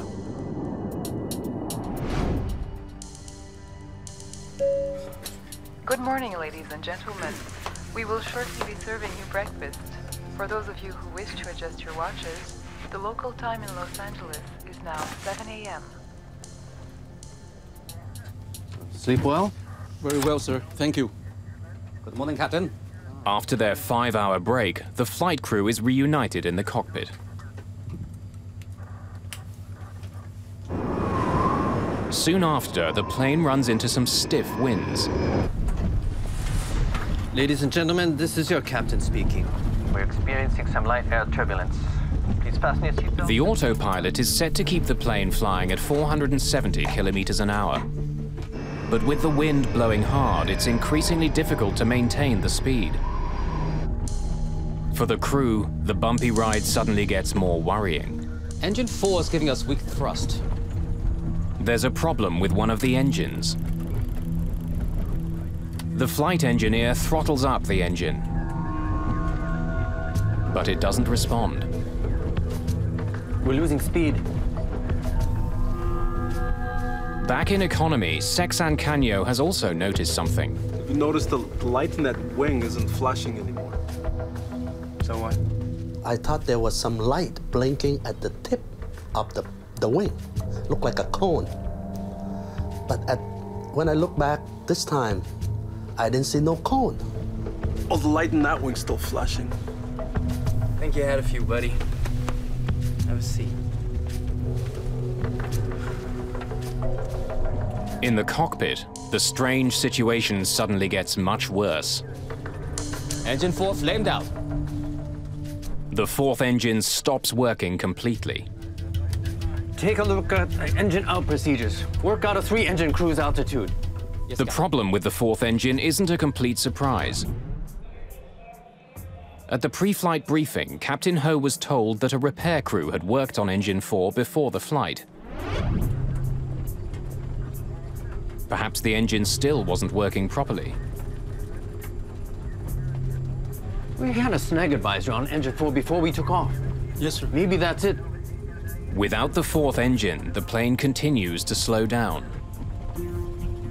Airspeed 240. Call Oakland Center and request a lower altitude. Oakland Center. Dynasty 006, requesting new altitude.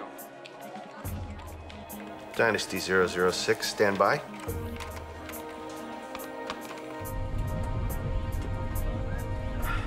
Reignite engine 4. Yes, Captain. At this altitude, there isn't much oxygen, so the chances of a successful relight are slim.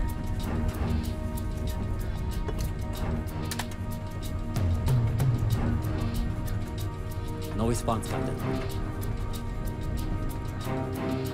As the crew try to restart their engine, their plane slowly begins to roll to the right. Dynasty 006, you're cleared to flight 240. We're banking right, Captain. Airspeed 230. As the plane continues to turn and slow down, it's in danger of stalling. Altitude hold off. Nose down. Hoping to increase his speed, Captain Ho tries pushing the plane's nose down. Nothing the crew does seems to help. Their jet is banking more and more steeply. Dynasty Flight 006, Oakland Center, how do you hear me? Airspeed 220. We're banking right, Captain. I'm disengaging autopilot.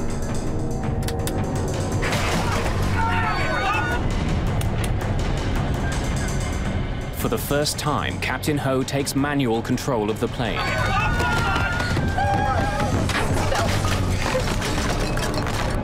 He struggles with the controls, but the plane has veered into thick cloud, and he can't see the horizon as he tries to keep his jet level. I've lost ADI. The ADIs have malfunctioned. It's going out of limits. Just minutes after their fourth engine stopped working, the China Airlines flight suddenly stalls and begins falling from the sky.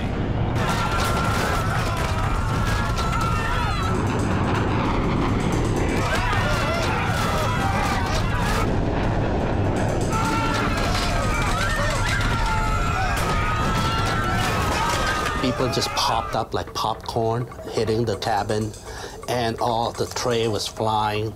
Hot tea, pots, noodles, and all the luggage in the compartment were hitting people. You could hear rivets popping. It sounded like bullets were hitting the outside of the aircraft, which, you know, we're out in the middle of the ocean. Nobody's shooting at us. At that time, we didn't know we were going to live or die. China Airlines Flight 006 is out of control and hurtling towards the ocean.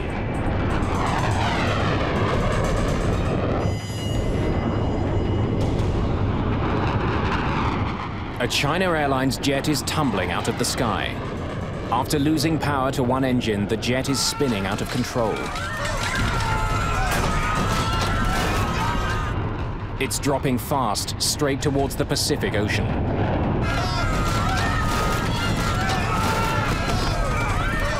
You can see the stewardesses, all these people who didn't have their seatbelt on, they were flying.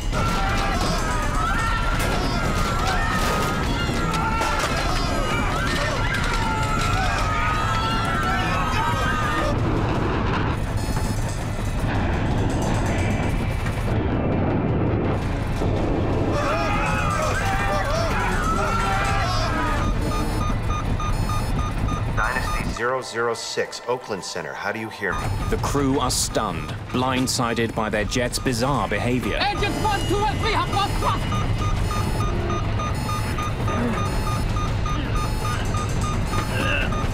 No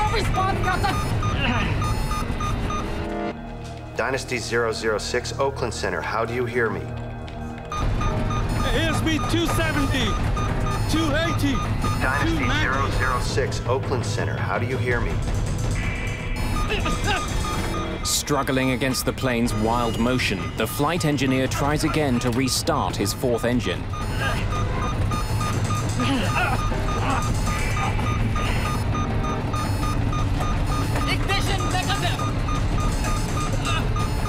The G-forces are so powerful that the flight engineer is pinned to the control pedestal. Dynasty 006, Oakland Center, do you copy? You need to see this. In Oakland, air traffic control spots the plane's sudden descent. In a matter of seconds, the plane falls almost 3,000 meters. Up to 370, 360, 350. In the cabin, the G-forces are punishing.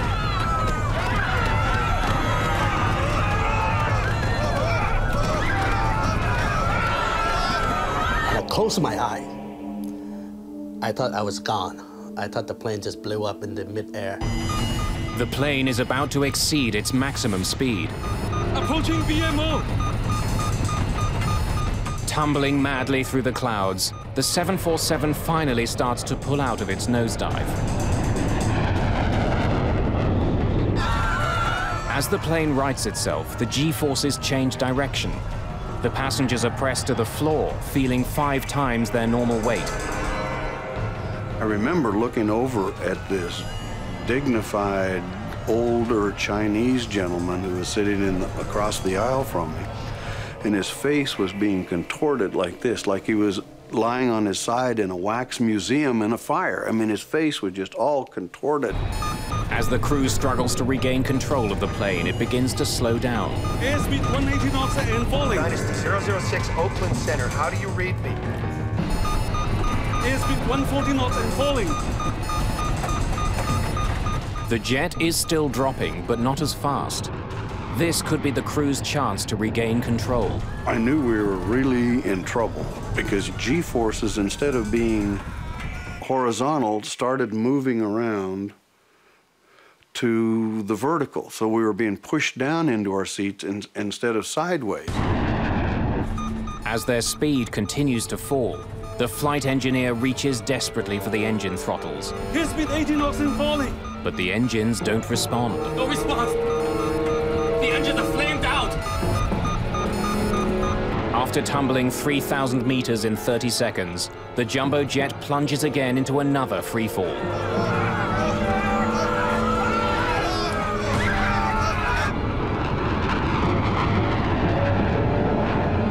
And the second time when it went down, this time it's plunge. I mean, it went down.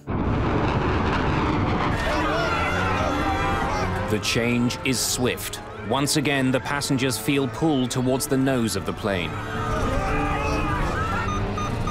You know, this airplane is totally out of control. It is going to crash. And stuff. We're sliding around and flying around and shoved to one side and then shoved to another side. So it was kind of like being on a boat that the gear is broken loose and it's just going back and forth with the waves. Ugly.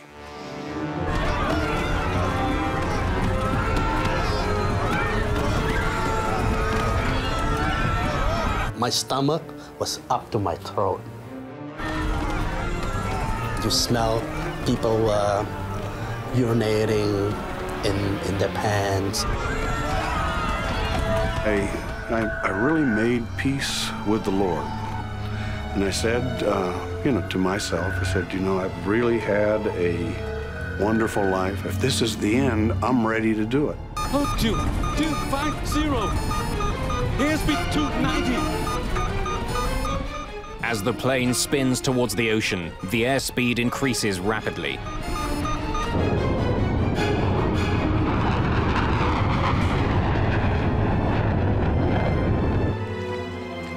Dynasty 006. With the crews struggling to control the plane, 6 separate calls from air traffic control go unanswered. The stress of the dive tears the landing gear doors off the plane. In less than a minute, the plane drops 6 kilometers. He said, "I love you, man." I told him, "I love you, man." And we said goodbye to our wife. And he said something about his belonging. He gave all his belonging to his wife. And that's when we just start pushing our chair back together. Altitude, 15,000 feet. With no visible horizon line, Captain Ho doesn't know which way is up. We pass BMO. Without a reference, he can't stop the plane from spinning. Emergency! Emergency!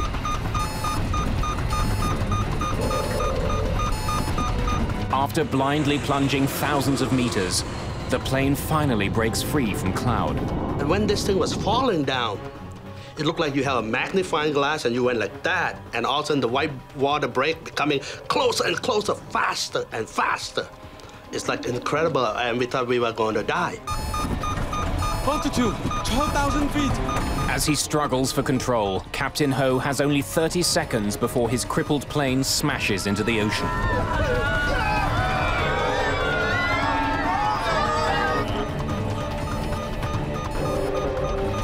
I can see the horizon. Altitude, 10,000 feet. For the first time since beginning his harrowing descent, the captain can now use the horizon line as a reference in leveling the plane. As he tries to pull the plane out of its dive, the passengers pay the price. Their bodies are forced into their seats, battered by another dramatic change in direction. You know, the G-force was so strong, and I weighed 200 pounds, so my weight was almost 1,200 pounds. It's a race against time, and the plane starts to win.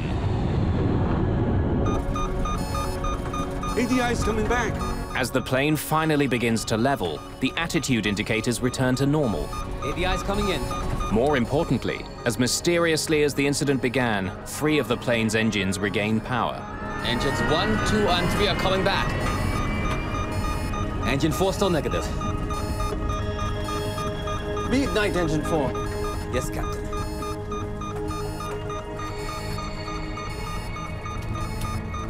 Once again, the flight engineer tries to reignite the 4th engine, but this time... Engine 4 reigniting. For the first time in minutes, the plane is flying under control. They saved the airplane. They pulled the airplane out of this acrobatic maneuver at an altitude of 9,500 feet.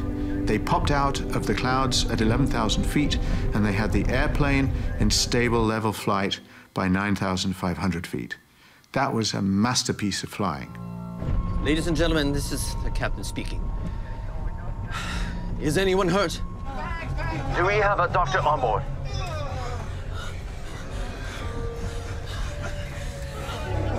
There's a gentleman sitting behind me, all splattered with blood from hitting the compartment. So we kept flying, and next thing I knew that the whole plane was quiet, real quiet. Nobody talked very much. If they talk, we're whispering, because we don't know, we still don't know we're gonna live or die. Dynasty 006 fell off my screen, but she's back now. A new controller, Brian Campbell, has taken over control of Dynasty 006. Dynasty 006, Oakland Center, do you hear me? Can you fly the plane? 006, we are flamed out. We are... emergency. We are 9,000. 9,000. Roger, roger. We have radar contact. Oakland Center, Dynasty 006, we can control the aircraft. Roger, roger. Less than 10 minutes after the start of their problems, everything seems normal again. Request radar vectors to return to course. There really is nothing I can do to assist. He's the pilot, he's flying the airplane. I'm going to give him a safe altitude to descend to. I'm giving him a destination. It appeared to me that he was well in control of his aircraft. Dynasty 006, Oakland Center. Are you declaring an emergency? Do you want to divert to San Francisco? Negative, Oakland Center. Condition normal now. We will continue to Los Angeles. Air traffic control clears the plane to climb to 10,500 meters. But a new problem soon arises. Roger, Oakland Center. Captain, our landing gear is down and walk. Can you bring them up? Negative. The hydraulic fluid in System 1 is empty. For some reason, the plane's landing gear is down. Hydraulic fluid, which controls the gear and many other parts of the plane, is also leaking away. Oakland Center, Dynasty 006. Request new clearance to maintain flight level 270. Dynasty 006, Oakland Center. Do you have injuries? Stand by, Oakland Center. Sir, are you okay? My head. One passenger has suffered serious injuries, and 24 others have cuts and bruises. 006. We have at least 2 injuries on board. Dynasty 006, Oakland Center. Are you declaring an emergency? Do you want to divert to San Francisco? Stand by, Oakland Center.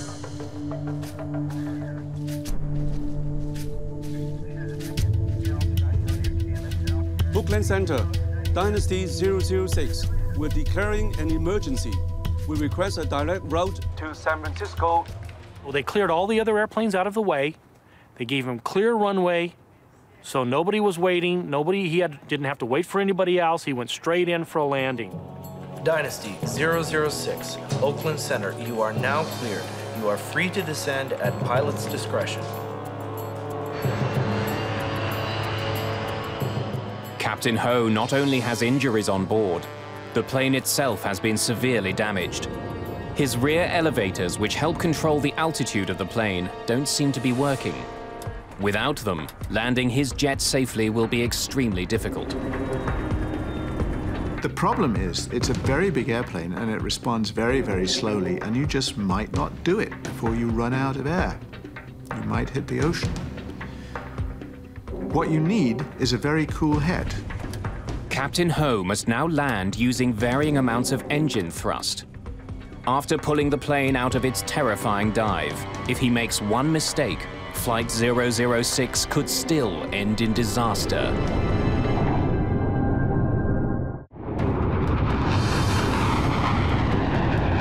Nearing the end of a trip across the Pacific Ocean, China Airlines Flight 006 falls suddenly from the sky. No response! The engines are flamed out! Emergency! Emergency! After a terrifying plunge, the crew manages to wrestle the plane level again. But the jet is badly crippled. The elevators aren't working. Without them, Captain Ho has to land mostly by reducing power to his engines. It's a controlled fall towards the runway. As we came in, we flew over the house in Atherton where I had lived, where my kids had been born. And I looked down and said, boy, this is fitting. If we don't make it down, or if this plane explodes on landing because it's been so badly torqued and ruptured, you know, at least I got to see that.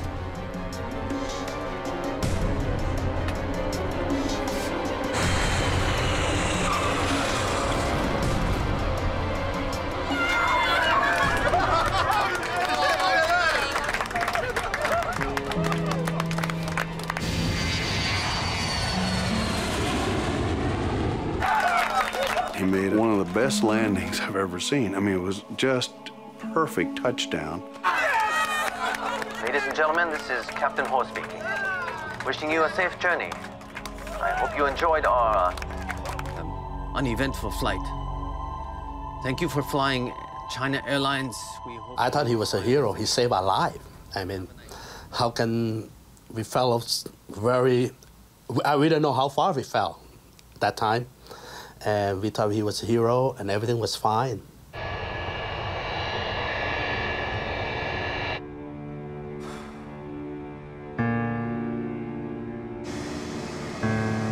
On the ground, the full extent of the damage to the plane can be seen. I saw this enormous piece of extremely complicated machinery that is much larger than most buildings, sitting there on the tarmac with bits ripped off it. Parts of the entire tailplane at the end were ripped off, as though a tornado had come through or a crane had been in and ripped pieces out of it. It was a very sobering experience. It's clear why the crew had such a hard time landing the plane. Enormous chunks of the tail are missing, either torn off by the stress of the dive or crushed when the landing gear doors broke loose.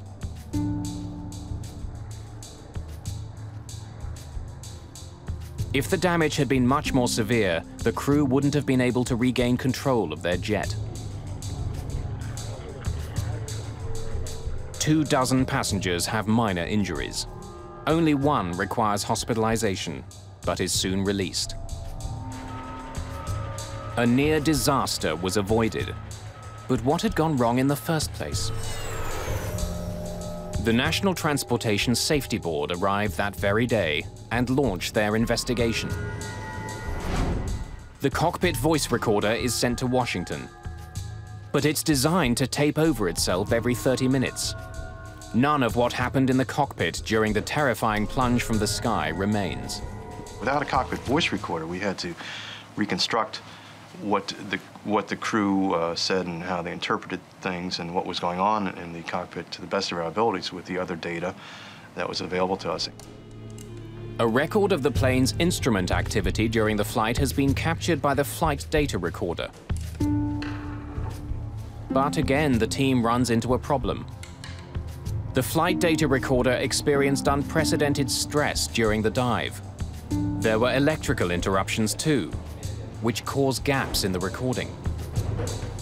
The FDR information will have to be recovered using painstaking techniques of reconstruction. It's a frustrating start to the investigation. Investigators begin with what they do have. Passengers and crew report that just before the failure of the jet's fourth engine, the plane flew through unexpected turbulence. Had this caused the engine to fail?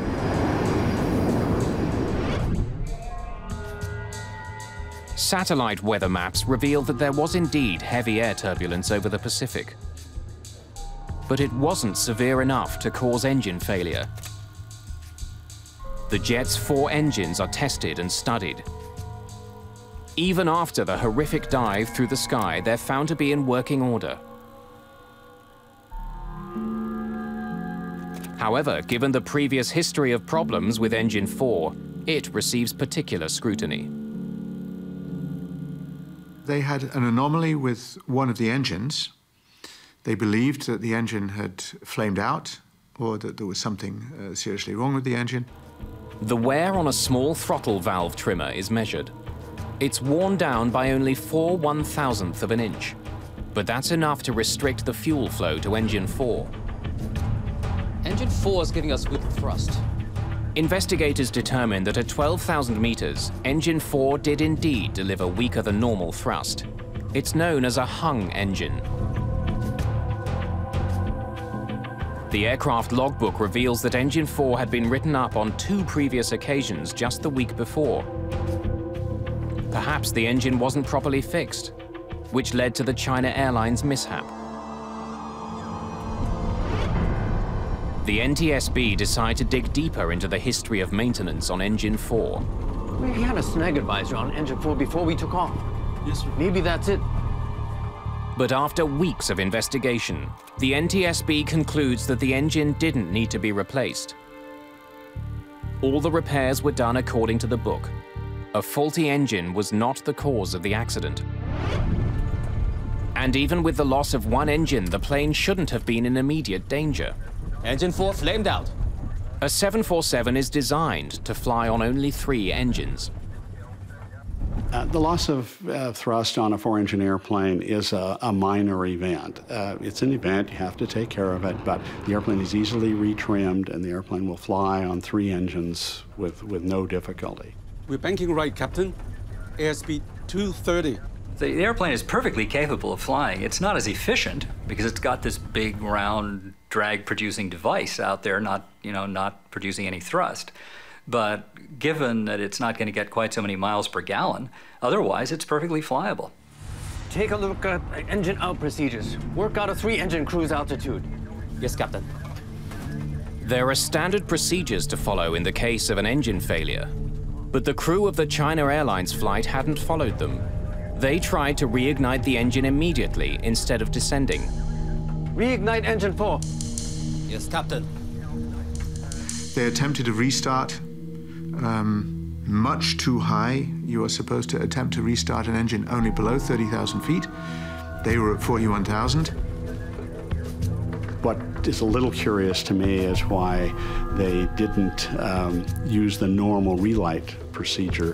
They were starting to try to relight the engine at altitude, and that would likely not relight. No response, Captain. It's a mistake, but it shouldn't have led to the plane spiraling out of control. So how had a manageable problem turned into a near disaster? I've lost ADI. The ADIs have malfunctioned. It's going out of limits. To get more information on what was happening in the cockpit, investigators interview the flight crew. I heard the captain report the ADI was lost. And then I saw the standby ADI was also going out of limits. The crew tell investigators that their ADIs, which measure how level the plane is, weren't working. They could have said, this can't possibly be right. And looking at their indicators, can't possibly be right, and therefore they must have failed. The attitude indicator had indicated a position so implausible that it looked like it had to be a failed instrument. This couldn't be what the plane was really doing. But in fact, when the ADIs are studied by the NTSB, they're all found to be perfectly normal. When we started banking right, engine 4 was already flamed out. We started to descend faster, and engines 1, 2, and 3 also failed. Engines 1, 2, and 3 have lost thrust! NTSB investigators are even more confused when the crew tells them that all of their engines had failed. No response, Captain! With the exception of engine 4, the flight data recorder indicates that the other 3 engines were working the entire flight. Ignition negative! If the engines had all failed, there would have been a host of other problems, such as cabin depressurization, but that didn't happen. Engines 1, 2, and 3 are coming back. Finally, when we descended lower in altitude, 1, 2, and 3 came back, and we were able to reignite engine number 4. Engine 4 reignited. At the end of the dive, the crew had the plane under full power. It was a remarkable recovery. But to investigators, it's a puzzle. The story the crew is telling doesn't match up with the evidence they've uncovered.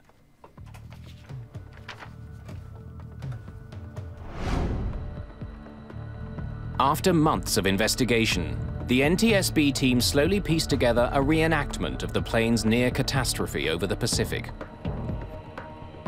It includes information from the reconstructed flight recorder, personal interviews, and the air traffic control transcript. When the work is complete, there's only one conclusion. Apart from a problem with a small valve, there was nothing wrong with the 747 before it plunged from the sky.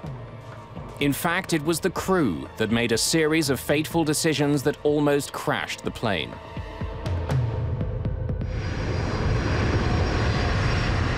Just after 10 o'clock Pacific time, engine 4 starts to lose thrust. Engine 4 is giving us weak thrust. The flight engineer struggles to fix the problem.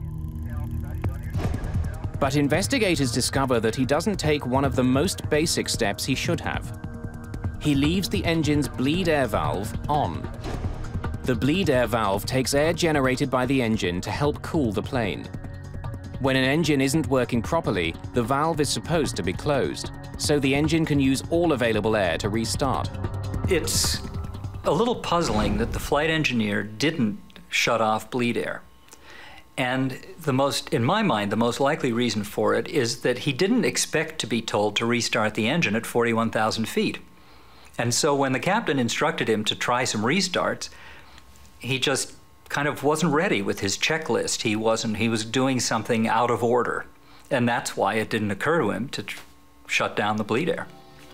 The end result is that the engine, which is slow to start, won't start at all. Unwittingly, the flight engineer has started a ticking clock. Engine 4 is slowly losing its ability to stay lit. We're losing speed. With more engine power on the left wing than the right, the China Airlines flight begins turning.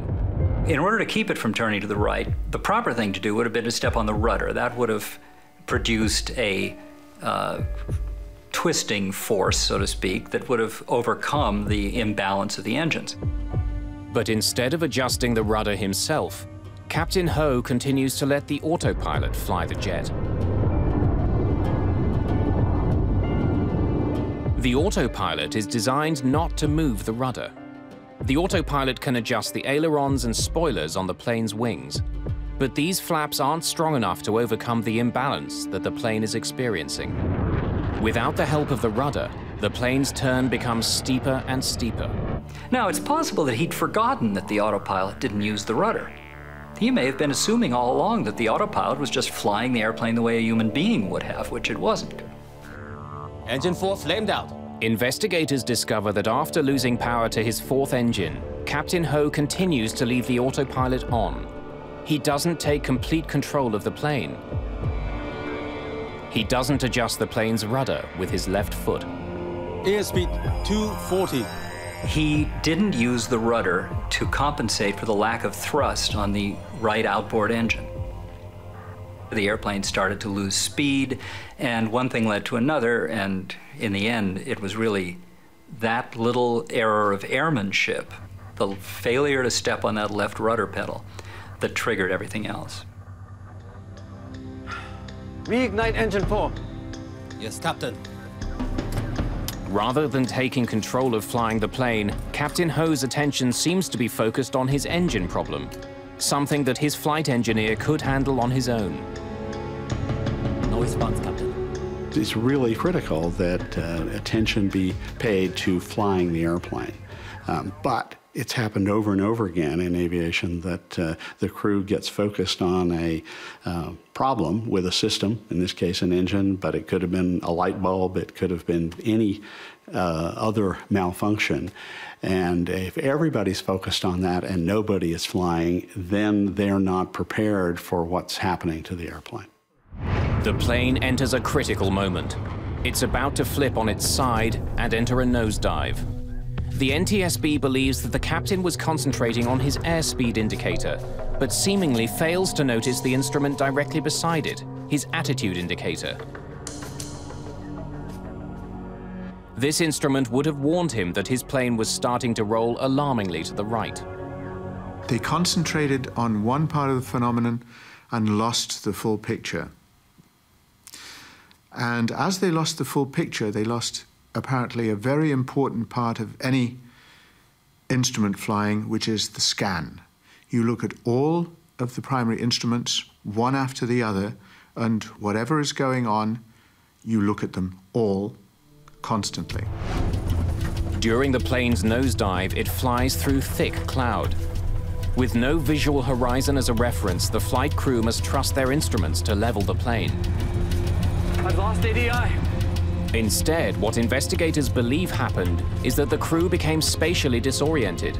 They decided that their instruments were failing.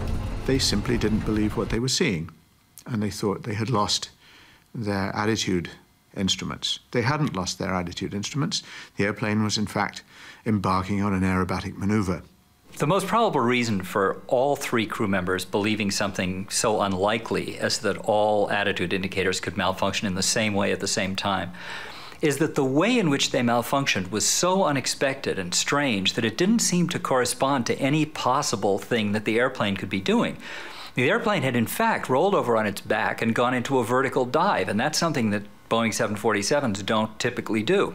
As the plane begins tumbling towards the ocean, another critical lapse in judgment occurs. The standby ADI was also going out of limits.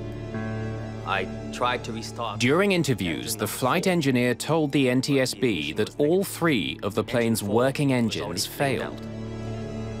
We started to descend faster, and engines 1, 2, and 3 also failed.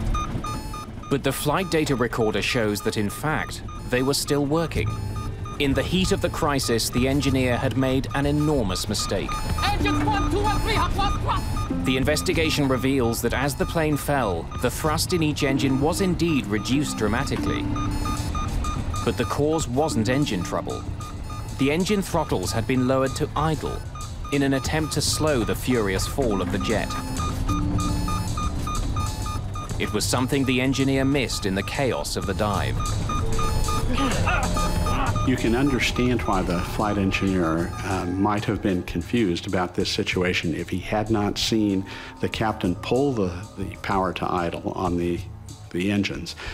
He would reasonably assume that the fact that they went to idle was a problem rather than intentional. Investigators also believe that they know why the engines didn't give the crew more power when the engineer tried to throttle them up. The cold temperatures at 9,000 meters would stop them from responding quickly. No response, Captain! But in the heat of the moment, the engineer could have taken their slow response as another indication that they failed.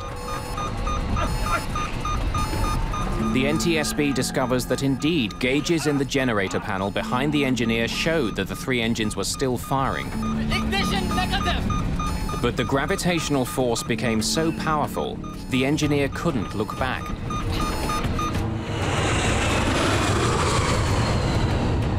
After months of painstaking recreation, the NTSB investigators believe they understand what happened inside the cockpit of China Airlines Flight 006. But what they don't understand is why. The crew's medical records are examined.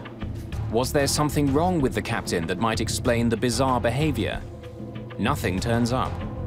You know, it wasn't just the 3 Stooges who, won a trip on a 747 or something. It was a trained crew, highly experienced, thousands of hours. How could an experienced crew make so many fundamental mistakes? The investigators find the answers in the hours before the incident. What they uncover is a potential danger that affects pilots around the world.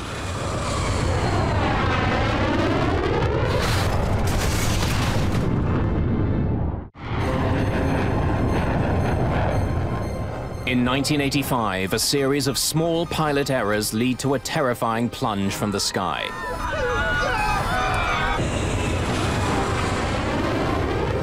Spinning wildly out of control, a China Airlines flight tumbled 10 kilometers towards the Pacific Ocean. By the time the crew regained control, the plane was badly damaged. Amazingly, everyone on board survived.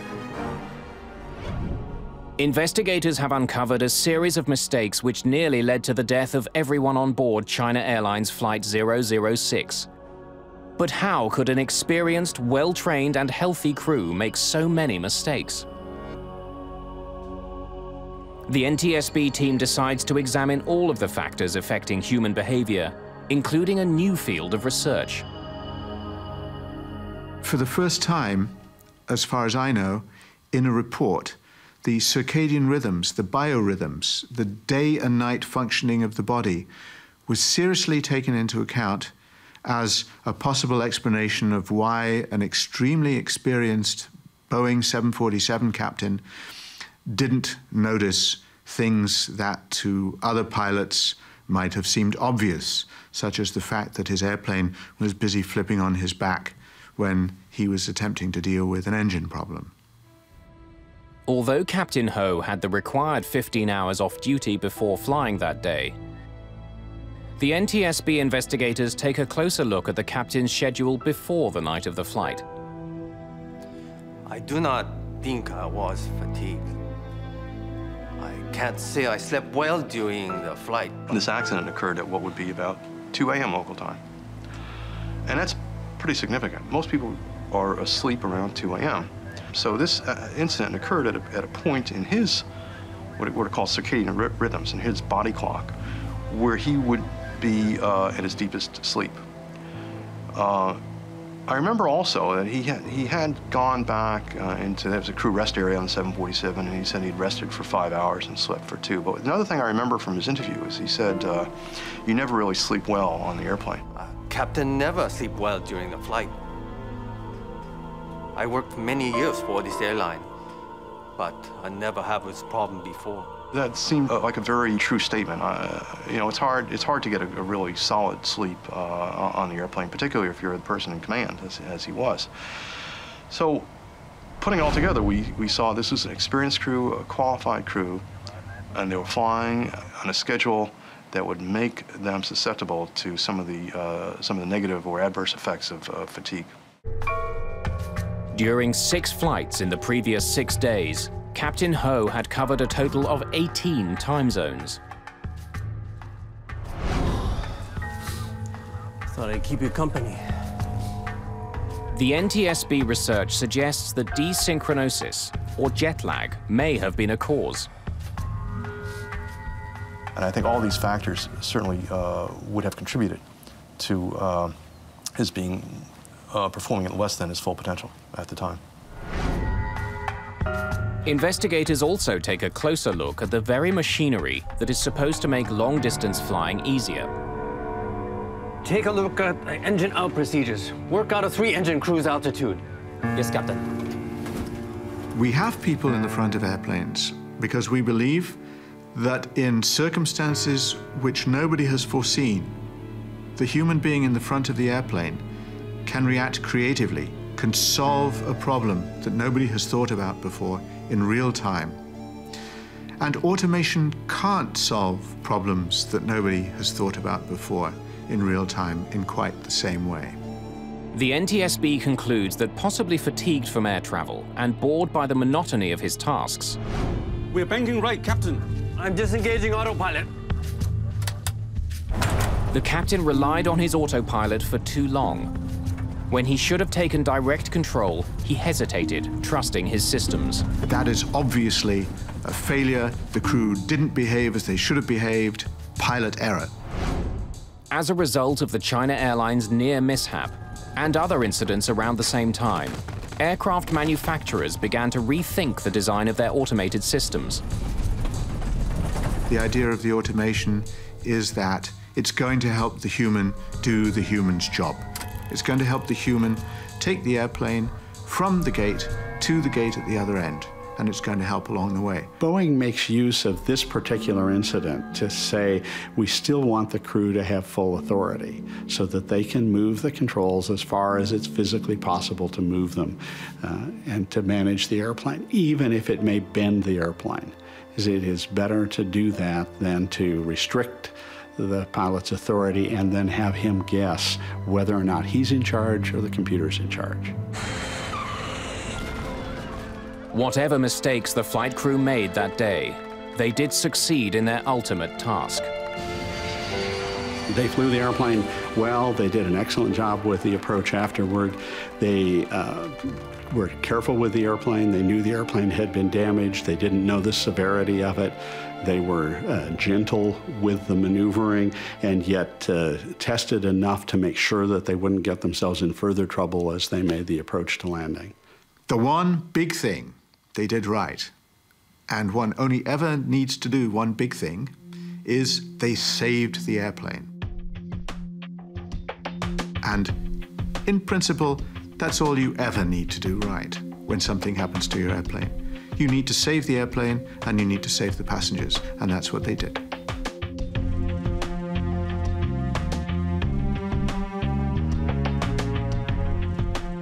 How can you forget something like that? That I survived through that. So it's hard for me to forget that I was lucky and it wasn't my time yet. The pilot saved our lives. He got us into it, but he got us out of it. And perhaps there was one other hero that day, the Boeing 747 itself.